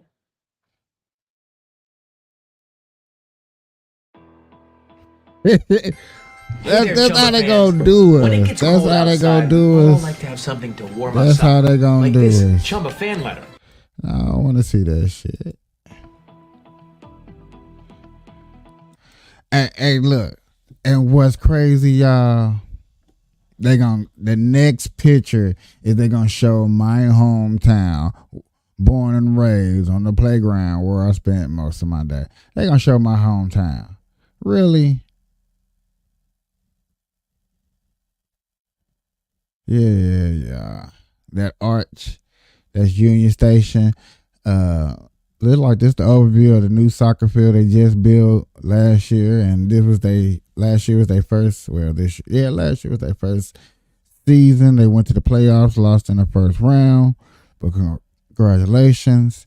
Right here, you got where the St. Louis Blues, bam, they got almost all the sports. You got soccer, blues, and then really, like right here off in the cut, right where the white coming in at, is where the baseball stadium is at. I promise you, all that stuff is right there. Right there. Right there. That's dope. Not too dope. That's how it look in Chicago. That's how it look in Chicago. Stop playing. Stop playing. Bro, that is not how it look in Chicago. That looks dangerous as hell. New York, where you seen New York Trump prosecuting lady up there trilling and stuff like that. Man, did y'all see Chicago just full of smoke? I hope that's good weed. Hope that's good weed. Cali, Oakland, sunny, still bright. Oh yeah, it's only in the afternoon out there.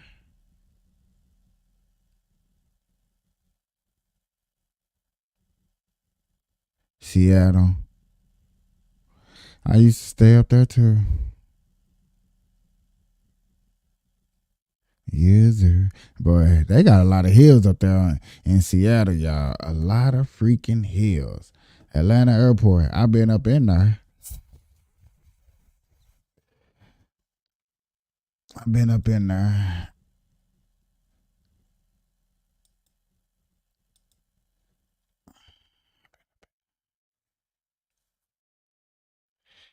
I was just really trying to see how long I can stretch this.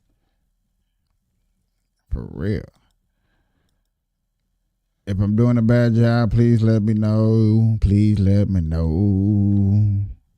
If I'm doing a good job, I would say let me know, but y'all not gonna let me know. So I think more likely y'all would let me know if I was doing a bad job. I think I picked the wrong one on my mama. I think I did.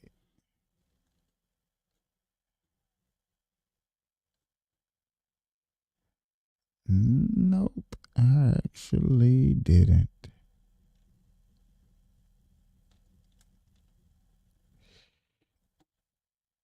I didn't need a bill.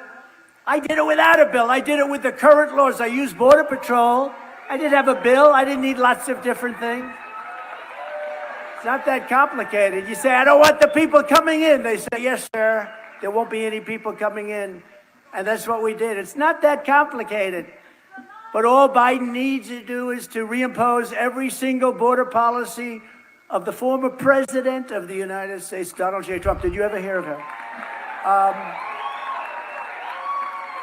And remember, I alluded to it, the bathing suit. He's in the bathing suit. If he would just go to the beach, and if he would have just gone to the beach, you know what, they think he looks good in a bathing suit. You know the chair, you know those chairs are meant for little children to lift up for their grandfathers, okay? He can't lift up the chair. He can't drag his feet through the sand. Doesn't work too well. Remember when he said, I'd like to take him behind the barn and punch him. Remember? And they all thought, the fake news said, isn't that nice? Isn't that cute? Oh, that was such a cute. Supposing I said that about him, I'd like to take him behind the barn and give him a shot. They'd say, he's a fascist. He's a fascist. They would call me a fascist. With him, he could say it. They thought it was so cute. I remember when he said that. And you know what would happen if he took me behind the barn? I'd go like this.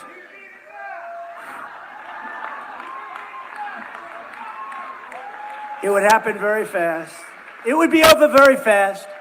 But they called me a fascist when I suggested it. Every day, Biden's extremist open borders agenda is destroying innocent lives. Last month in Texas, a savage illegal alien monster was charged with brutally murdering a 16-year-old Texas high school cheerleader, murderer, stabbing her 19 times and leaving her body in a bathtub.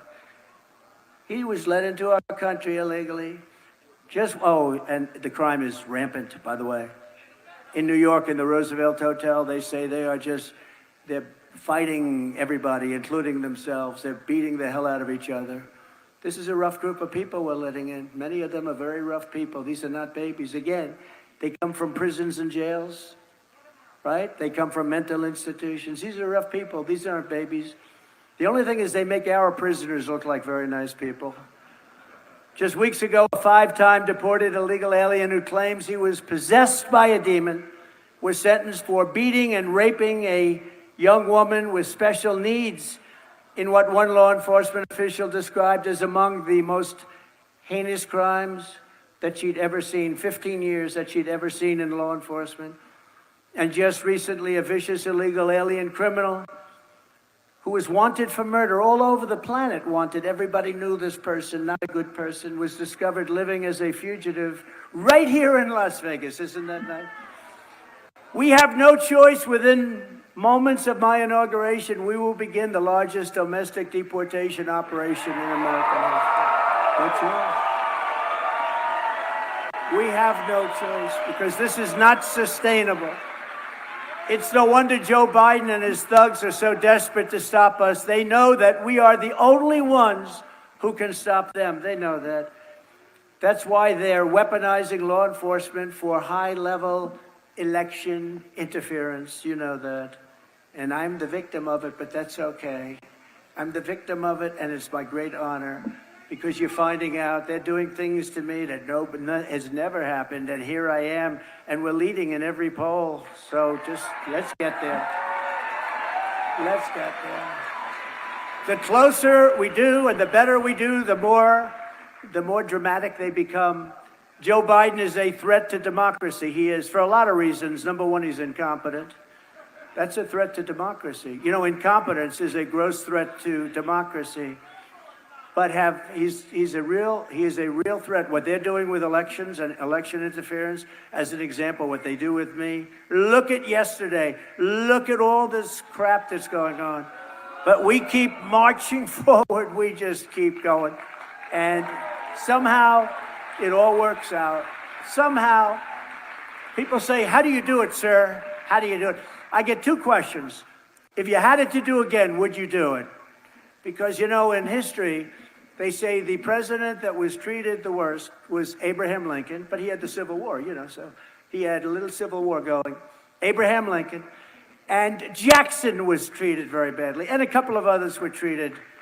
Andrew Jackson, he was treated very badly, and a few others. And I haven't seen the new list, but if I'm not number one over Abraham Lincoln, I will be very disappointed, because I don't believe any president's ever been. And they do that because their policies can't work. This is the only way they think they can win, because we have strong borders, we have strong elections. We have to, if you don't have borders and elections, you don't have a country. And we have strong borders, and we're going to have very strong elections. So virtually every poll has us crushing Crooked Joe in the general election, defeating, well, you saw the ones that came out today. 1 at 6, 1 at 7, 1 at 8, and 1 at 11 in the swing states. Well, Nikki Haley, have you ever heard of her? I didn't know she was still campaigning. She said, she's still campaigning? Oh, she was just endorsed by Liz Cheney. Can you believe it? If Liz Cheney ever endorsed me, I'd say, no, I don't want it. I don't want that. And there's a comparison graphic that they're going to put up on the screen, which is sort of interesting. But we're beating everybody. We're beating her by a lot, but we're beating Biden. She can't beat Biden. The polls are showing, the most recent polls, because she doesn't have Republican support. You know what she doesn't have? She doesn't have MAGA. She doesn't have MAGA. There's no MAGA. The radical left Democrats want Nikki Haley because they know she's the easiest person to beat, and she will. She doesn't have Republican support. Nikki Haley supports a 23% national sales tax, and she wants to gut Medicare and Social Security, raising the retirement age of Social Security to, think of this, about 77, about 10 years, 12 years. Anybody in their 60s or 70s, would you like to say, I'm just about there, darling? You're 62 years old. I'm just about there, darling, but I see Nikki Haley wants to make it 10 years longer, despite being completely unelectable. And I believe she's unelectable. Nikki is she's got a continuing plan in a shameless radical left craziness, because she's basically a Democrat. She's almost a radical left Democrat, which is hard to win elections like that. But it's like they use certain things as like a Trojan horse in the Republican primaries. Haley made a corrupt deal to sell out to the radical left, taking the Democrat money from donors and recruited all the votes. In the primaries that you just saw, she got killed in both of them. You had Iowa, you had New Hampshire. She got absolutely beaten badly. And she tried to cancel out Republicans, and she sort of did. She only got 25% of the Republican vote. In Iowa, where she came in a distant third. Remember, we have Ron DeSantis. Now, you know, I've terminated that other name, right? They asked me. They said, what about the sanctimonious? I said, no, I put that into retirement, that name is. So now I call him Ron DeSantis.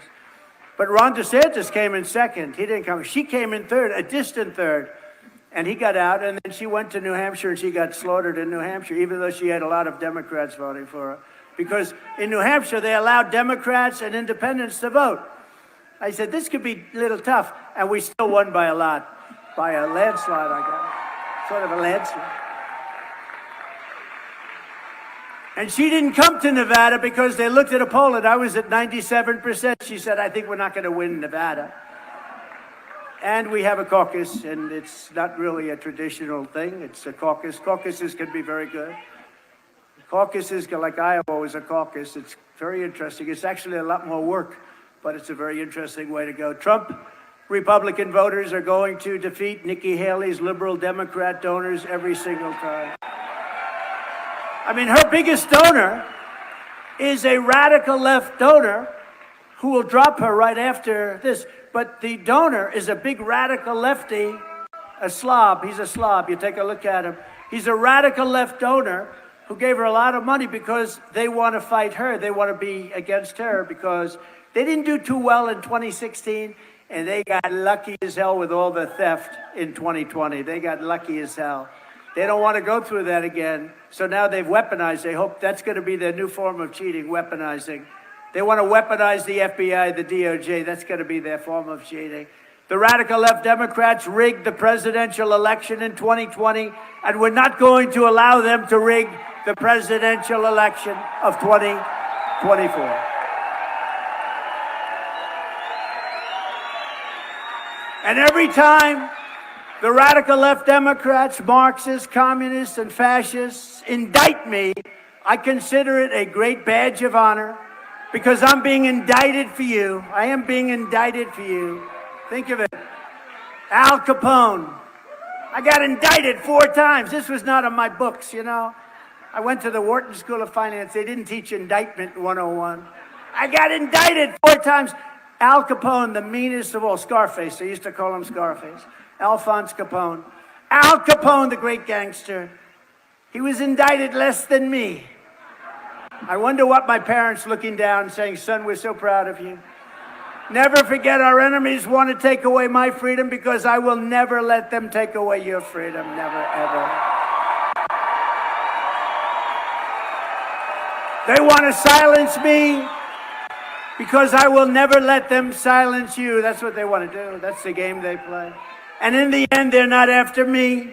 They're after you. I just happen to be standing in the way. Here I am. It's been a lot of fun. It's been a lot of fun. Had a good time. You get indicted because the worst thing that we can find out that this was just a rigged By the way, act to hide the real truth. Trump was just in the way of something bigger. We were all every be Democrat pissed. congressman Everybody. and senator fought in Left, 2016. right, up, It's down, okay for them, people on the but if we moon, fight Mars, it, but we actually caught it, everywhere will be pissed. and it was rigged, That's and it was something that we stolen. will Did ever you see where find out. Biden 2 days ago said, "I want to see the real governor of Virginia"? In other words, he said the election was rigged and stolen. Is he going to be indicted for that? What do you think, Robert? I don't think so, right? I don't think so. I don't think so. We're delighted to be joined today by a lot of people that are great leaders of your state. A man who's done a fantastic job as Lieutenant Governor, Stavros Anthony. Stavros, thank you very much. Thank you. Republican National Committee woman, Sigal Chetah. Sigal, sit up. Thank you, darling. Sigal. Clark County Chairman Jesse Law. Thank Jesse. Thank you, Jesse. Will you make sure they don't cheat in Clark County? I'm putting you in charge. Because we had a lot of problems with Clark County last time. Thank you, Jesse. I appreciate it. Esmeralda County Chairwoman, Teresa Barnes. Teresa, thank you. Thank you. Teresa Barnes. State Senator Jeff Stone. Good guy, too. A good guy. Thank you, Jeff. Good job. Nevada Assembly members, Richard MacArthur, Greg Hafen, Toby Yorick. Thank you, fellas. Got a lot of power in this room. We got a lot of power in this 100-degree room, don't we? You know, the fake news, sometimes it's 100, 110 degrees. Sometimes it's some of these buildings weren't built for this, right? Crowds like this. And if I'm a little bit wet, they say, oh, he was sweating. He was sweating. I don't think there are too many people up here that wouldn't be sweating. Not too many people could speak the first paragraph. But you know what? It's great. And the people are getting very close to getting in now. I hope they haven't missed too much. U.S. Senate candidates, really good people. Ambassador Jeffrey Gunter. Jeffrey.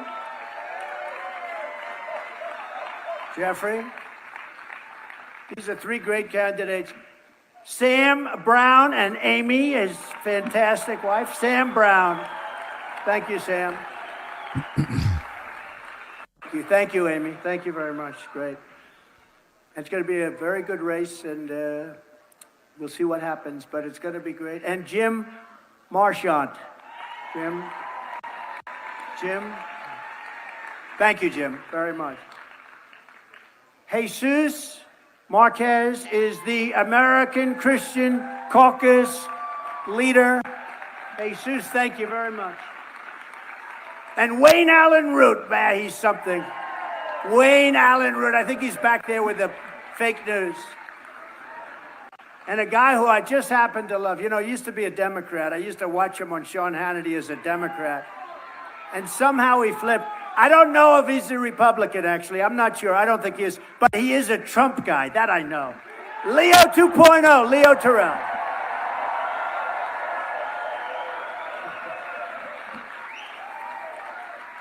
He's great. He's a great guy. Boy, I'd like to have him as my lawyer. I could use you. Do you want to get out of this television business, Leo? Former acting Attorney General of the United States, Matt Whitaker. Matt, thank you very much. And a warrior, Kash Patel, a warrior. He loves it. He loves war.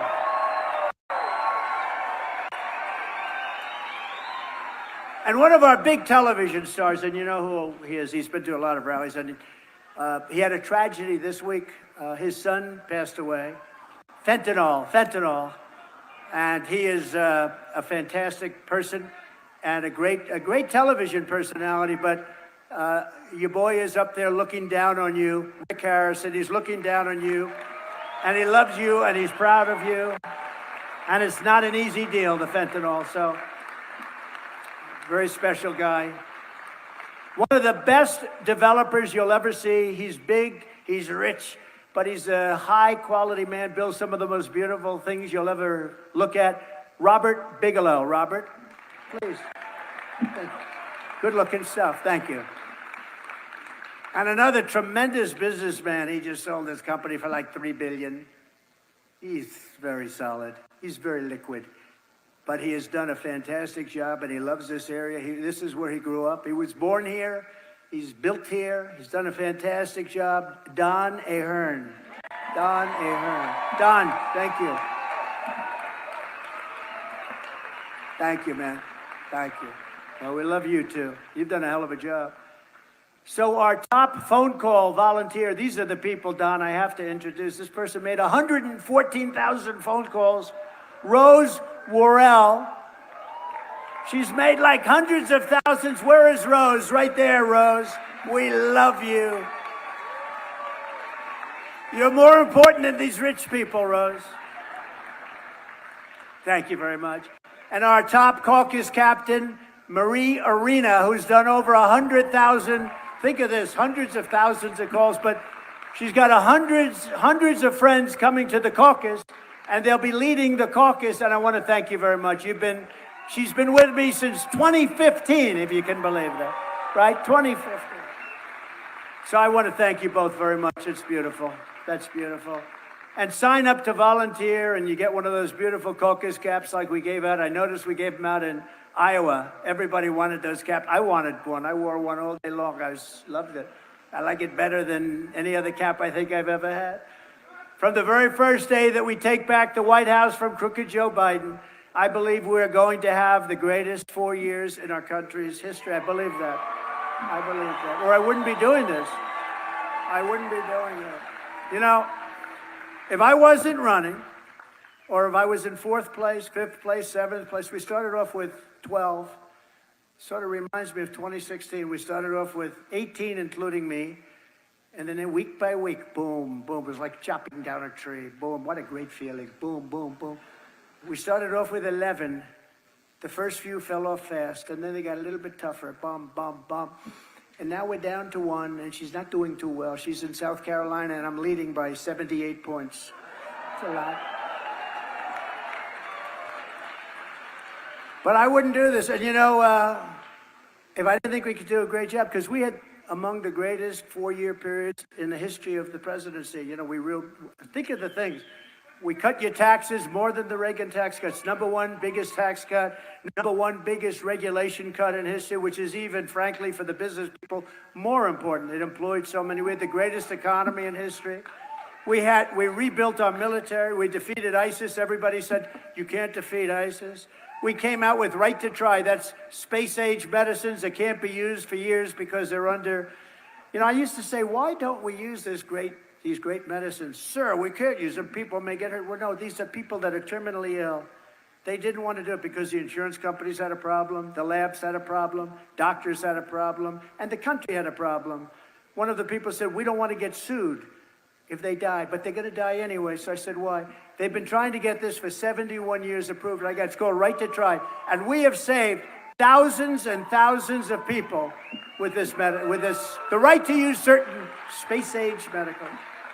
The medicines that they're using wouldn't be out for 5 or 6 years.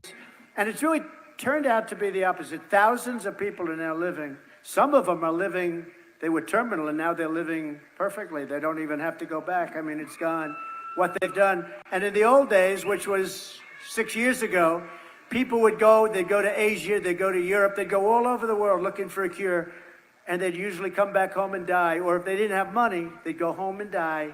Now, you sign a piece of paper, there's no liability to anybody. They give you these new drugs, pills, shots, whatever it might be. And many, many thousands of people are living now that would not be living. So we did so many things. Rebuilding our military was so great. Unfortunately, we gave 85 billion of it to Afghanistan because we had a bunch of not smart people running that operation. Under my leadership, virtually everyone was better off, including, very importantly, our cherished Hispanic American community.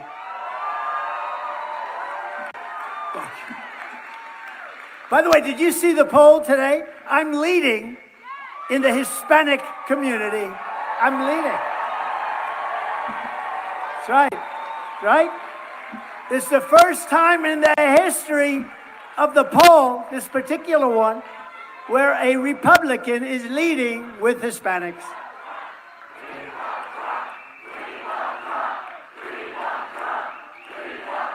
You can hear the crowd chanting for former President Donald Trump as he holds this rally in Las Vegas, Nevada. We're going to step away for another quick break here at Live Now from Fox, continuing coverage when we come back. They didn't get in. They're screaming from...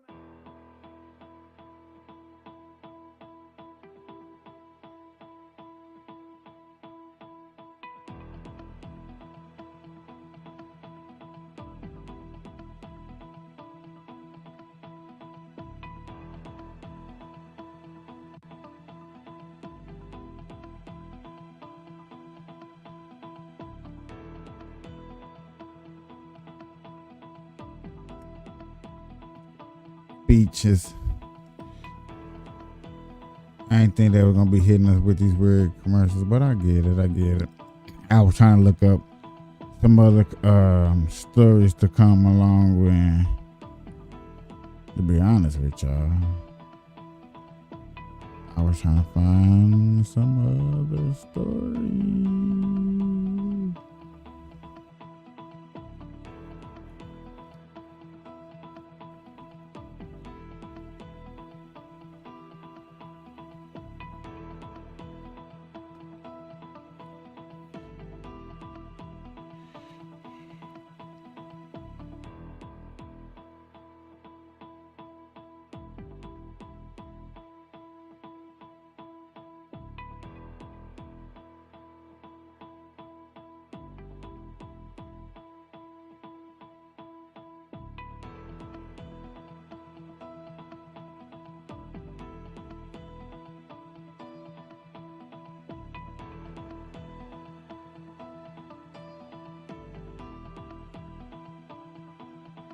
Some of these stories that I'm looking up behind in the background are just crazy.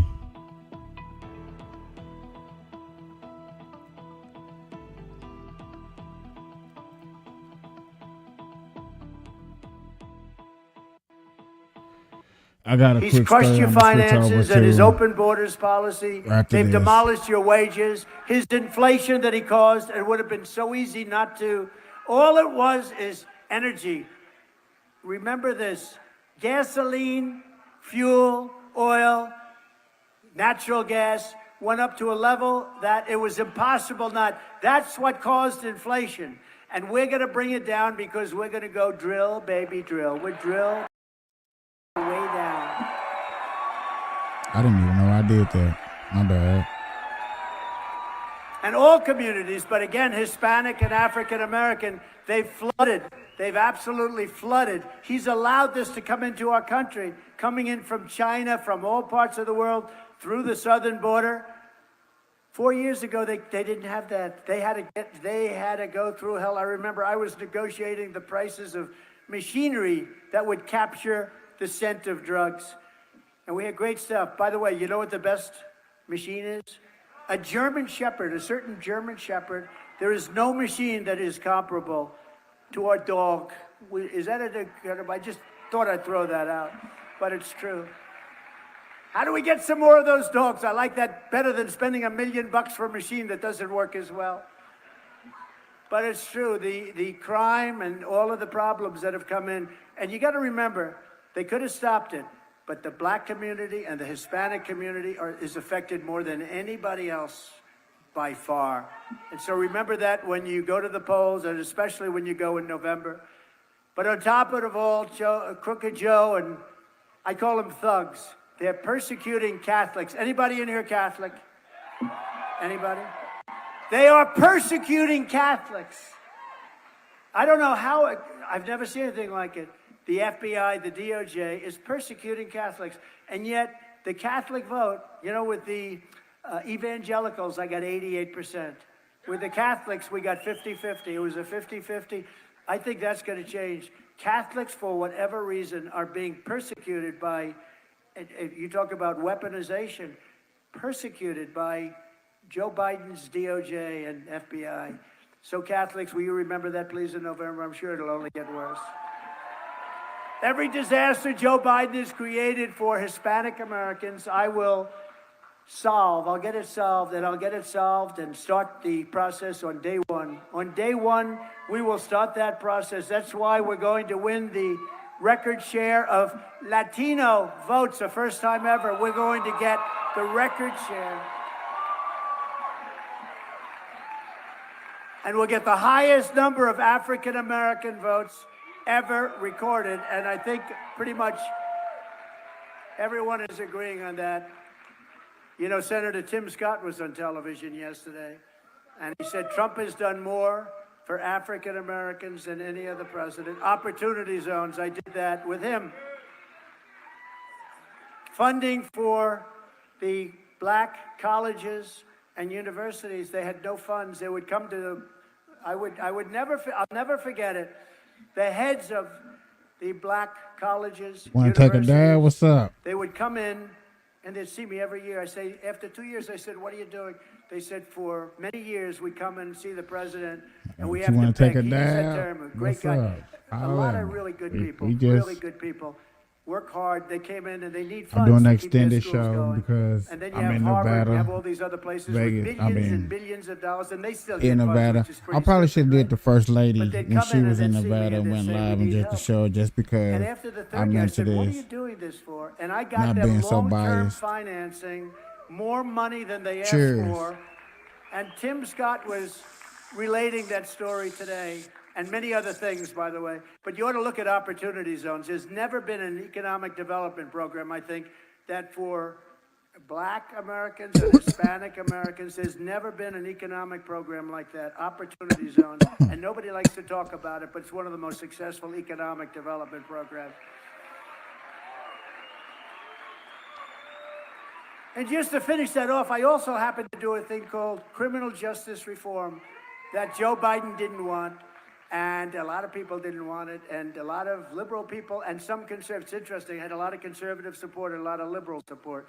Not a lot of support in the middle, but we got that done. So between those 3 or 4 things. Nobody's ever done what I've done for the black community. And Tim, I appreciate Tim saying it this morning on one of the Yeah, fake so I shows. smoked up. Anybody else want to? Before I even arrive at the Oval Office shortly after we win the presidency, I will have the horrible war between Russia and Ukraine settled. I'll get it done fast. I know them both.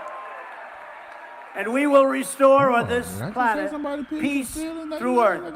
I am the only candidate who can make this promise to you. I will prevent World War III, and we're very close to World War III. We're very close to World War III. And on day one, I will end crooked Joe Biden's insane electric vehicle mandate.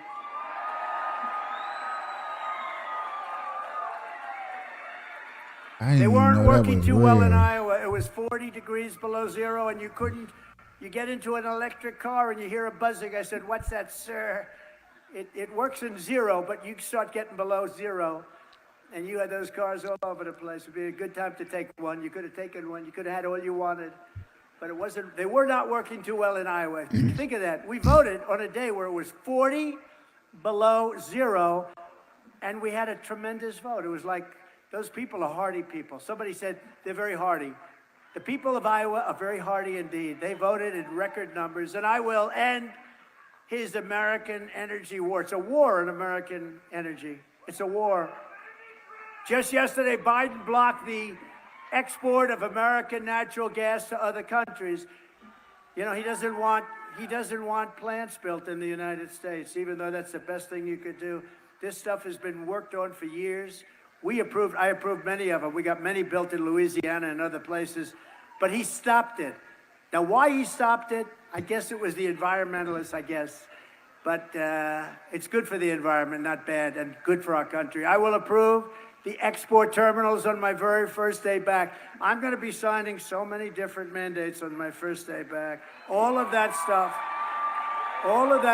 will be approved. I will direct a completely overhauled DOJ to investigate every radical, out-of-control prosecutor in America for their illegal, racist, in reverse enforcement of the law. And I'm also going to indemnify all police officers and law enforcement officials throughout the United States to protect them from being destroyed by the radical left for taking strong action on crime. We don't want crime. These cities are crazy what's going on. Hundreds of people yesterday walked into a department store and just walked out with everything. They emptied the store. Now the store is going to close. 5 years ago, they were all pushing for this store to open. They open. Now people are just walking in and robbing it. You can solve that in 1 hour. All you do is 1 hour. You have to treat the first one out the door of the next time it happens extremely tough. That means anything you want to do. And as soon as that word gets out and you let people know, from now on, you don't walk out with aspirin. You know, I have a building on 40 Wall Street, and we lost a big company, the big drug company where they sell drugs, drugstore. And I called the people. I said, "What happened?" He said, "The people steal everything off the shelves. We have to build glass." They built glass containers on the shelves. They're still, this is not just New York, all over the place.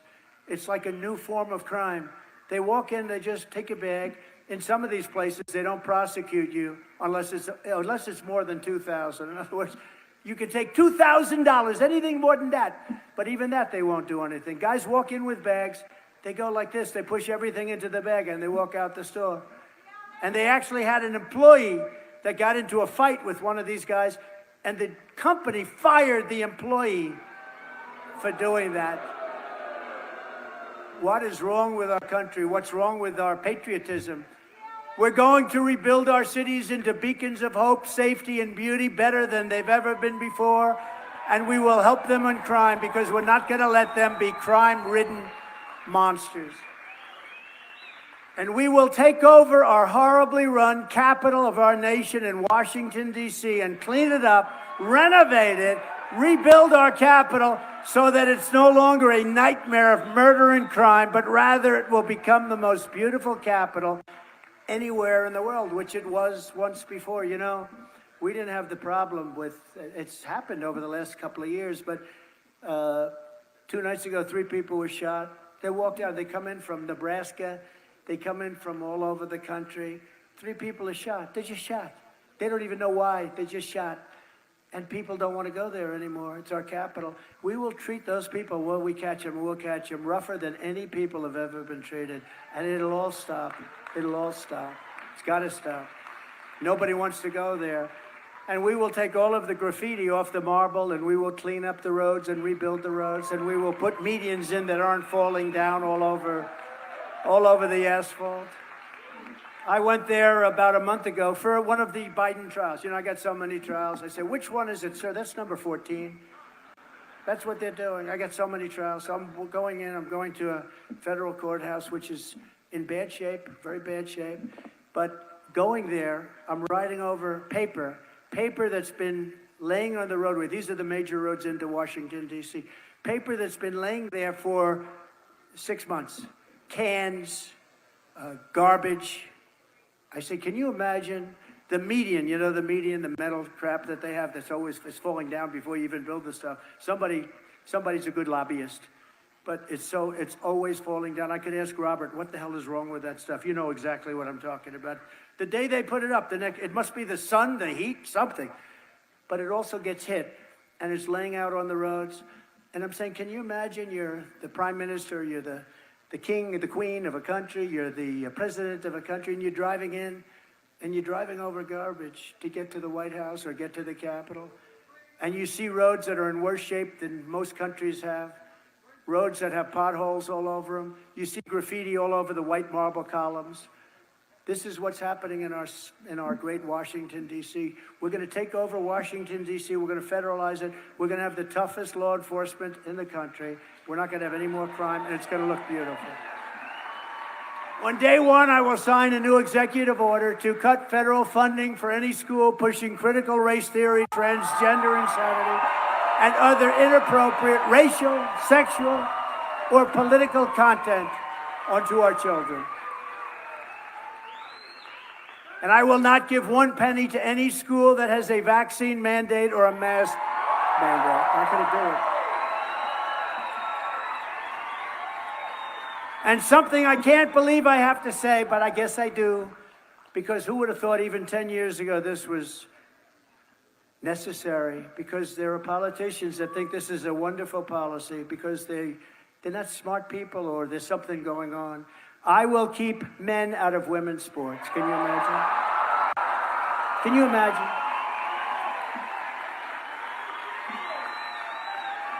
Can you imagine weightlifting? You ever see the difference? Weightlifter. They broke the record by, I think, 142 pounds. The record stood for 18 years. They couldn't break it. A quarter of an ounce here, a quarter of an, they couldn't get it. This guy comes along. Have you ever lifted before? No, I haven't. Oh. He broke the record by like 142 pounds. I don't think that record will stand a long time. You know, if we ever get it straight, and we will, because I'm going to sign right away. But when that's straight, women are going to look back and they're going to say, who the hell was it that is 142 pounds more? So we're going to have to bring back those records, I think. What do you think? Yes? Yeah. Because those records aren't going to be broken within the next 100 years by the women. How about the swimmers, where you look at the swimmers, all these great swimmers, and all of a sudden, this woman against a guy who's he looks like he's got the wingspan of the great Wilt Chamberlain, right? And he jumps into that pool, and the young women left and right, they're badly injured by the wind as he goes by. They get windburn. I will fully uphold the Second Amendment, and I did a great job in doing that. I will never allow the creation of a central bank digital currency, which is a big thing because they'll take all your money. They'll take all of your money, Don, and you won't know what the hell happened to my money. Of course, the court systems here like to do that too. They do it there. That's like communism, you know. So it's sort of when you think it's like a communist move, but digital currency, what do you see? But we'll get rid of that. We will protect innocent life, and we will restore free speech, and I will secure the elections like never have been secured before. Because if we don't have fair and honest elections, and if we don't have border security, if we don't have strong borders and strong elections, we don't have a country. We don't have a country. And remember when I used to talk about the wall? I built this tremendous amount of wall. That's why we had the best record. But they used to say, walls, we don't need walls. We need things flying up in the air. No, you need walls. Because there's only two things in history that work long term. Everything else is obsolete. You do a new computer, it's obsolete in like 3 days. Walls and wheels. You always have walls and wheels. A wall has worked for a long time. Our goal will be one day voting with paper ballots and voter ID. But until then, Republicans, you have to win, Republicans. Go out and win. When we get in there, we're changing it around. We're going to get rid of all the stuff. Paper ballots, they make special paper today. It's incredible. It sounds crazy, but it's incredible. Watermark. And it's good. And some governors are doing it. Some of the Republican governors have actually already started it. And number one, you're going to save a hell of a lot of money. It's about 9% the cost of doing it the other way.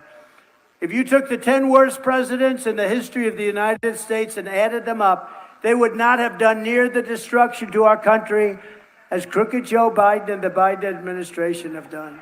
He's destroying our country. So if you want to save America, then get everyone you know out to vote in the Nevada caucuses on Thursday, February 8th. And it's very important for you to help educate all of our supporters that we're not talking about the government-run, universal mail-in ballots. We don't want mail-in ballots.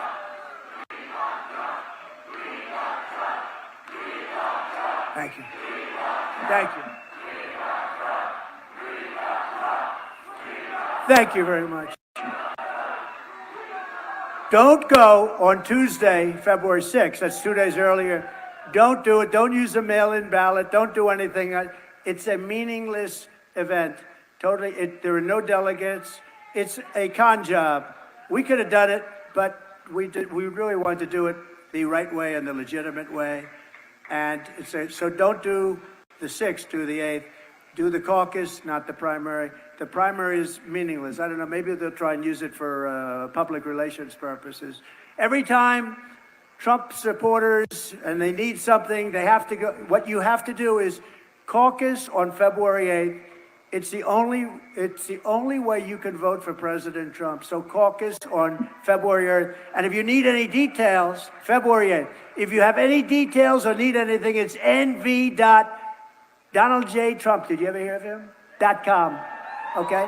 So in conclusion, when we leave this 109-degree room, from Henderson to Minden, from Elko to Reno, and from Carson City to right here in Las Vegas, we stand on the shoulders of Nevada patriots who crossed the ocean, settled a continent, tamed the wilderness, laid down the railroads, raised up those great skyscrapers, won 2 world wars, and lit up the most beautiful lights anyone's ever seen right here on the Las Vegas Strip. Together they built America into the single greatest country anywhere in the world. But now we're a nation in decline. We are a failing nation. We are a nation that has lost its confidence, its willpower, and its strength. We are a nation that has quite simply lost its way. But we are not going to allow this horror to continue. 3 years ago, we were a great nation, and we will soon be a great nation again. It was hardworking patriots like you who built this country, and it's hardworking patriots like you who are going to save our country. We will fight for America like no one has ever fought before. 2024 is our final battle. With you at my side, we will demolish the deep state. We will expel the warmongers. We will expel them. We're going to drive out the globalists. We will cast out the communists, Marxists, and fascists. And we will throw off the sick political class that hates our country. We will rout the fake news media, and we will evict crooked Joe Biden from the White House on Election Day 2024. The great silent majority is rising like never before. And under our leadership, the forgotten man and woman will be forgotten no longer. We are one movement, one people, one family, and one glorious nation under God. And together, we will make America powerful again. We will make America wealthy again. We will make America strong again. We will make America proud again. We will make America safe again. And we will make America great again. Thank you very much. Thank you, Nevada. Thank you. Get out and vote. God bless you. All right, and that wraps up former President Trump and his speaking engagement over there in Las Vegas, Nevada. Remember that their caucus is coming up pretty soon, and after that, they're going to head over to South Carolina. I want to thank everyone for being with us here on this Saturday. I'm your host, Karel Lahara. It's about time we take another quick commercial break, but when we come back, we're monitoring some live feeds, including this one from the other GOP presidential candidate, Nikki Haley. She is going to make some remarks soon. Don't go anywhere. We'll be back right after this.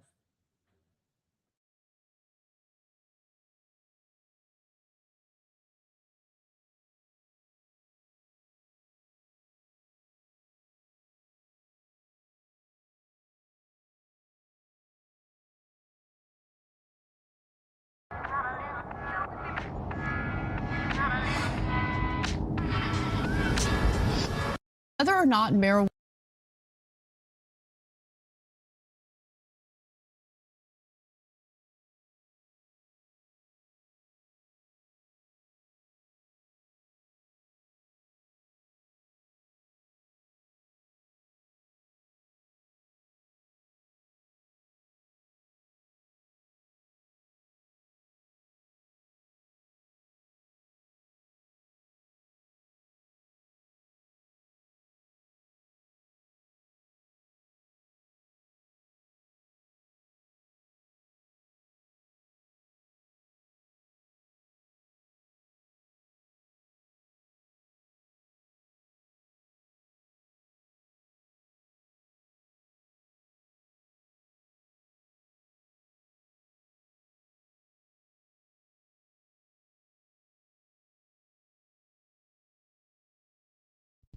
Ladies and gentlemen, I appreciate y'all hanging out with me and chilling. Dang, now I got the call. I was just chilling. I appreciate y'all hanging out chilling with me with this extended edition. I'm going longer than I normally would go because, for one, Trump was in Nevada. I wanted to go to the rally. Kind of glad glad I didn't because it was hard to get up in there. I do want to say, I don't know how long we're going to go. We're just going to cover a couple more marijuana stories before we get up out of here.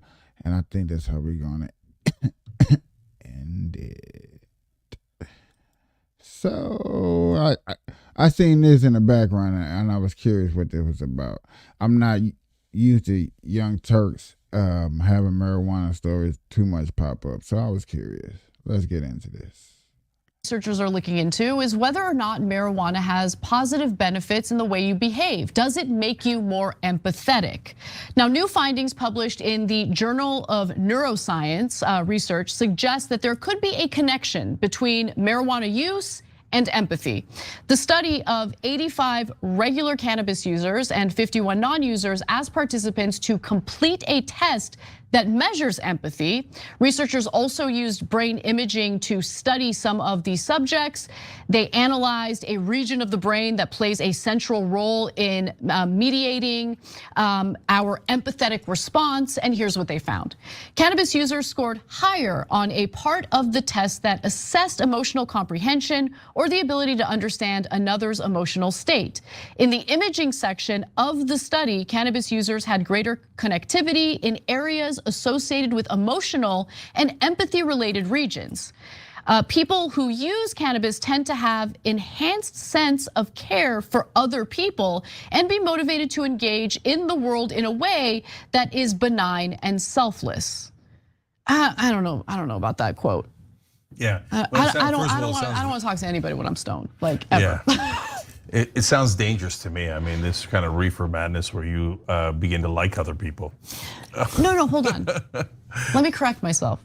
I don't want to be out in the world talking to strangers and connecting with strangers. Yeah.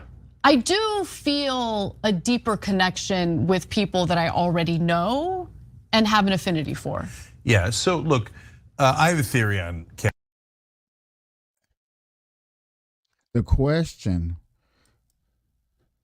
I wish they would answer, and I hope they do answer, is the fact that knowing that somebody is high, are you more tolerant to have them around you than have them away from you?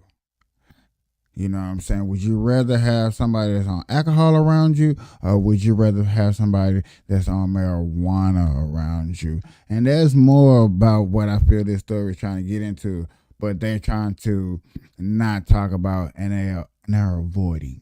It's like they're avoiding that part of the somatic studies. Cannabis, which is that it makes you do the things that you already do, but more deeply, right? So if you are already an empathetic person, it might make you even more empathetic. If you're already a douche, it might make you more of a douche. So that's my theory. Is there evidence? Basically, he has no theory. That was crazy. They just like, just marijuana just intensify how you think and how you are. And most people like, man, I be riled up and I be calm. Most people just want to be calm, cool, and collected. It's on that side? So yes, okay, so we'll get to that in just a minute. But I wanted to comment on what you just said. What I've noticed there's so many factors. First of all, the concentration of the THC, right? I think that plays a role. And to do this study, I'm curious about whether or not that factor was controlled, because some people might buy pot that's just a lower concentration of THC. It's not as strong. It's a weaker strain. I want to know how that is taken into account.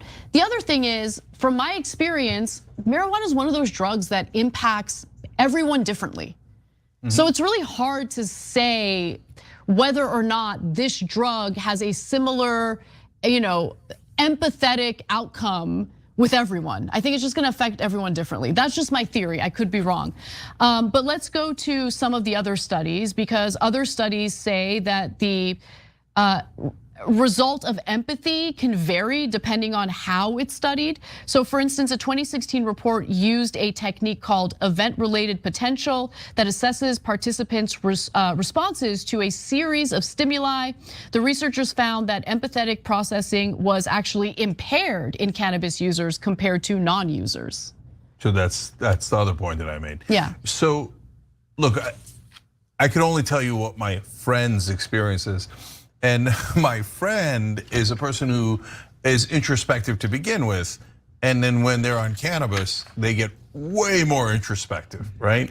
And then people who are a little bit paranoid get way more paranoid when they're on marijuana, et cetera. So look, I don't know that I'm right. I'd be super curious to study it more. Wait, I'm a talk show host. I'm definitely right. I don't care what the studies say. Okay, seriously?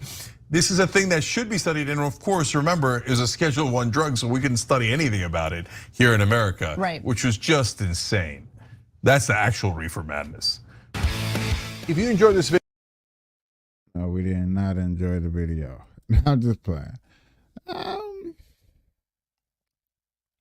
Well, at least we know one person on that show gets high. We did find that out. That was definitely exposed.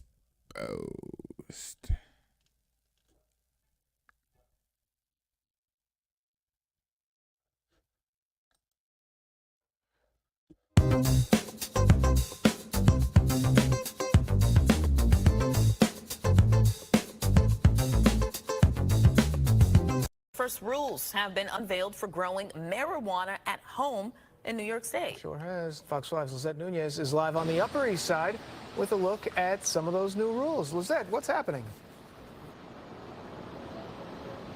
Dan, Tashana, good morning. Well, homegrown weed was part of a clause of the 2021 law that allowed for recreational use of marijuana. So now regulators are giving more insight on who will be allowed to grow weed at home and who will not be allowed. It's going to make a really, really big difference. New York regulators unveiling the first rules for those interested in growing pot inside their homes. The current draft would allow those 21 years or older to cultivate up to 6 mature plants which have visible buds and up to 6 immature plants which don't have flowers yet per home. New Yorkers could keep up to 5 pounds of flower on hand, significantly more than the current 3-ounce limit for legal possession. Residents are not allowed to sell what they grow. It would just mean that people don't necessarily have to go through a consumer experience or something where they're trying to find a dispensary, which has been, quite a challenge as the state has been grappling with multiple lawsuits that have really delayed the rollout. Some New Yorkers will not be allowed to participate, including those who live in NYCHA or government housing. That's because while the state has legalized marijuana, it's still illegal on the federal level. Today, the State Cannabis Control Board was supposed to discuss the rules in a meeting, but postponed the meeting last minute to instead focus on getting more licensed retailers open. Regardless, Alexander Overoff, the CEO of the Bud Grower, a company that sells kits for people to grow marijuana at home, says this is a game changer. He believes those who grow their own weed can save more than 90% of money they currently spend on buying weed. In the state of New York, where you're probably going to be allowed to grow 6 plants, that means you're going to be able, with a basic grow, to be able to generate around $12,000 worth of yield. So the meeting that was expected to take place today will now happen next month, I should say. That's when the commission plans on ironing out the rules. Now, following their vote, that's when they're going to give like a 60-day public comment period before the rules go into effect. That's the latest here on the Upper East Side. Tashani will. Everybody finna be pushed. Oh, I do. Everybody finna be pushed.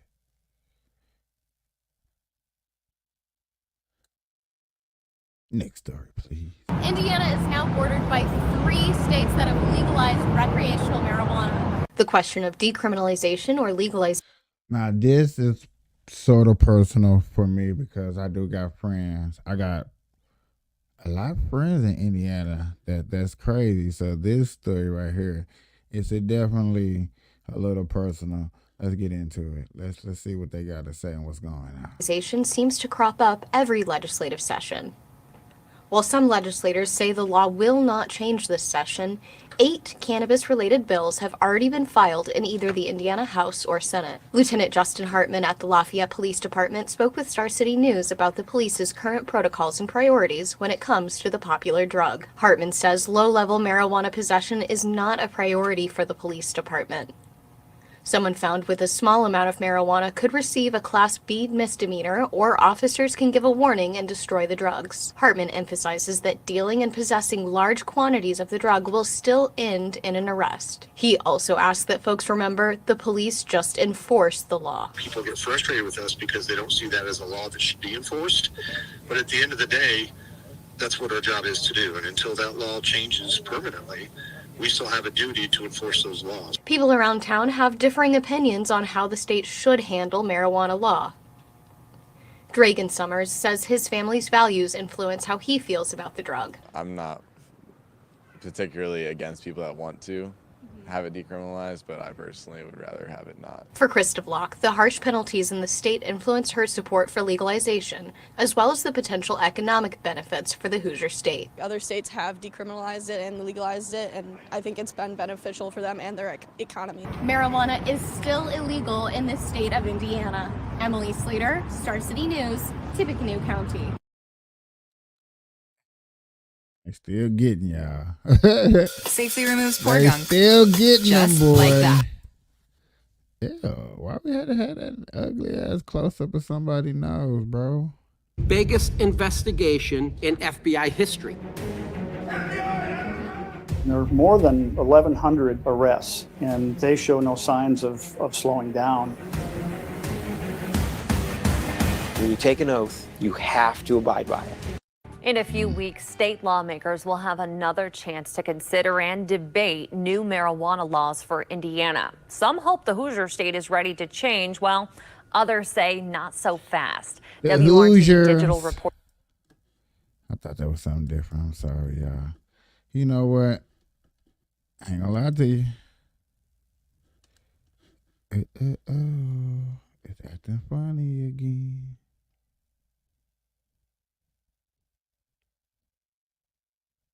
It's acting funny again, my friend.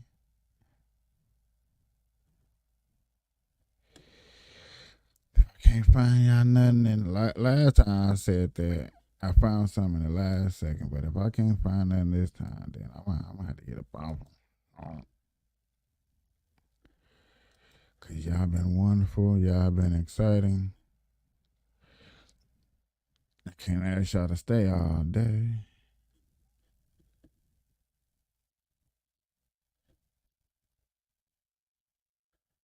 About the negative press, why don't they talk about the good stuff you do? I hinted on that a little bit earlier, but I'll just reiterate that the fact. I haven't heard this lady. I have the most powerful seat. Tiffany Hendrick, y'all, mayor in Dalton County, Illinois, who's been in the limelight for a lot of negative things that she has been alleged for, and people are mad. And this is the first time that she actually said something about the negative press, and I'm curious of what she got to say. And I know a couple of people are definitely going to do stories about this right here, because this is a person that's not a president, but these are more people who runs and take over your taxpayer dollars every day. The next question is, what do you think about the negative press? Why don't they talk about the good stuff you do? I hinted on that a little bit earlier, but I'll just reiterate that the fact is I have the most powerful seat in the Southland, which Francis Corelli held. He's over 190,000 residents throughout Fort Township. It's 17 cities/villages, including my very own Dalton as well. And right now it's a power grab in the Southland. So people don't think that I should be the mayor and also the township supervisor. Little do you guys know, when they was trying to remove me, replace me, another guy in Lyons, Getty, I think his name is Getty, he's the mayor of Lyons, and he's also the supervisor of Lyons. So the problem I have is they can do it, but we can't do it. So I like to showcase and show people, again, facts, because people don't understand. People think that I'm the first one to hold those seats. That's not true. It's another person got the same 2 seats, same 2 titles as I have, but y'all hear them talking about that Caucasian man or dragging him through the media or saying co-mingling or saying why he got both seats. You don't hear that, but it's just a problem because a woman has it, really. And then not only that, I'm a young African-American woman. She brought up somebody else for what she's doing wrong. She brought up racism, and that's not even why they're even looking at you. They're looking at how you spending the taxpayers' money. Are you spending the taxpayers' money wrong? Period. If you're not, they're wrong for investigating you. If they are not right and they are right, then hey man, look, you need to quit spending people's money out wrong and crazy, and that's why they're going after you. And then I wish she would have listed, because she said she already listed, and I wish she would have listed here. Whoever uploaded this could have had her list, and she should have listed so we can see and know what she did. We're like, okay, man, this is her little argument. Okay. So it's a lot of things that's going against me, which we thought would be good, young, but not always, because people don't think you're wise because you're younger. But right now, we have to bring the township up to the 21st century, because we are so outdated, it's not even funny. I just want us to. I am not believing that answered the question of why people are coming to attack her the way they're attacking her. And I do mean remember your childhood. They are attacking her for real, for real. It's not a game. It's not for practice. really going after her. They really are. Ah, shit. Nikki Haley talking. Nikki Haley talking. If Joe Biden was talking, I would cover him too. I'm not going to keep being extra biased on people. I feel it's time for me to just get out of here. But Nikki Haley is talking.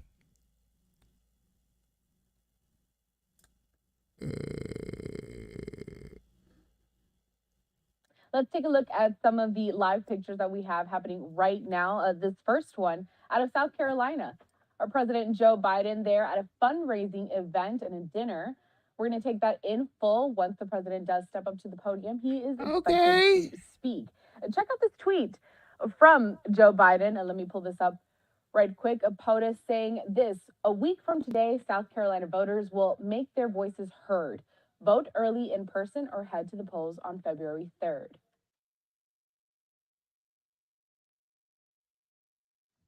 And then I also wanted to put up this tweet from Nikki Haley that says, welcome to South Carolina, Joe Biden. But let me make something clear. We don't want you taking away our cars, our stoves, our dishwashers, and our freedom. Speaking of, Nikki Haley also in South Carolina, kind of why she threw that jab at Joe Biden. Let's step out to that event happening now live. We've got some speakers as we prepare to hear from Haley.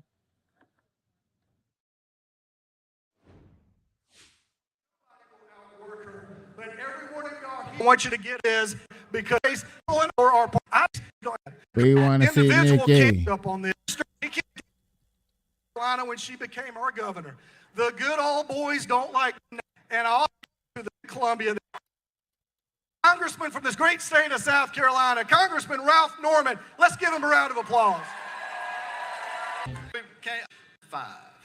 Damn, how far back did I rewind? Man, John DeWark, United States.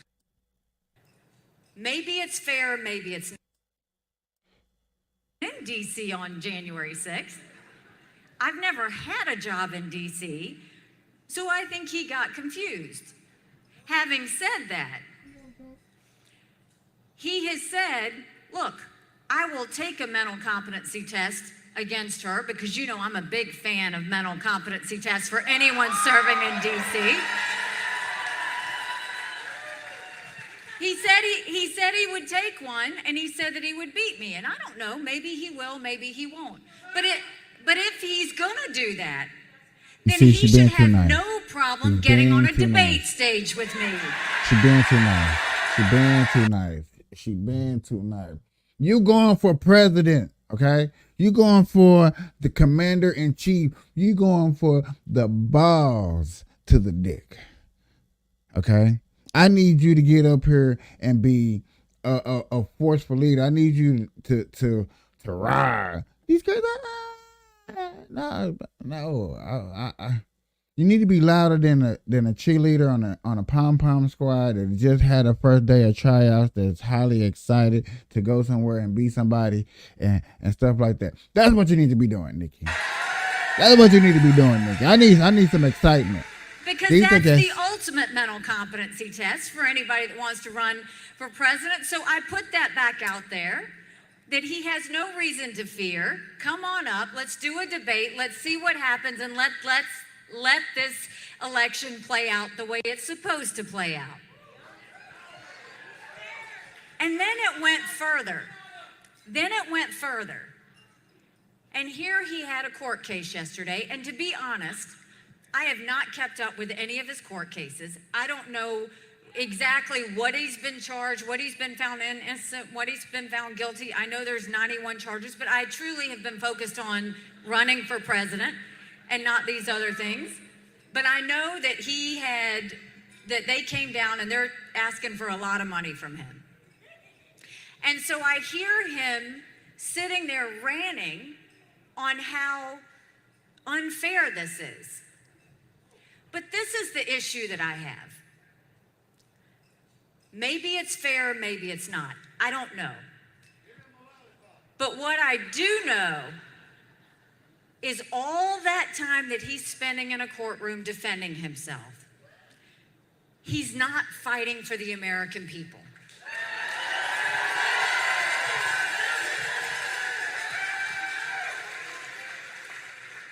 like he did on election night in New Hampshire, like he's done on his Twitter feed since he got the verdict. He has not once talked about the fact that he put us $8 trillion in debt in 4 years that our kids are never going to forgive him for. He loves that speech, that catchphrase. He's That's not even a good talked about what catchphrase. he's going to do to stop the flow of fentanyl and secure our border once and for all, because we've got to get that done. See, she's He doing hasn't talked about how we're going to get our kids reading again. He hasn't talked about how he's going to bring law and order back to this country. He hasn't talked about how he's going to deal with any of the wars that are happening. And what I Because for one, I feel like I'm just gonna think about this. Is just my opinion about the law and order in the streets. He can't bring that part up right now because people are going to hate. People are going to mix his words. Nikki Haley, you know they're going to mix his words up if we talk about law and order and what he's going to do in these streets, because we know what he's going to do in these streets. We know how he's going to clean it up. worry about for all of us is these court cases are going to go on for another year. And you know who sees that? Russia, China, Iran. That's who sees that. That's why I'm worried. That's the problem I have.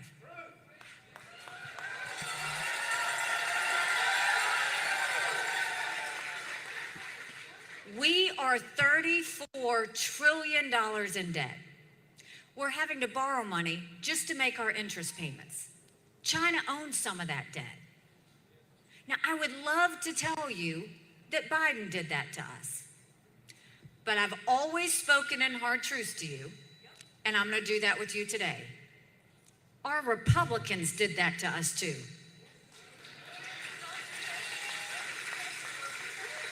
You go back and look at that $2.2 trillion COVID stimulus bill that passed with no accountability, left us with 80 million Americans on Medicaid, 42 million Americans on food stamps. That's a third of our country. And did Republicans try and make it right? No.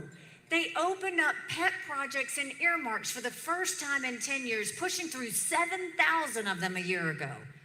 Want to know how they spent your money? $30 million on an honors college in Vermont, $10 million to tear down a hotel in Alaska, $7.5 million on a courthouse in Colorado, and the list goes on.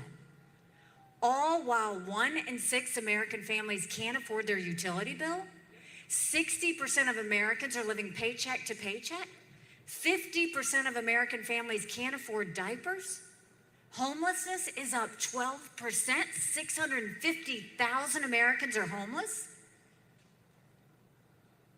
Congress has one job, and that's to make sure they give us a budget on time.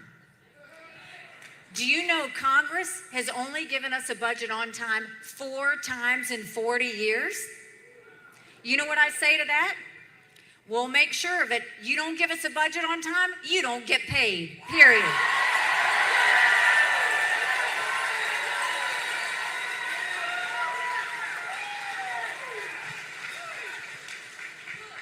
We will make sure we start with our economy by making sure we claw back the over $100 billion of unspent COVID dollars that are still out there. Instead of 87,000 IRS agents going after middle America, let's go after the hundreds of billions of dollars of COVID fraud. 1 out of every $7 was spent fraudulently. Donald Trump recently said the reason we went into so much debt was because of COVID. How could he let it get spent like that, where all of it was so fraudulently done? We count on our leaders to make sure they get it right. If 8% of our budget is interest, quit borrowing. Cut up the credit cards. You have to balance a budget every day. I had to balance a budget as governor. Why is Congress the only group that refuses to balance a budget?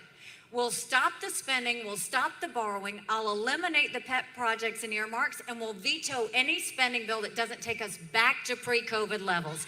That will save us trillions.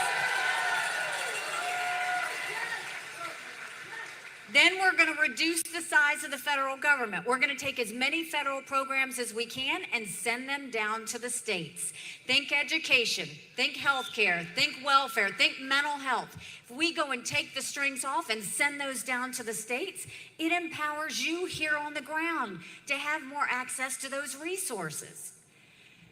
So we've got what we need to do to get that back on track. We know how we need to get our economy back on track. But now let's talk a little bit about education. Do you know right now in America, only 31% of 8th graders are proficient in reading? Only 27% of our 8th graders are proficient in math. If we don't do something and do something quick, we're going to be in a world of hurt 10 years from now. What we did in South Carolina, we need to do across the country. Instead of pushing kids forward, we started holding them back. We brought in their parents. We did reading remediation. We set them up for success. We've got to do that across this country. We've got to get our kids reading again.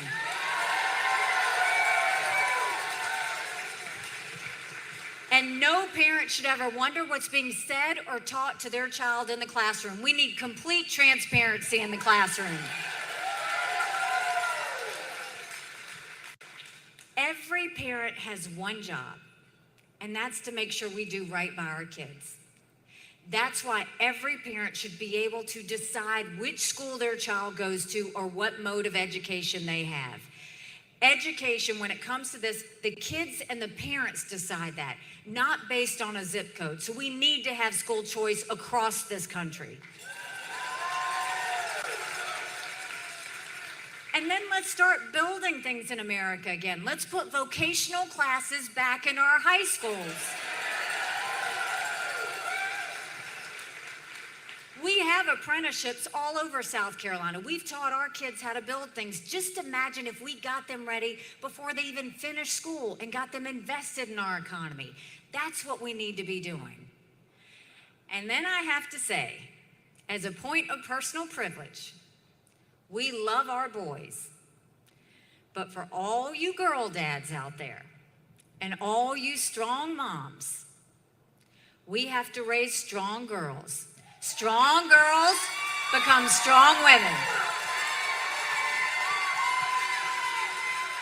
Strong women become strong leaders. And none of that happens if you have biological boys playing in girls' sports. We've got to cut that out.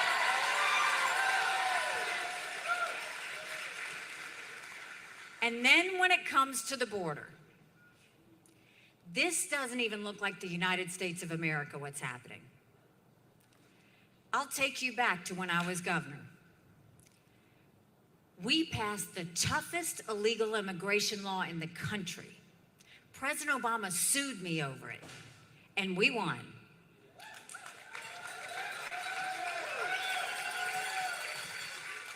I've been to the border, and I didn't pull a Kamala, go and come back. I went 400 miles down that border. You're not ready for what I saw. Mounds of clothes, mounds of shoes, paraphernalia, rape areas that the women and girls have to go through. When you get up in the morning, you get your coffee and you watch the news.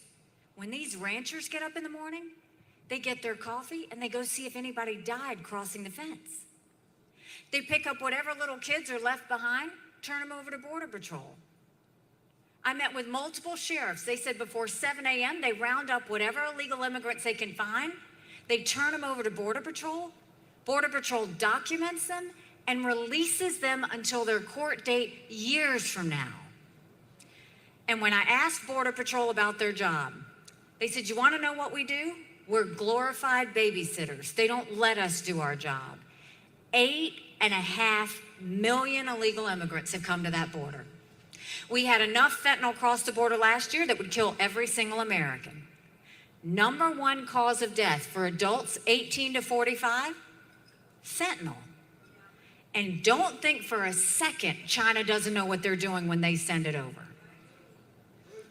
So what do we do when it comes to our border? We take what we did in South Carolina and we go national with it. We do a national E-Verify program where every business has to prove that the people they hire are in this country legally.